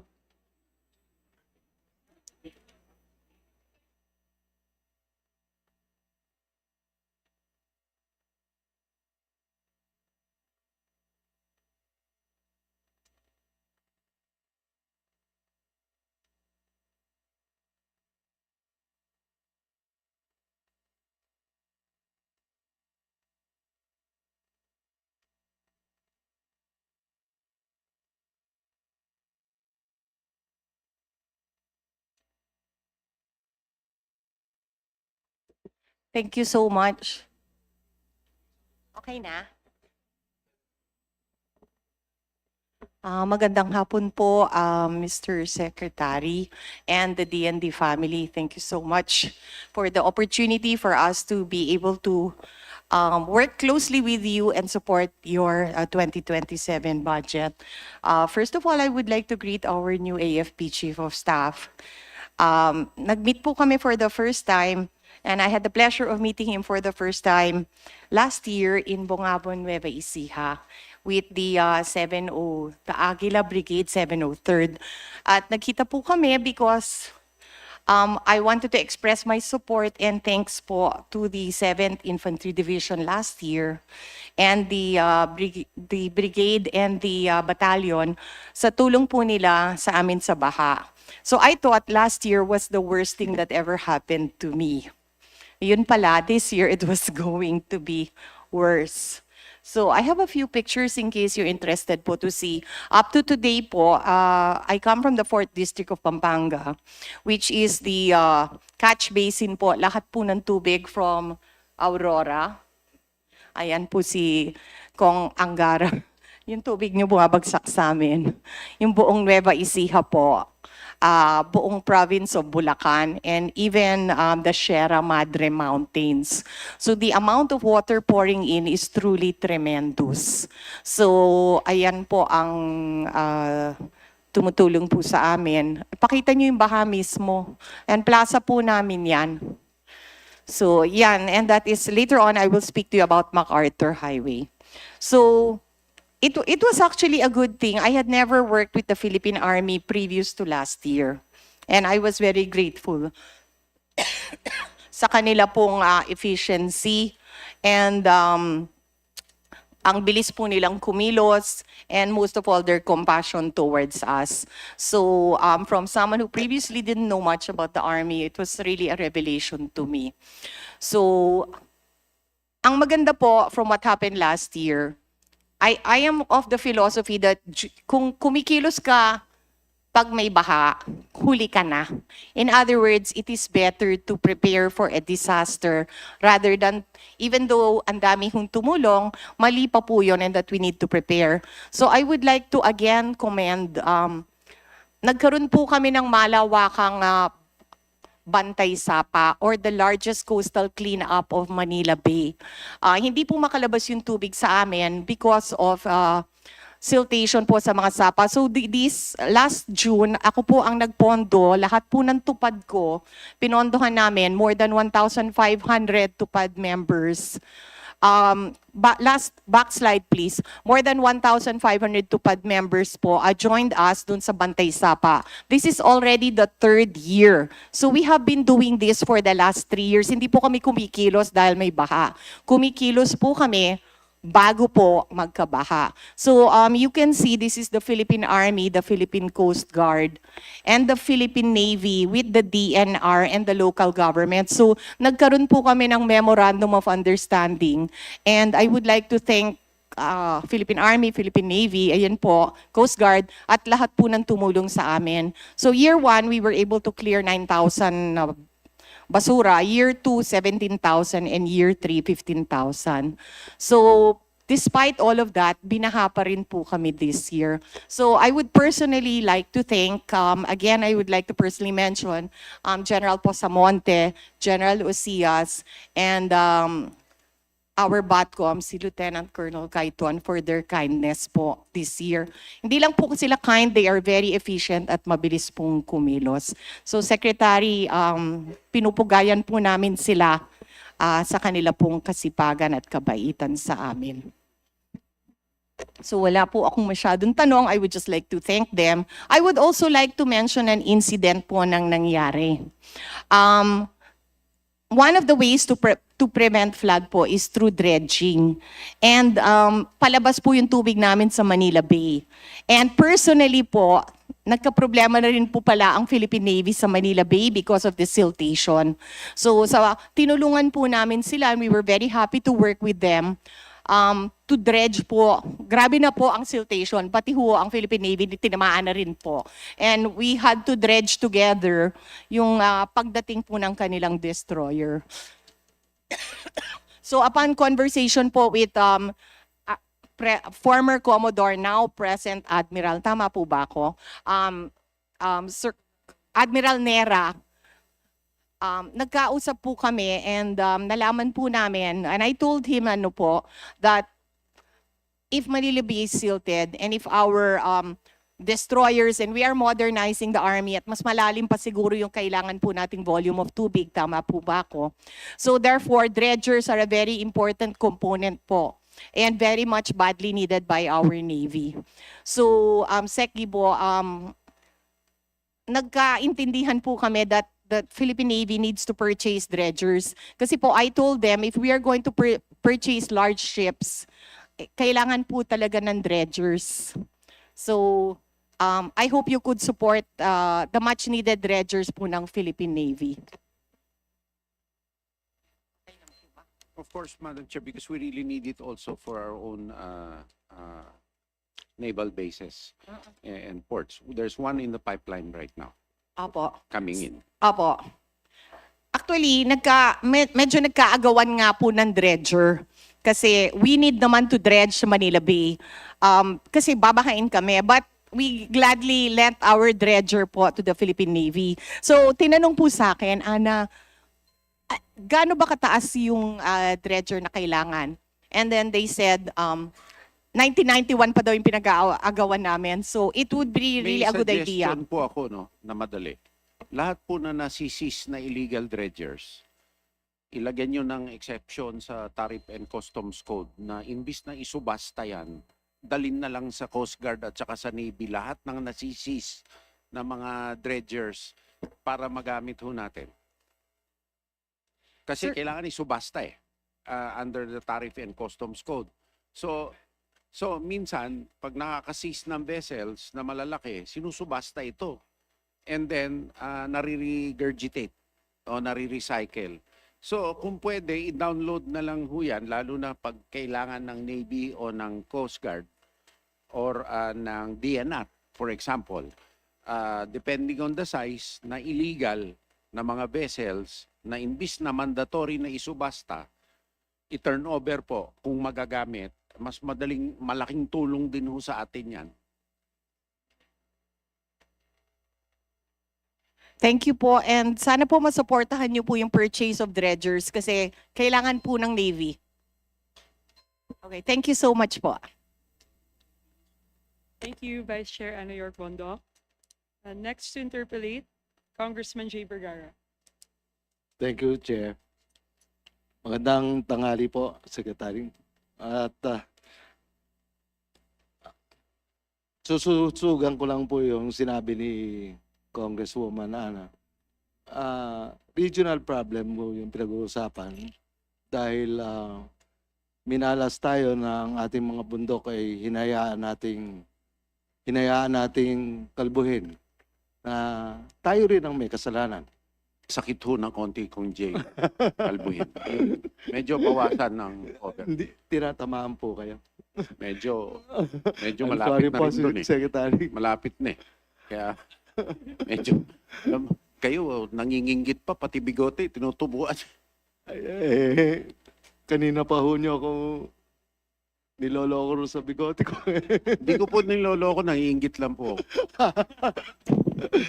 Anyway po, ang pinakamataas po na peak ayon si General Pasamonte at saka si General Osias ay mga kaibigan ko rin po. Ang pinakamataas na peak doon sa amin sa Nueva Ecija po ay ang pangalan po ay Paatas Peak sa Mount Kemalugong para ho maintindihan po ng lahat. Sa Mount Kemalugong, ito po ay parte ng Sierra Madre bago dumating ng Carvalho tapos didiretso sa Cordillera. So ang dahilan po ng pagbaha ay 0 meters above sea level dito sa Metro Manila. Alin po ba ang 0 meter above sea level? Ang 0 meter po ay Manila Bay. Kaya po yun ang katotohanan kung bakit talaga binabaha tayo. Ano ho? Yung bulubundukin na pagka wala nang pagka may problema ng konti, dire-diretso yan. Pagka naligo ka, dire-diretso yan. So, buhaturo sa Paatas Peak, it's 1,750 meters above sea level. At ang pinagsusukatan po ng Metro Manila Manila Bay, which is 0 meter above sea level. Para ho siyang Luneta na doon nagsisimula yung 0 nung kilometrahe. Ano po? So, pinag-aralan po namin mabuti yung distrito namin. Mula sa Bungabong, sa Gabaldon, sa Laor, sa Natividad, sa Palayan, at sa Cabanatuan City po, tutuloy po ito ng Santa Rosa, tutuloy po ito sa 2 river. Sa gawi po ng 4th District of Nueva Ecija, yun po ay Peñaranda, Rio Chico River. Pero pupunta rin po siya sa Pampanga. Pampanga River. Kaya iiyak po talaga yung taga Pampanga. Yung pong distrito ng ating chairwoman sa appointment, sa appropriation kay Chairwoman Mika, yun po ay sa Bungabong maghihiwalay, didiretso sa Talavera River, yung papunta naman po sa amin sa Cabanatuan bababa. Pero pagka pinag-aralan yung mabuti, diretso rin po siya doon sa Pampanga River. Babahain ang 10 bayan ng Tarlac. Babahain ang 10 bayan ng Pampanga. Pagkatapos, didiretsong sigurado sa Bulacan at hahanap kasi ng level sa Manila Bay na kung saan naroon ang 0 meter above sea level. So, sinusugan ko lamang po kay Kong Ana yung kanya pong sinasabi para maintindihan rin po nyo yung alam ko po yung posisyon ng Department of National Defense hinggil po doon sa ating Fort Magsaysay area. Pero yung concern po nung Gabaldon, nung Dingalan, nung nila Kong Romel Angara po, yung concern po ng Bungabong, Gabaldon, Laor, Santa Rosa, Cabanatuan City, hindi ho kasama Natividad, Peñaranda at saka General Tino ay yung pong 44,341.637 hectares nakasama po sa Fort Magsaysay Reserve.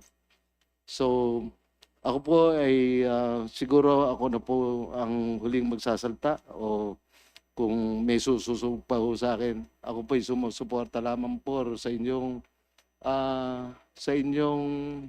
pagtulong sa amin po parati. Ang akin lamang po hilingin ko lang na makausap po namin Secretary kung sino po talaga ang magiging representative noong ng Department of Defense o ng Army hinggil dito sa usaping ito. Kasi ang pumupunta po sa mga mayor namin sa Palayan, sa Gabaldon, sa General Tino, sa Laor, sa Peniranda, sa Santa Rosa, sa Dingalan, at saka sa Cabanatuan ay hindi po nagpupunta yung inyo mismong tao para mapag-usapan po ng maayos itong usapin na ito. Thank you, Kung Jay, no? Dahil na-realize ko yung concern really sa Fort Mag na kailangan ng armed forces ngayon, pero ito'y kailangan din sa connectivity ng dalawang lalawigan. At may flood control implications na kailangan solbahin natin lahat kasi hindi rin naman pwede mabaha yung area, no? Or pagdaluyan. Hinggil dito, humingi lang ako ng paumanhin sapagkat nagkulang kami ng tao, kaya nga po ni-raise natin ang isang opisina dun sa real estate management sa DND level na USEC para makabuild ng ecosystem. Si dating Assistant Secretary Ramos, inangat po natin na USEC kasi yung real estate management nagiging malaking issue na kailangan harapin. Ganun man din ang talagang point person dito ay dapat yung Installation and Management Command ng Philippine Army. Kung sino ang na nagsusupervise dito. So, hiling ko muna sa IMCOM within the week. Can you establish base with Congressman Vergara and Congressman Angara? And can you create the flow mechanism to try to solve the issue? If the issue is really flood control, I will raise it up to DPWH or to whatever agency, no? But at least there must be a flow already because until we are able to support and staff under Secretary Ramos's team and our legal team to support him, kulang na kulang ho kami talaga, no? Nandiyan ba si Eman? Wala. Nakalib. But siya po ay nagpapahinga lang dahil talagang kawawa rin yung tao. We have about live real estate issues, mga halos 300. Tapos 4,000 plus 40,000 ba yung dinidepensahan natin na ejectment cases, so forth and so on. So, pati OSG po nagrereklamo na dun sa amin. Ngunit, eto na po ang anihin ko, ang aking pong yan. Within the week, can you ask your IMCOM to meet with Congressman Vergara and Congressman Angara and submit to me monthly progress reports on the issues and what happens. Maraming salamat po. Madam Chair, can I interject with Congressman Jay? Yes, Vice With Chair. thank you. Maraming salamat po. First and foremost, maraming salamat po, Secretary Gibo Chudoro. Before I begin, ako po ay nagpapasalamat sa ating Armed Forces of the Philippines. In fact, kami po sa lalawigan ng Aurora, sa Lone District of Aurora, kami ata yung unang nag-build ng buong-buo yung ating camp ng ating Armed Forces of the Philippines.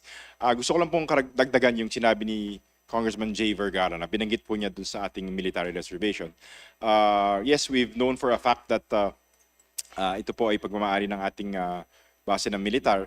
But earlier, hindi ko po alam na magsasalita si Congressman J.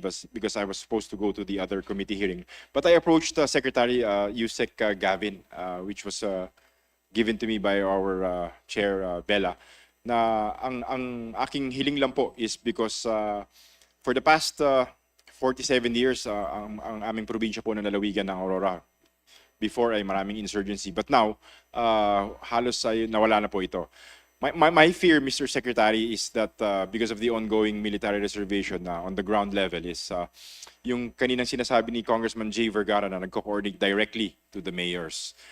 Siguro po, a bit of thought, Mr. Secretary. Siguro kami naman po ay willing makipagtulungan sa ating Armed Forces of the Philippines. In fact, ang sabi ko po kay Yusek Gavin kanina, I think there's a proper way on how to do it. In fact, like for example sa Aurora po, if I'm not mistaken, there's around 6,000 plus hectares sa military reservation sa 3 or 4 na barangay. And this compromises about around 3,000 families na ma-displace. Pero pag sabi ko, ako I've always been optimistic on how government works. Sabi ko, pag nagtulungan naman ng LGU, myself, the Department of Defense, even the Office of the President, I think there's a right way or procedure on how to do things. Kasi po, I will be honest with you, Mr. Secretary, may mga bahayan na pong nandun po talaga. So, on our part as the government, it will be difficult na paalisin sila ng ora-orada. And hindi naman po tama rin yun. You've been also a district representative, Mr. Secretary. So tayo yung takbuhan ng ating mga kababayan, even the mayor. So ako po, maraming salamat na sinabi po ninyo na magtatalaga na agad kayo ng isang USEC na kakausap sa aming 3 congressman kami na sa military reservation ng Nueva Ecija and Aurora, namely Congressman Jay Vergara. Is it Congressman Emeng Pascual? And for me, it's a lone district ng probinsya ng Aurora. Mas maganda po sana na upuan po ito natin. And I think, pag inupuan po ng mga leaders po yan, together with your USEC undersecretaries and the people concerned, ay ito po ay mapag-uusapan, maayos, at pwede pa tayong magtulungan moving forward, Mr. Secretary. Yun lamang po, Mr. Secretary. Maraming salamat. Issue po sa Aurora na pinagtutuunan namin ng pansin. Number 1 is the boundary between Quezon and Aurora and Rizal, na ang Army ay manipis dun sa area na yon, pati Pulilio. Secondly is the foreshore area na importante po sa amin, lalo na sa Dingalan. Kailangan din siguro on the naval side, Admiral Espeleta, tutukan mo ng tao rin, kasama ng IMCOM. Okay. Thank you. Thank you, Mr. Secretary. Thank you. Thank you, Vice Chair Romel Angara and and Congressman Jay Vergara.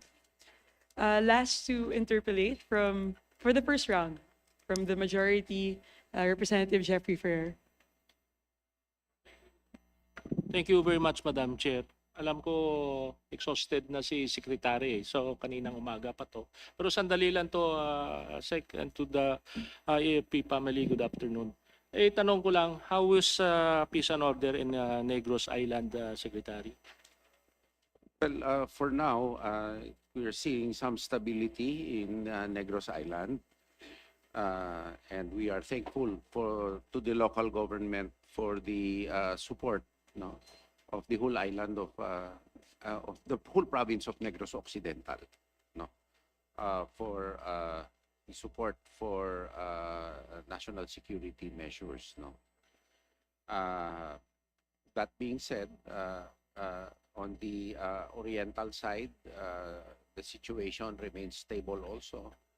So we are also likewise thankful for the all-out support of the local government and the convergence between the local governments and the armed forces of the Philippines, particularly when we view the situation that Negros, with the continuous degassing of Mount Canlaon, needs a different kind of attention right now, where we face severe relocation issues that we need to do, and we are still rebuilding lives. So we cannot afford any peace and order disruptions in the area at this time. Thank you very much, Mr. Secretary. And then going to OCD, alam mo naman po in the past months, tinamaan tayo ng bagyong Tinyo doon. And then malaking damage sa 4th District and 5th District. Kamusta yung, is there ongoing project or rehabilitation sa mga areas na damage ng bagyo Tinyo? Ngayon, yung rehabilitation kong is, sa amin is response ang sa amin sa rehabilitation. Nagkaroon sila ng Negros ay yung Canlaon Rehabilitation Plan. but it lacks sufficient detail for me, kaya sinoli ko muna sa kanila. No? And the most important thing on the Canlaon issue is the acquisition of land for relocation. In areas which are not affected, and I think they identified some areas on the 5th or 6th district, I believe. Doon sa 4th, doon sa rehabilitation, ito ay hindi na nanggagaling sa amin, nanggagaling sa mother agencies, no, batay sa kautusan ng DBM. Nonetheless, OCD NIR is tasked to continuously coordinate with OCD Central to prod the other agencies, no, for action. For example, with Congresswoman Ana Bondok, I raised the attention of the flooding to Secretary Dizon by official communication so that it can be addressed systematically, Your Honor. Thank you, Sec, because napakagaling mo at saka advance ka talaga. Yung next question ko yung sa Oplan Canlaon natin eh. That is why na sinabi mo na yung mga areas kasi yung even in La Carlota City, part ng kung minsan kung pumutok yung Canlaon, doon mismo pumupunta, especially La Castillana in the 5th district. But anyway, with regards to that, parang nagre-remind lang ako na hindi kami din makalimutan doon because some of our requests as already mga bridges natin nakita ko na sa NEP ng DPWH, but it was already 2 years na proposal. And then ngayon pa lang 2027, pero kawawa yung iba kasi nasira yung mga bridges doon, kawawa yung isang community na parang mga kabataan doon pa nag-aaral sa kabilang bayan. So that is the only access na hindi sila, natatawid sila. So kung nasira na yung bridge doon, they have no choice is to cross that river. So anyway, I hope na ikaw familiar ka rin doon at saka pamilya ka na ng Negros. So, just a reminder. Thank you very much, Madam Speaker. Thank you, Secretary. Is the level of detail, Your Honor, that I would have wanted to see in the rehabilitation plan. But unfortunately, I did not see it. So I returned it for... Well, anyway, your representative and NIR will keep on communicating with the LGUs. Yes, Your Honor. Tayo naman ang representante dito is to air all those problems in national agencies. Thank you Your very Honor. much, Secretary. Thank you, Your Honor. Thank you, Kong Jeffrey Ferrer. Next to interpolate is Congressman Tony Pet Albano. Thank you, Chair. Actually, it's not an interpellation, but more of a giving my trust and confidence to the Secretary for doing a good job, especially the AFP. And good afternoon, Sir Gilbert, and your Chief of Staff, whom we've confirmed in the CA recently. And congratulations to my cousin, Lieutenant General Donald Gumiran, for... Siro dito, naamin niya eh. Binibigyan namin ng pakara. But more than anything, Secretary, I've talked to your Chief of Staff, si Toto, General Toto, was asking how we can strengthen your engineering brigade, because if you remember history, Europe and even Asia was built by the Marshall Plan.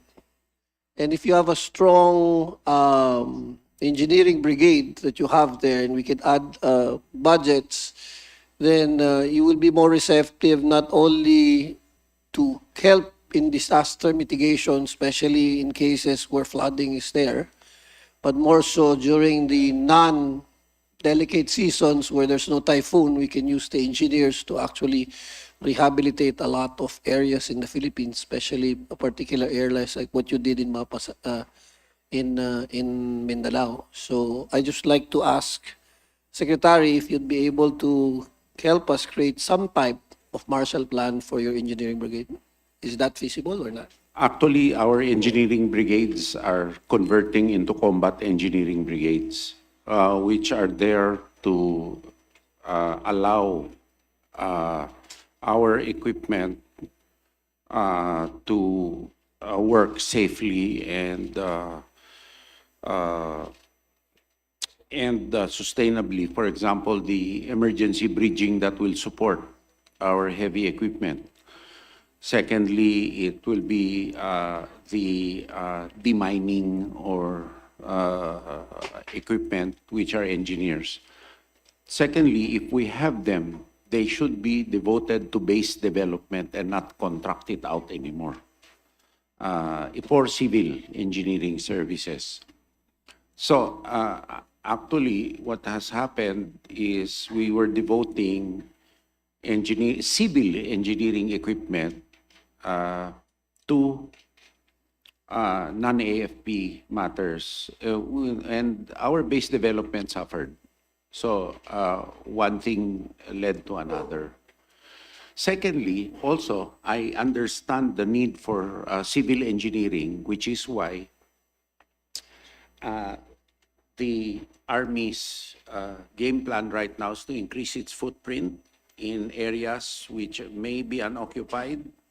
And the first thing you need to do is access. And the access to the base, for whether it will be a division headquarters or a brigade headquarters, will be an all-weather, heavy-duty road access, which will benefit the economy. And it will be a connectivity node.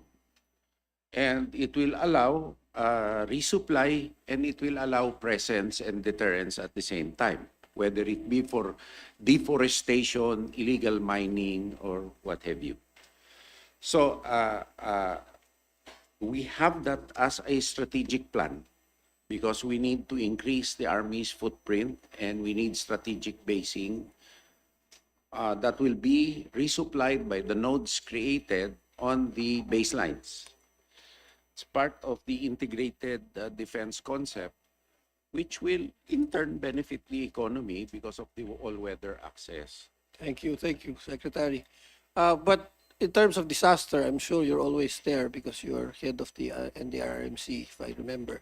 So like yung mga basura na nangyari dito, it's a man-made thing in Metro Manila, and sometimes the government is being blamed for not implementing flood controls. I'm sure with your help, Secretary, we will hopefully give enough budgets for your engineering brigade to help in the natural disasters, at least, because we are the #1 prone disaster country in the whole world. And yes, Your Honor, we totally agree. And lastly, Madam Chair, we talked also in the Commission on Appointments about the drone program, which of course it is highly sensitive, and the Chief of Staff has not really given us, were you supposed to report to us the progress of the drones? Because as you can understand, a small country like Ukraine now can actually fight a superpower like Russia and beat them. And if you remember, Secretary, we once talked about this 2 years ago, and I told you that drone technology is the best way. We won't lose anything. And during armed conflicts, you can send into critical areas. So I'd like lang the status of this, and I'm in full support. We're building the framework and the backbone for it. That's all I can disclose now. You know, as I said, the drones themselves are easy to do. It's what you put in them, and depending on the purpose that we are, and these are not autonomous devices in main, right? So we are developing the control systems for it alongside the capabilities. We do have capabilities and long existing, right? And that is well within the engagement framework of the Armed Forces of the Philippines. That's all I can disclose at this Thank you, time. Mr. Secretary. With that, Madam Chairman, this representation is in full support of the Philippine Army and, of course, the DND. Kayo po ang heroes ng Pilipino. Nakakatulog po kami na mahimbing dahil sa serbisyo na inaalay nyo yung sarili nyong buhay para sa kapakanan ng ating bansa at mga mamayang Pilipino. Kaya saludo po kami at full support po ang House of Representatives, lalo na pinapunta ho ako ni Speaker Boji dito para sabihin po sa inyo, full support po ang opisina ni Speaker at ang mga congressman dito po. Maraming salamat. Gusto ko rin pong kunin itong pagkakataon na ito na batiin ang ating mabuting kaibigan sa kanyang recent na estado sa buhay. Finally, siya ay malapit na magsisenta. 1 taon lang yan. 60 na pala siya dahil ako'y 62 na. Nagdesisyon na rin lumagay sa tahimik. Hindi ko lang alam yung agwat nung dalawa. Mr. Secretary, 32 years, mas matanda pa ako sa tatay at nanay nung pinakasalan kong Amerikano. Kaya meron parang pag-asa ang pagmamahal kahit na papalo. Nasa sa humahanap yan. And we really, as a personal friend, I congratulate you, Representative Tony Pe. Thank you, Secretary. I will tell Nikki, your beautiful House Speaker of the House in your house, about Finally, you have reached that level sa of bahay mo. maturity to have... Ako yata na-interpolate dito, Madam Chair. Di naman, nagaano lang, kumakarinyo lang naman. Salamat, Thank you. Idol. Congratulations. Tim. Salamat. Di mo ako inimbita.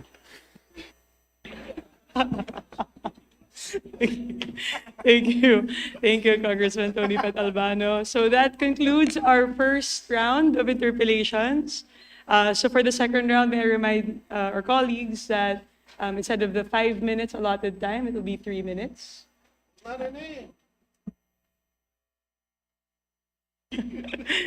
Okay, so let's start.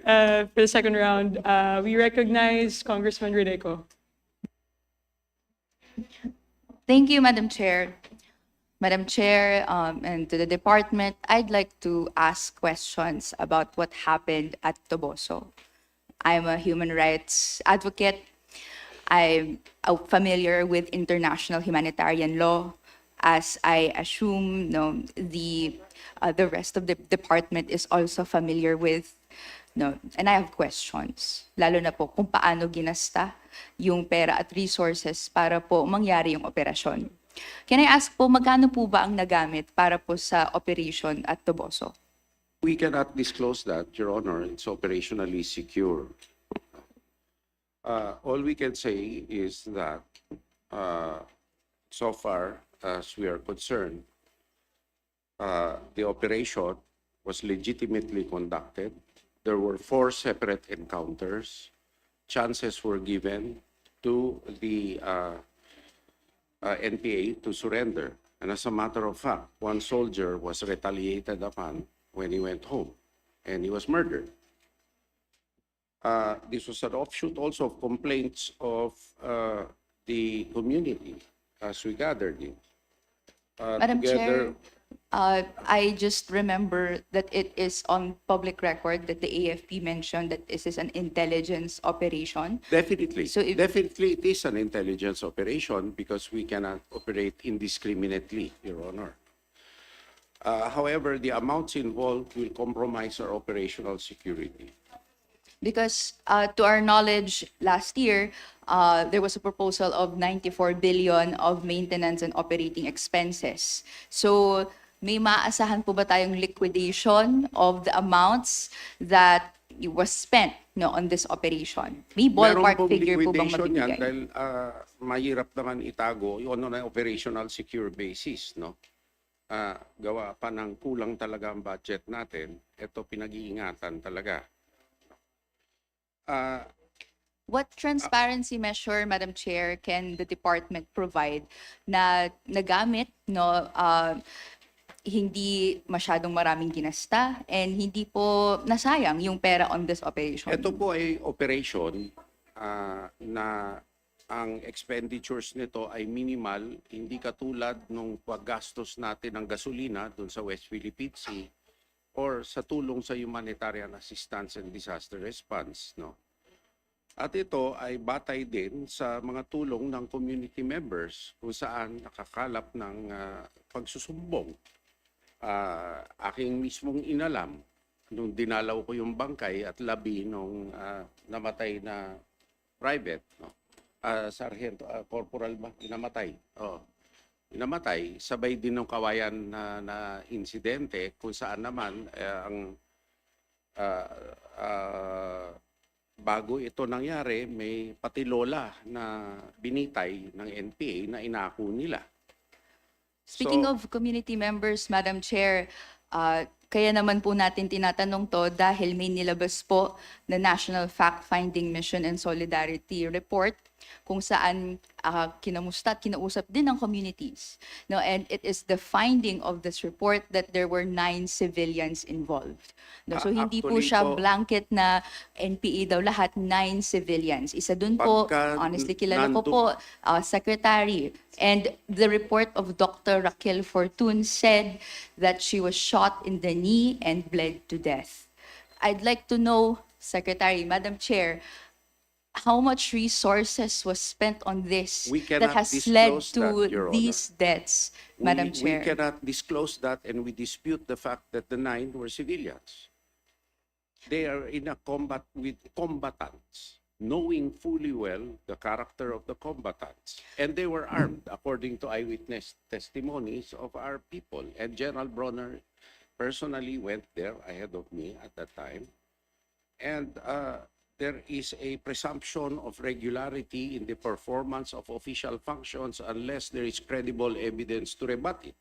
Madam Chair, is there a post-operation report from the department that can Not support on this the claim?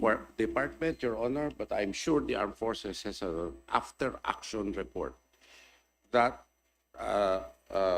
reports on the after-action report. I got a verbal briefing from the battalion commander himself that there were 4 chances for on the 4 separate encounters for all the armed individuals to surrender. Can the committee be furnished a copy of these reports so that ang sinabi, may ganitong mga instances, paano po ito maliliquidate, yung expenses, The and paano po expenditures, ito? Your Honor, are operationally secure. However, the after-action report is factual. And can the based- committee be Based received on yet of this? eyewitness testimony, Your Honor, direct evidence, eyewitness testimony of people who have no reason to lie and who are in the line of fire themselves rather than hearsay information of people who were not there. So, Your Honor, we will furnish the committee as a matter of record the after-action report. Thank you to the department. And also for the record, there is also an ongoing inquiry of the Commission on Human Rights on the Toboso encounter. And this representation has also filed a resolution at the House of Representatives to investigate the encounter as well. And sorry, I have time, Madam Chair, to correct. Okay. So, but Madam Chair, just to wrap We it will up. submit, may I- Your Honor, the after-action report on the factual incident that occurred. Is there a As- mission order, Madam Chair, on this? That will be included in the report, Your Honor, and what we can operationally securely disclose on facts, not conclusions, Your Honor. Ultimately po, Madam Chair, the AFP, the operations of the department, it's funded by Filipinos. You can have the stance, no, that you have stipulated here, but there are other organizations and there's ongoing inquiry as well that hindi po lahat sila combatants. May ilan po dyan civilians. And gusto natin, at the end of the day, nire-respeto yung human rights, yung international humanitarian law ay observed. We have to check whether these funds are going to human rights violations or whether going to their international humanitarian law violations. We'd appreciate the report at the soonest time, Madam Chair, Secretary. Thank you very much. Thank you. Thank you. Thank you, Cong. Rene. Next to interpolate for the second round, Congressman Antonio Tino.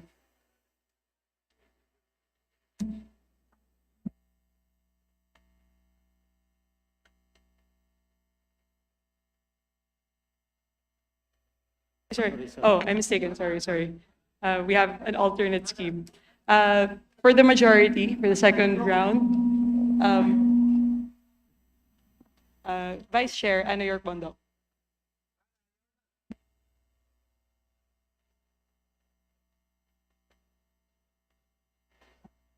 Thank you so much, Madam Chair. And thank you for my second round. I would like to bring this up kasi po, OCD po. I was asked by the Climate Change Commission to actually inform the OCD and the Department of National Defense. Coming po from north to south, we have two main roads. Ano po, which is the NLEX. Yan po ang parang spine natin eh. And the second road is MacArthur Highway. With the present disaster na nangyayari po, MacArthur Highway is already inaccessible. Opo. To vehicles. Ayan po, that's MacArthur Highway a few days ago. Ayan po. Harapan ng Camp Olivas Knee pa yan, deep San na po Matias. yan along ano. So from San Fernando up to past po Kalumpit and Hagonoy, hindi na po madaanan yung MacArthur Highway. So I was asked actually more than 4 years ago by the Climate Change Commission, and I have written to inform you po na we have only two major roads. The other one is now completely flooded and will be flooded for the next month possibly. So ano po yung, are you concerned po, and especially po not only for trade, national security din po, kasi kung may mangyari po sa NLEX, wala na po. We are trying to build a number of bridges along the Pampanga River to cross the Pampanga River. Kaya lang po, Sec Vince has left them unfunded. Parang nangangalahati lang po yung mga tulay. Would you like to comment on this? I think the solution would be another, just offhand, another elevated roadway. The phenomenon is not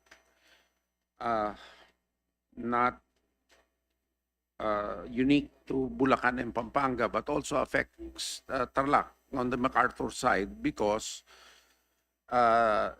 as Congressman Jay said earlier, runoff from the Chico River affects Tarlac in the same vein as runoff from the Tarlac River going north to Agno River also affects Tarlac, and MacArthur normally is impassable in certain areas. Nonetheless, the solution is an engineering solution. And as I have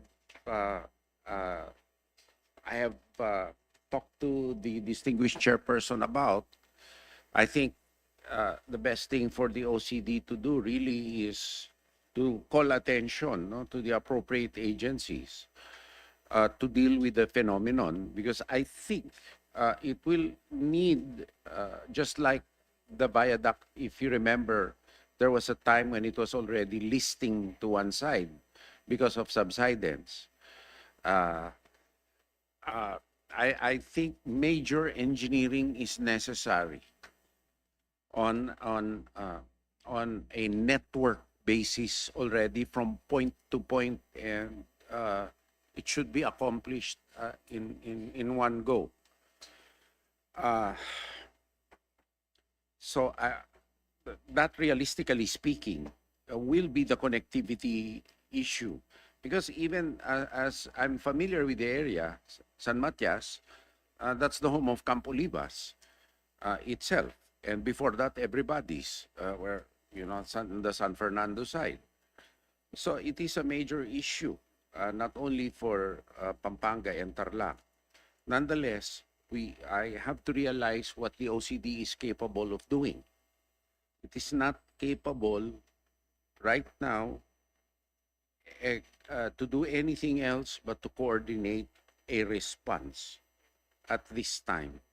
And I urge the Congress to allow it to concentrate there and allow the major infrastructure on a network basis to be done on a scale which will benefit the most communities in the fastest period of time on a more weather resilient basis. Even the if you remember, the right-of-way of the old railways are also underwater.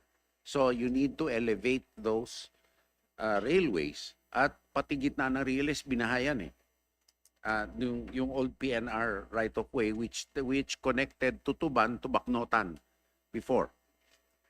I remember even riding the PNR when I was a young boy. So I think this is a work which requires intervention on the scale of the original North Expressway on a bigger magnitude, taking into account the connectivity needs and the demography of the area. I undertake to bring it up or to root it on a national council basis as a matter of urgency in order to support whatever legislative initiatives and appropriations are necessary for this. Thank you, Your Honor. Thank you so much, Sekibo. Malaking bagay po yun sa amin. And yes, our major roads are not only, they used to be climate change threatened. Now they're already in climate change na po talaga. Dati po threatened lang. Pero ngayon po, it is completely flooded. And worse, the flooding will last for months. So ayun lang po. One thing also, I hate to say this but climate change will keep on happening. Before, this used to happen every 5 years, every 10 years. Ngayon po, nagulat po talaga ako na every year na po. And sana po, again, I would like to work with the OCD to coordinate po before the disaster happens. Kasi po, parang paulit-ulit na lang po. But I would be willing to work with them. Definitely, Your Honor, and that is a deliverable that they have pending with me now, the anticipation of the disasters. So again, thank you so much po, Mr. Secretary. Sana po bumili po tayo ng maraming dredger po para sa Philippine Navy. Maraming salamat po to the Philippine Army for helping us. And you can expect po full support for your budget from the 4th District of Pampanga. Maraming salamat po. Thank you, Vice Chair Ana York Bondo. Thank you also, Madam Chair, for the opportunity. Thank you. Next interpellate from the minority for the second round, Congressman Antonio Tino.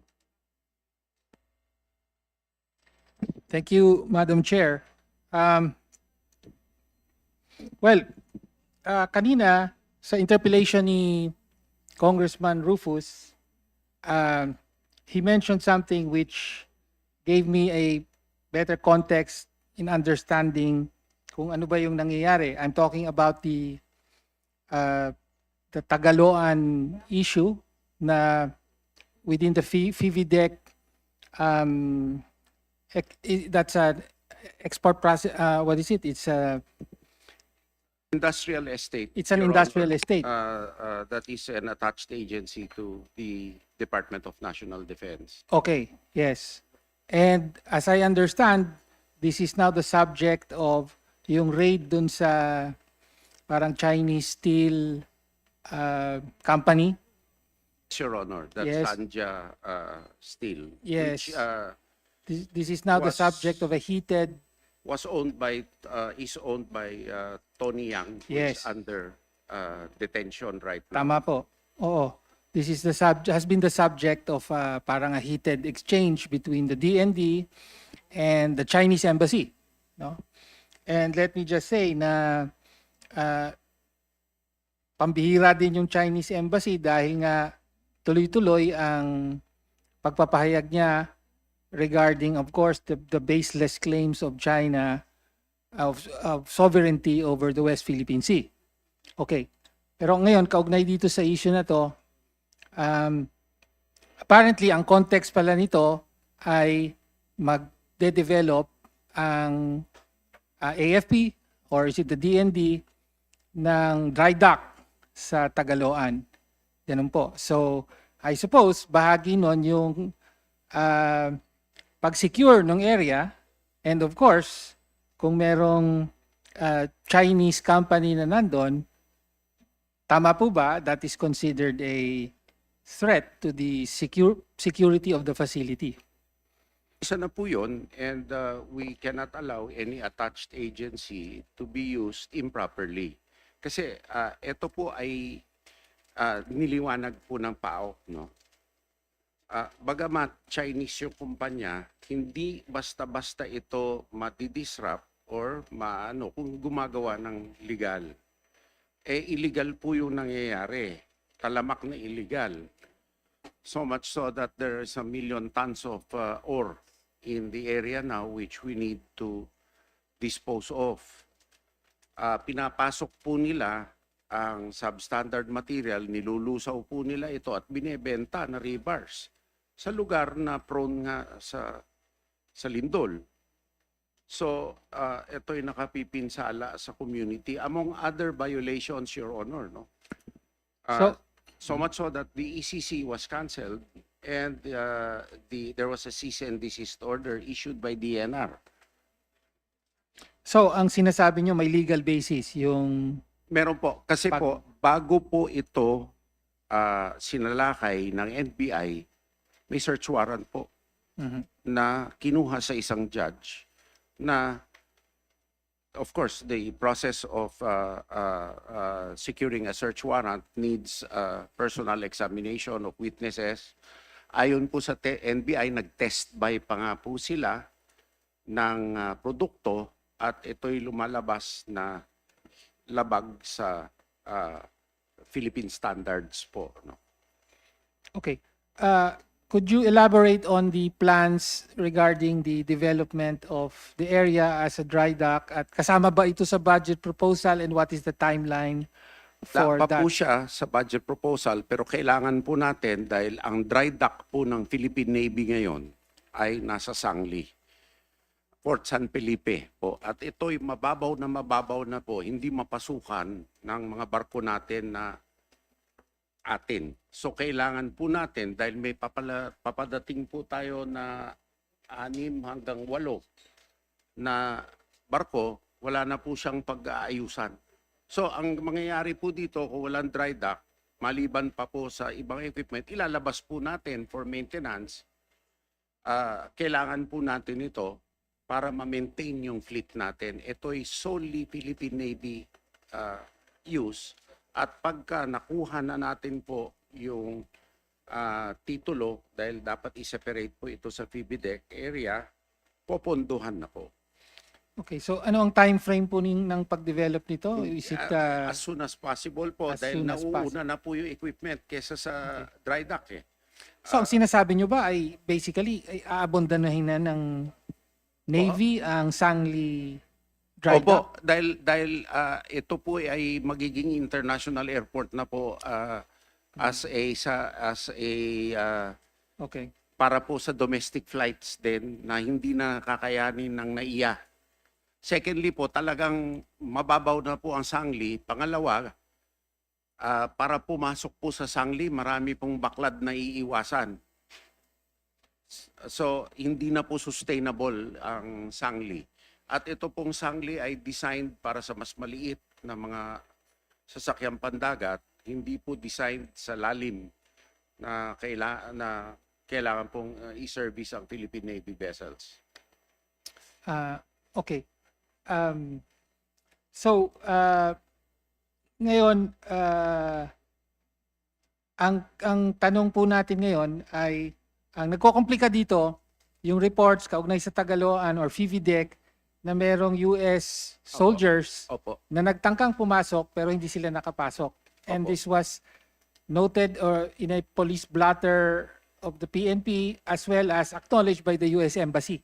So ano po ang interest ng US sa PVDEC? Last year, nagkaroon po tayo ng balikatan activity doon sa area. So this year, kaugnay po ng hindi po solely US yon, may kasama din pong tawag dito, 4th Infantry Division, hindi lang nagkaroon ng coordination doon sa area. Kasi hindi po pwedeng magamit yung PBDEC mismo. Kasi hindi po environmentally cleared ng DNR yung area. malamang nag-access lang po sila para makita yung bay. Pero ganun pa man, hindi sila pinayagan ng Philippine Army na pumasok dahil sa lack of coordination. At mahigpit po yung bilin sa Philippine Army dahil po the area is not environmentally cleared by PNRI and DNR. We cannot take the risk of people going in there and getting whatever whatever disease. So ano po ang interest ng US military sa area na yon? In other Meron words, po do they tayong also want to balikatan. have access or use to the That facilities that will is be put up? purely balikatan, Your Honor. Balikatan. Yeah, a loading exercise which happened last year. No? Pero But not posible in the rin area. po na gamitin ng US Navy kung sakaling maitayo na yung dry dock, pwede rin nilang gamitin? Sa atin lang po puno na yun eh. Kaya kailanganin na po natin. So Okay. I don't see any space for expansion on that area. So you do not see that it is No, Your Honor, we need to have our own dedicated Okay. dry dock actually. Oo. Okay, ngayon, iugnay ko na po sa PAC Silica. Okay, nabanggit nyo kanina na hindi kayo directly involved dyan. No? Pero yung PAC Silica as the US explains it, this has to do with securing the defense industrial base of the US. Yung kanilang supply chain, lalo na for semiconductors, especially given the importance of AI in economic as well as military competition with China. Okay, so merong PAC Silica sa New Clark City, magtatayo daw ng manufacturing facilities. Bukod doon, nag-expand ang US ng kanyang not just military but also civilian or dual use presence. So halimbawa yung Subic, regular na ginagamit ng US Navy for repairs. Yung recent na destroyer ng US na nawala ng kuryente for 4 days in the South China Sea, dinala yan sa Subic. Sa Mindanao, sa Davao Gulf, may magtatayo daw ng oil depot ang US para sa kanila, sa US Navy. No? Ito po ang tanong ko. No, kasi PAC Silica, data and so on. Pinakita po sa gera sa Iran that in the 21st century, with the use of drones and missiles, ay pinakita ng Iran na winasak niya yung US Navy base in Bahrain, yung Manama base, kaya namumroblema yung mga aircraft carrier nila ngayon, hindi masuplayan. Inatake din ng Iran, hindi lang yung mga military bases ng US, kung hindi pati yung mga commercial facilities ng US in the area. For example, yung mga data centers ng Amazon at saka ng Oracle in places like UAE and Kuwait and such countries, no? Ngayon, ang tanong ay napakaraming mga pasilidad natin ngayon na may presensya ng US, both military and civilian. Subic, yung Davao possibly, and itong New Clark City. Ngayon, kung sakaling magkaroon ng gera sa pagitan ng US at China sa issue ng Taiwan, pwede po nating mahinuha na tatarget, katulad ng ginawa ng Iran sa Middle East, ay tatargetin ng China ang mga pasilidad, both military as well as commercial, ng US sa Pilipinas. At ang concern po natin, yung mga presensya ng US sa Pilipinas ay nasa mga strategic and critical economic infrastructure natin. Subic, New Clark City, ay yung planong ammunition, joint ammunition facility sa, I think also Subic, between the US and the Philippine Armed Forces. Davao possibly kung merong fuel depot doon. So in other words, pwedeng maging target ito. It is logical to assume na yan ang unang-unang tatargetin ng China kung sakaling magkaroon ng gera with the US. The question here is, ano ang kakayahan ng armed forces na depensahan ang mga pasilidad na ito? Kasi ang nangyari in the Gulf, in the Middle East, ay nawasak po yun. There is huge economic damage to the economies of the Gulf. Sila mayamang bansa. They can afford high-tech missile defenses. Paano po ang Pilipinas? Ibig sabihin, at risk ang mga buhay ng Pilipino at ang ekonomiya ng Pilipinas dahil sa lumalawak na presensya ng US at lalo pang lalawak halimbawa kung matuloy ang Paxilica. So, di ba pinag-iisipan ito ng DND at paano mapoprotektahan ang ating ekonomiya? Salamat po ng marami sa katanungan. I understand the point of the representative. First, dun po sa hinggil sa China threat. Whether or not meron tayong mga alyansa, kalinsabay ng Amerika bilang treaty partner, may overt acts na po ang China na may balakin sila sa atin. Lately nga po ang kanilang statement na gagawa sila ng maritime observatory sa Scarborough, sa Bajo de Masinloc, na maliwanag po, wala silang karapatan. At ang pagtatawag nga po nila ng island, Taoist Island, dito sa shoal, maybe pre-messages an intention to fortify it, just like they did in Mischief Reef.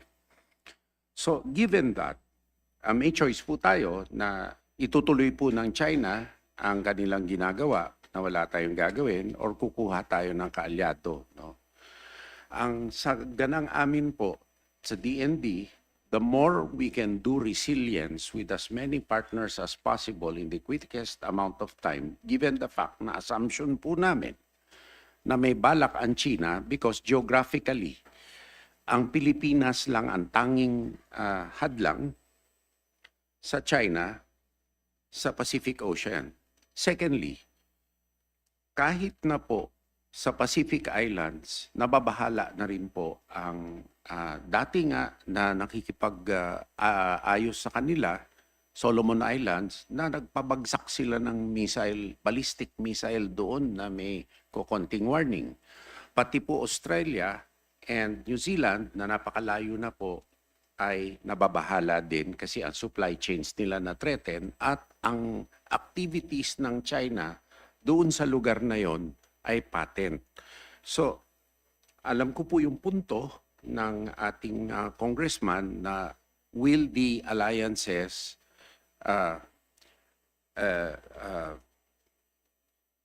presage or be a precursor to a Chinese attack.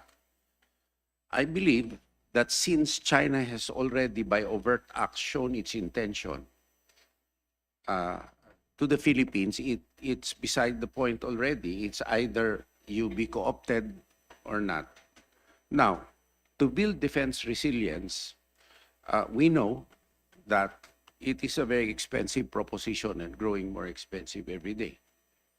Which is why also countries like Australia and Japan and South Korea, for that matter, and Canada, as distant as that, feel that their supply chains are threatened, and France, as distant as that, and India, for that matter, who, although pound for pound they can match the People's Liberation Army, there is still a lot of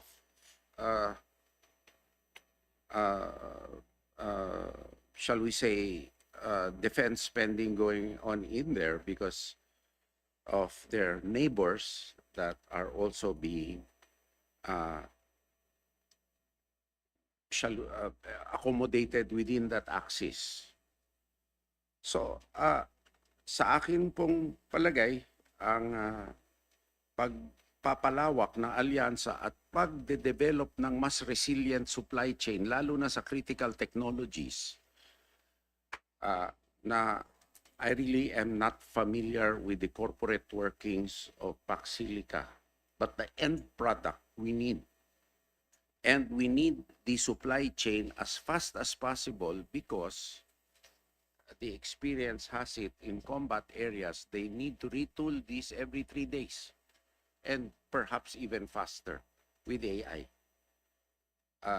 It's either we adapt the technology and try to use it as best as possible as we can, or be taken over by the technology without anything happening. So I know it is a debate which there are concerns. However, in view of the fact that we see and not only us, even Vietnam sees it, even other countries see the expansion of China, and given the fact that we have already tried and the latest attempt, ang latest pagsubok, yung pag-file natin ng delineation ng ating maritime waters sa ITLOS, no, under the UN, dito naman tayo talaga nakatutok, no. But at the end of the day, we also need to stand up for as best as we can for the territorial integrity and sovereignty of the country in the face of overt attempts by China. Even as the gentleman raised earlier, yung pagpapalit ng naratibo sa Batanes by a state university, part and parcel ng UFW ng China ito eh. At ito ay realisasyon, hindi lang ng Pilipinas, pero maraming bansa. So, sa aming pong palagay ay kesa sa wala tayong kapabilidad na to deter, no? Because the exercise is in deterrence rather than in reaction. That's what we're trying to do as best as we can. So, salamat po sa katanungan. Thank you, Compound Chief. And finally, the last person to interpolate. Madam? Yes.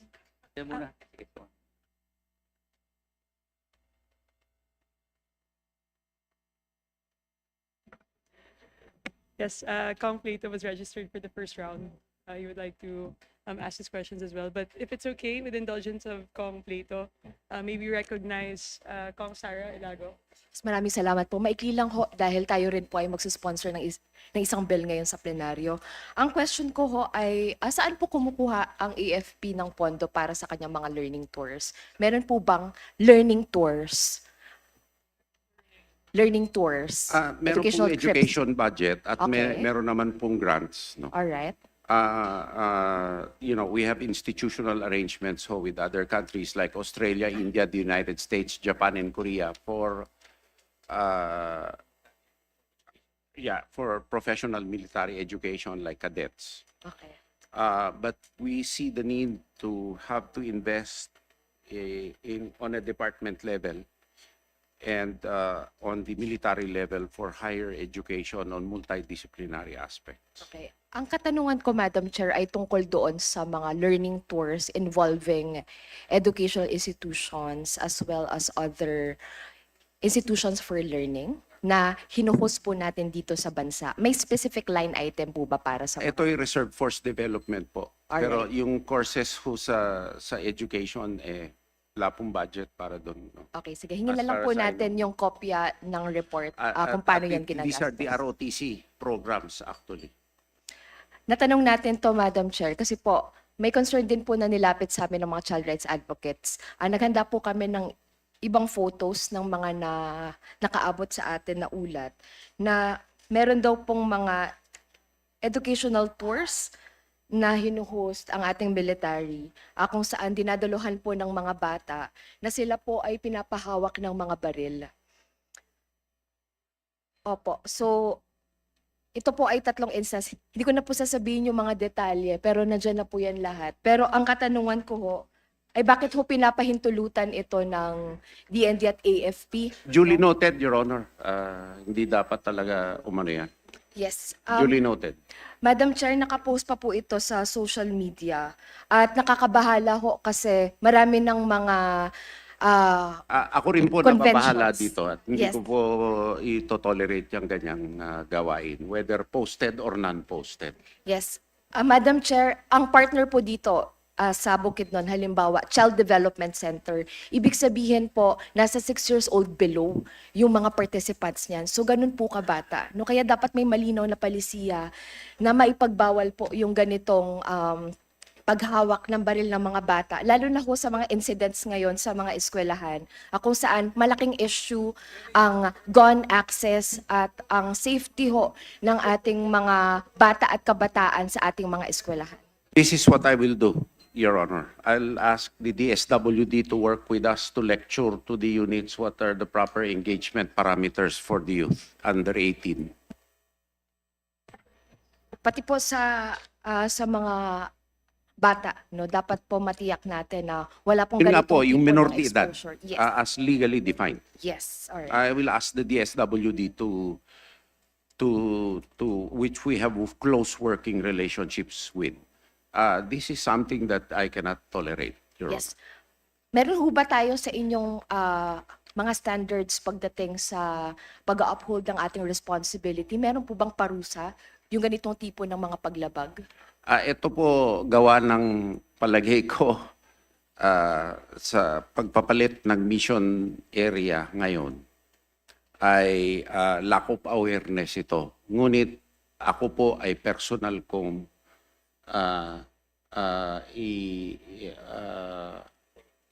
ipapalo up ito at ididirect ko ang Undersecretary for Defense Administration to take charge of this. This should not happen. Yes, Madam Chair, dapat po mahigpit yan na maipagbawal. Ngayon naman, Madam Chair, tungkol dun sa mga na-report po na ulat ng sexual assault within the military, napalakas na po ba natin halimbawa yung mga mechanisms for sexual assault prevention para po matiyak na yung mga kaso, mga complaints na imbestigahan at natitiyak natin na may pananagutan? That is one area po na nagtutulungan din po kami sa DSWD. Kasi, victim identification is also very important. And it's certainly something that we really cannot tolerate, whether it is heterosexual or otherwise.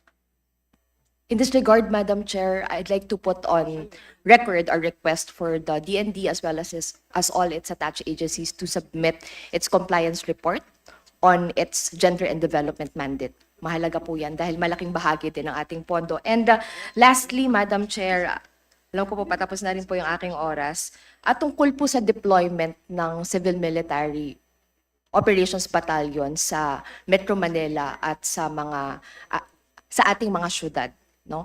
May guiding principles, may policies po ba ang DND tungkol dito?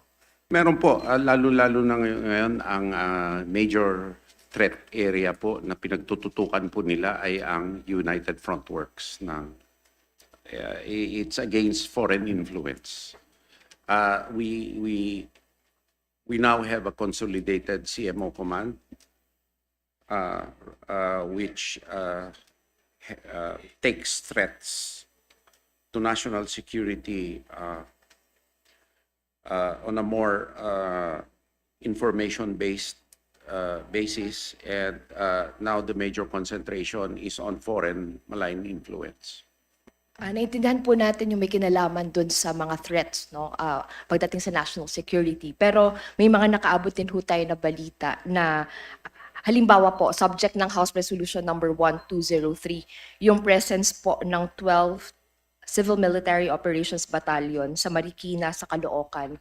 At may mga balita po, halimbawa, pinapapunta yung isang nanay na nagsasalita tungkol sa karapatan niya sa pabahay, na pinapatawag po at pinapasurrender. So yung ganitong tipo po ng mga kaso, dapat sa tingin ho natin, dahil nagdadala ng tensyon, ng takot dun sa mga kababayan natin na wala namang kinalaman sa external threats, wala namang kinalaman sa threat sa ating national security. In fact, ang hinaharap nila threat sa kanilang housing, threat sa kanilang livelihood. No, sila po yung naapektuhan ng presence ng ganitong tipo ng batalyon sa kanilang mga lugar.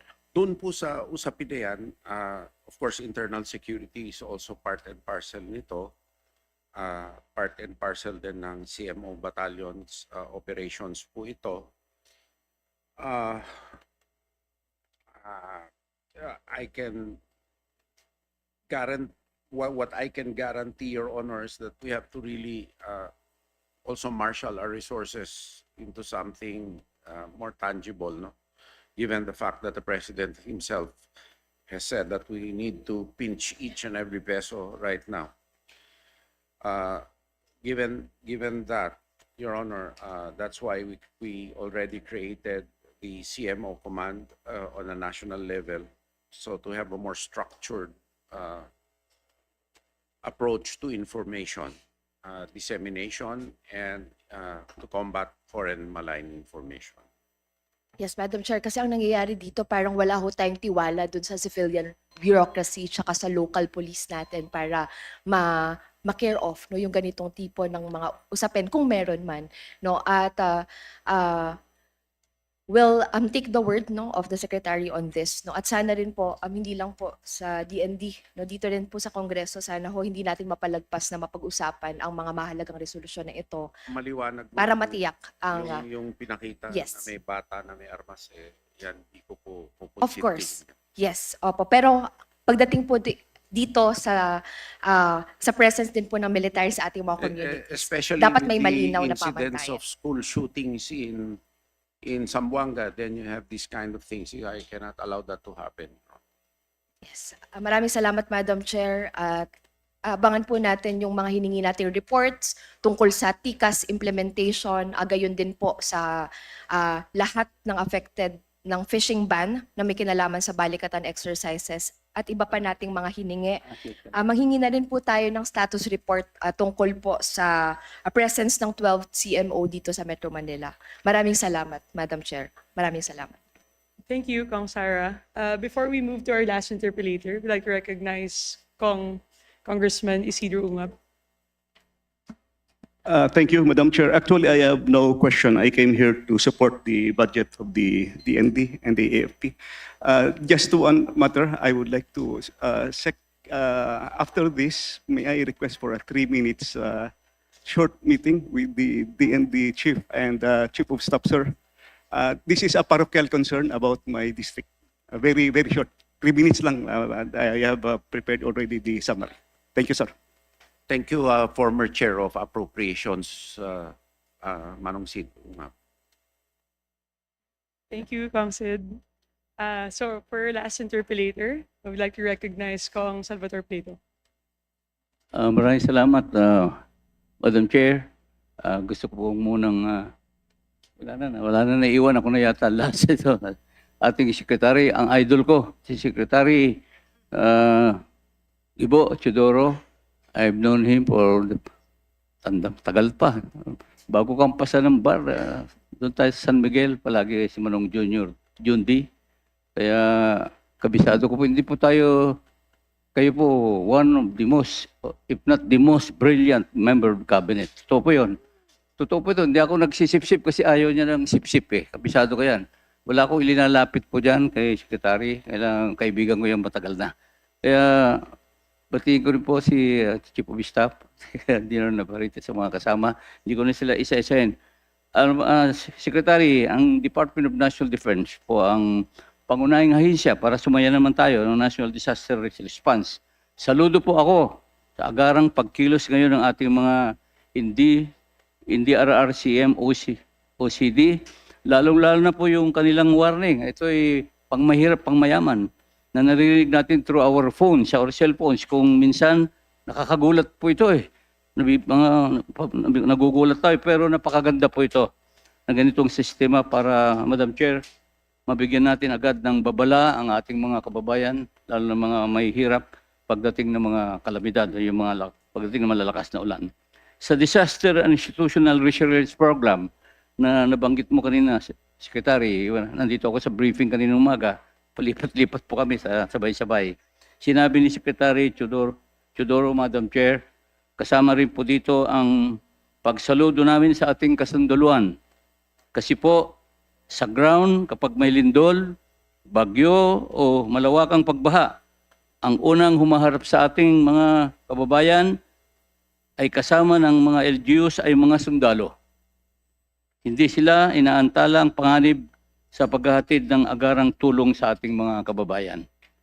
Kaya, Madam Chair, Secretary, meron po akong hiling, sa ngalan po ng aking mga kababayan sa Bulacan, if I may request the Department of National Defense and the OCD to strongly consider the preparedness of Bulacan and other highly populated flood-prone areas for a major earthquake or the big one, particularly the adequacy of the Armed Forces of the Philippines, OCD.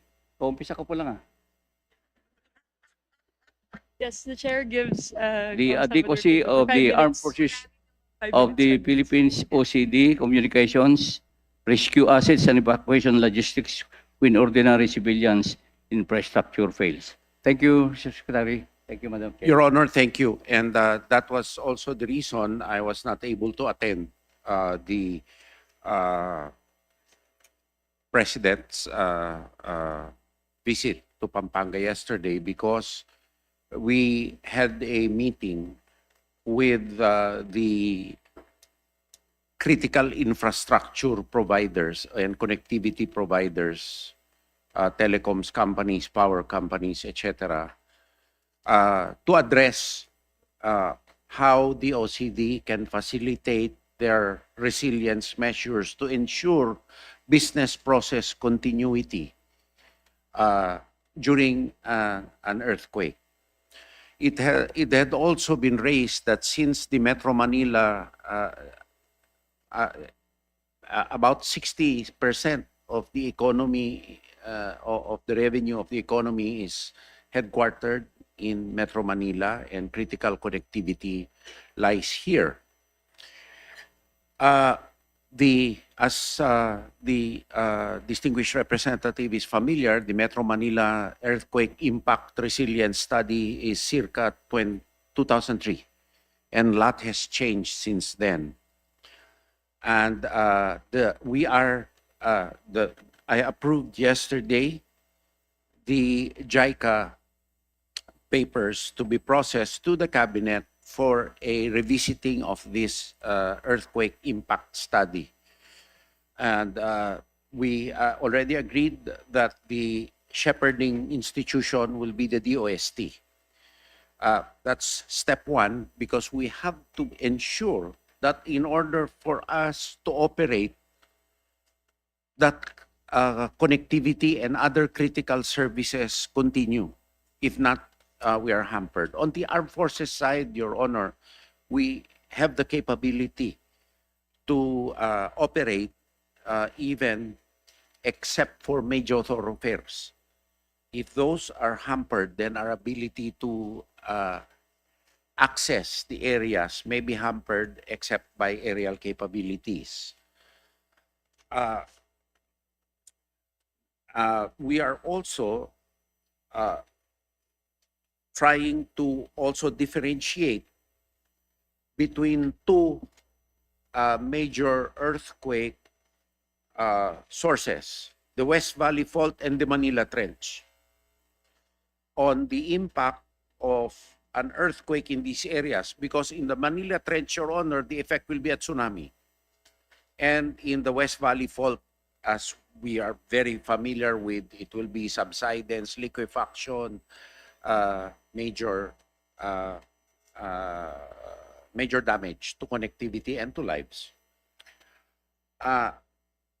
So I think it is healthy, and although we cannot predict when it happens, and according to Secretary Solidum, it happened historically every 400 to 500 years. And give or take 200 years, but we are within that 200-year grace period.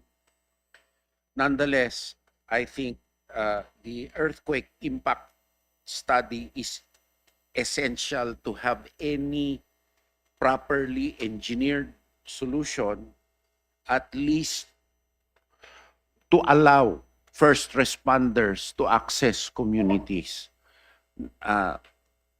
On the issue of flooding, Your Honor, I think it is a major concern which needs major engineering. In an area which is now prone to liquefaction, subsidence, and sea level rise. The concern of Congresswoman Bondok is shared also by my home province on the MacArthur Highway side, as Engineer Plato is very familiar with, because our home province not only receives runoff from the Sierra Madre, but also the Agno River and the Zambales mountain range. So it is really a catch basin, and unfortunately Lahar had clogged our major thoroughfares. And all I know, it needs a complex engineering solution, maybe requiring a new carriageway altogether on an elevated basis.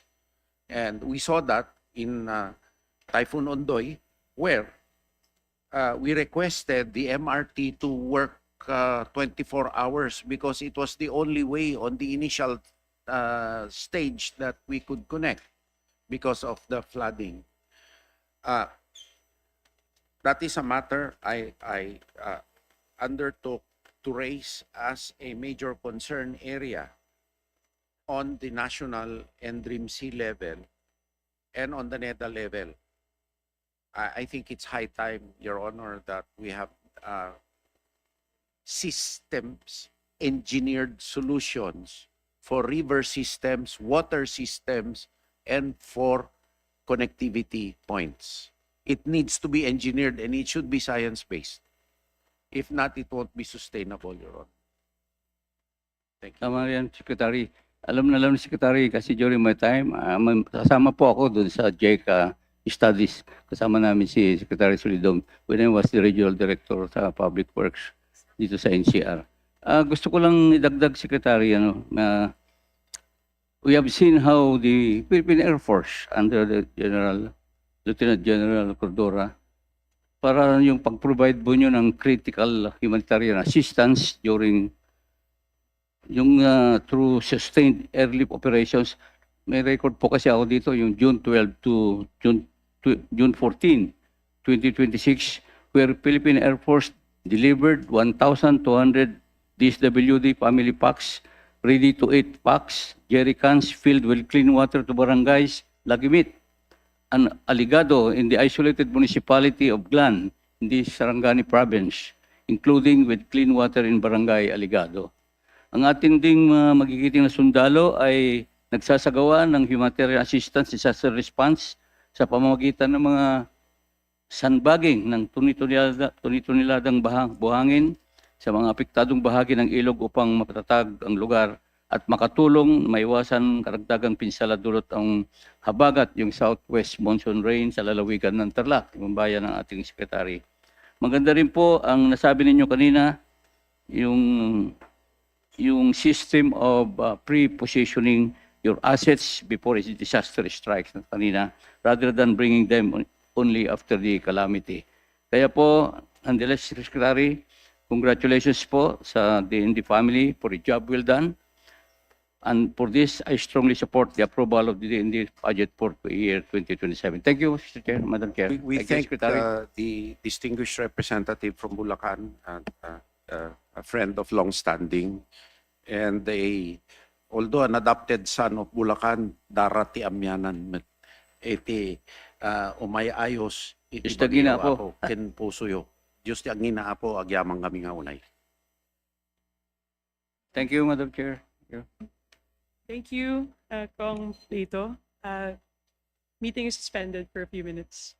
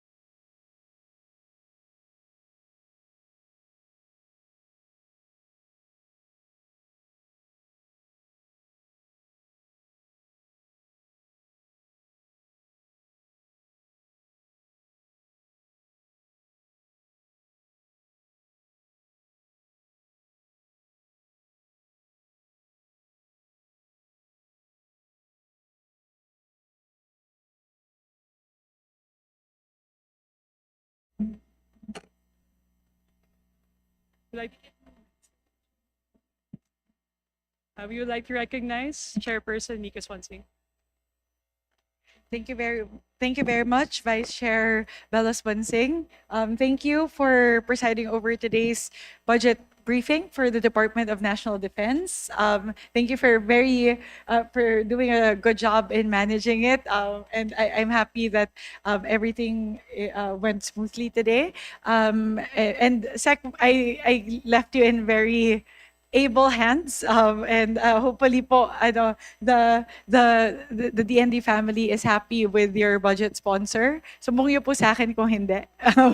But she will be with you po. She will be your partner until the plenary, until we defend the budget of the Department of National Defense. Second po, I just wanted to make maybe a manifestation of support for the budget of the Department of National Defense. As you know po, even last year, I was a staunch advocate for helping the department with the budgetary requirements, whichever needed to be restored, from the NEP to HGAB to the BICAM to the GAA. So the same po with as last year, I'll be your partner din po in advocating for any other budgetary needs the department may have. So siguro po, Sec, I'll request po if I may ask if there are particular programs or projects that were not included in the NEP that are critical for the Department of National Defense and all of the attached agencies, so that I could also help po advocate for it. We also have members of the BARC who are here with me, members of the Budget Amendments Review Subcommittee. We will be deliberating on all of these requests po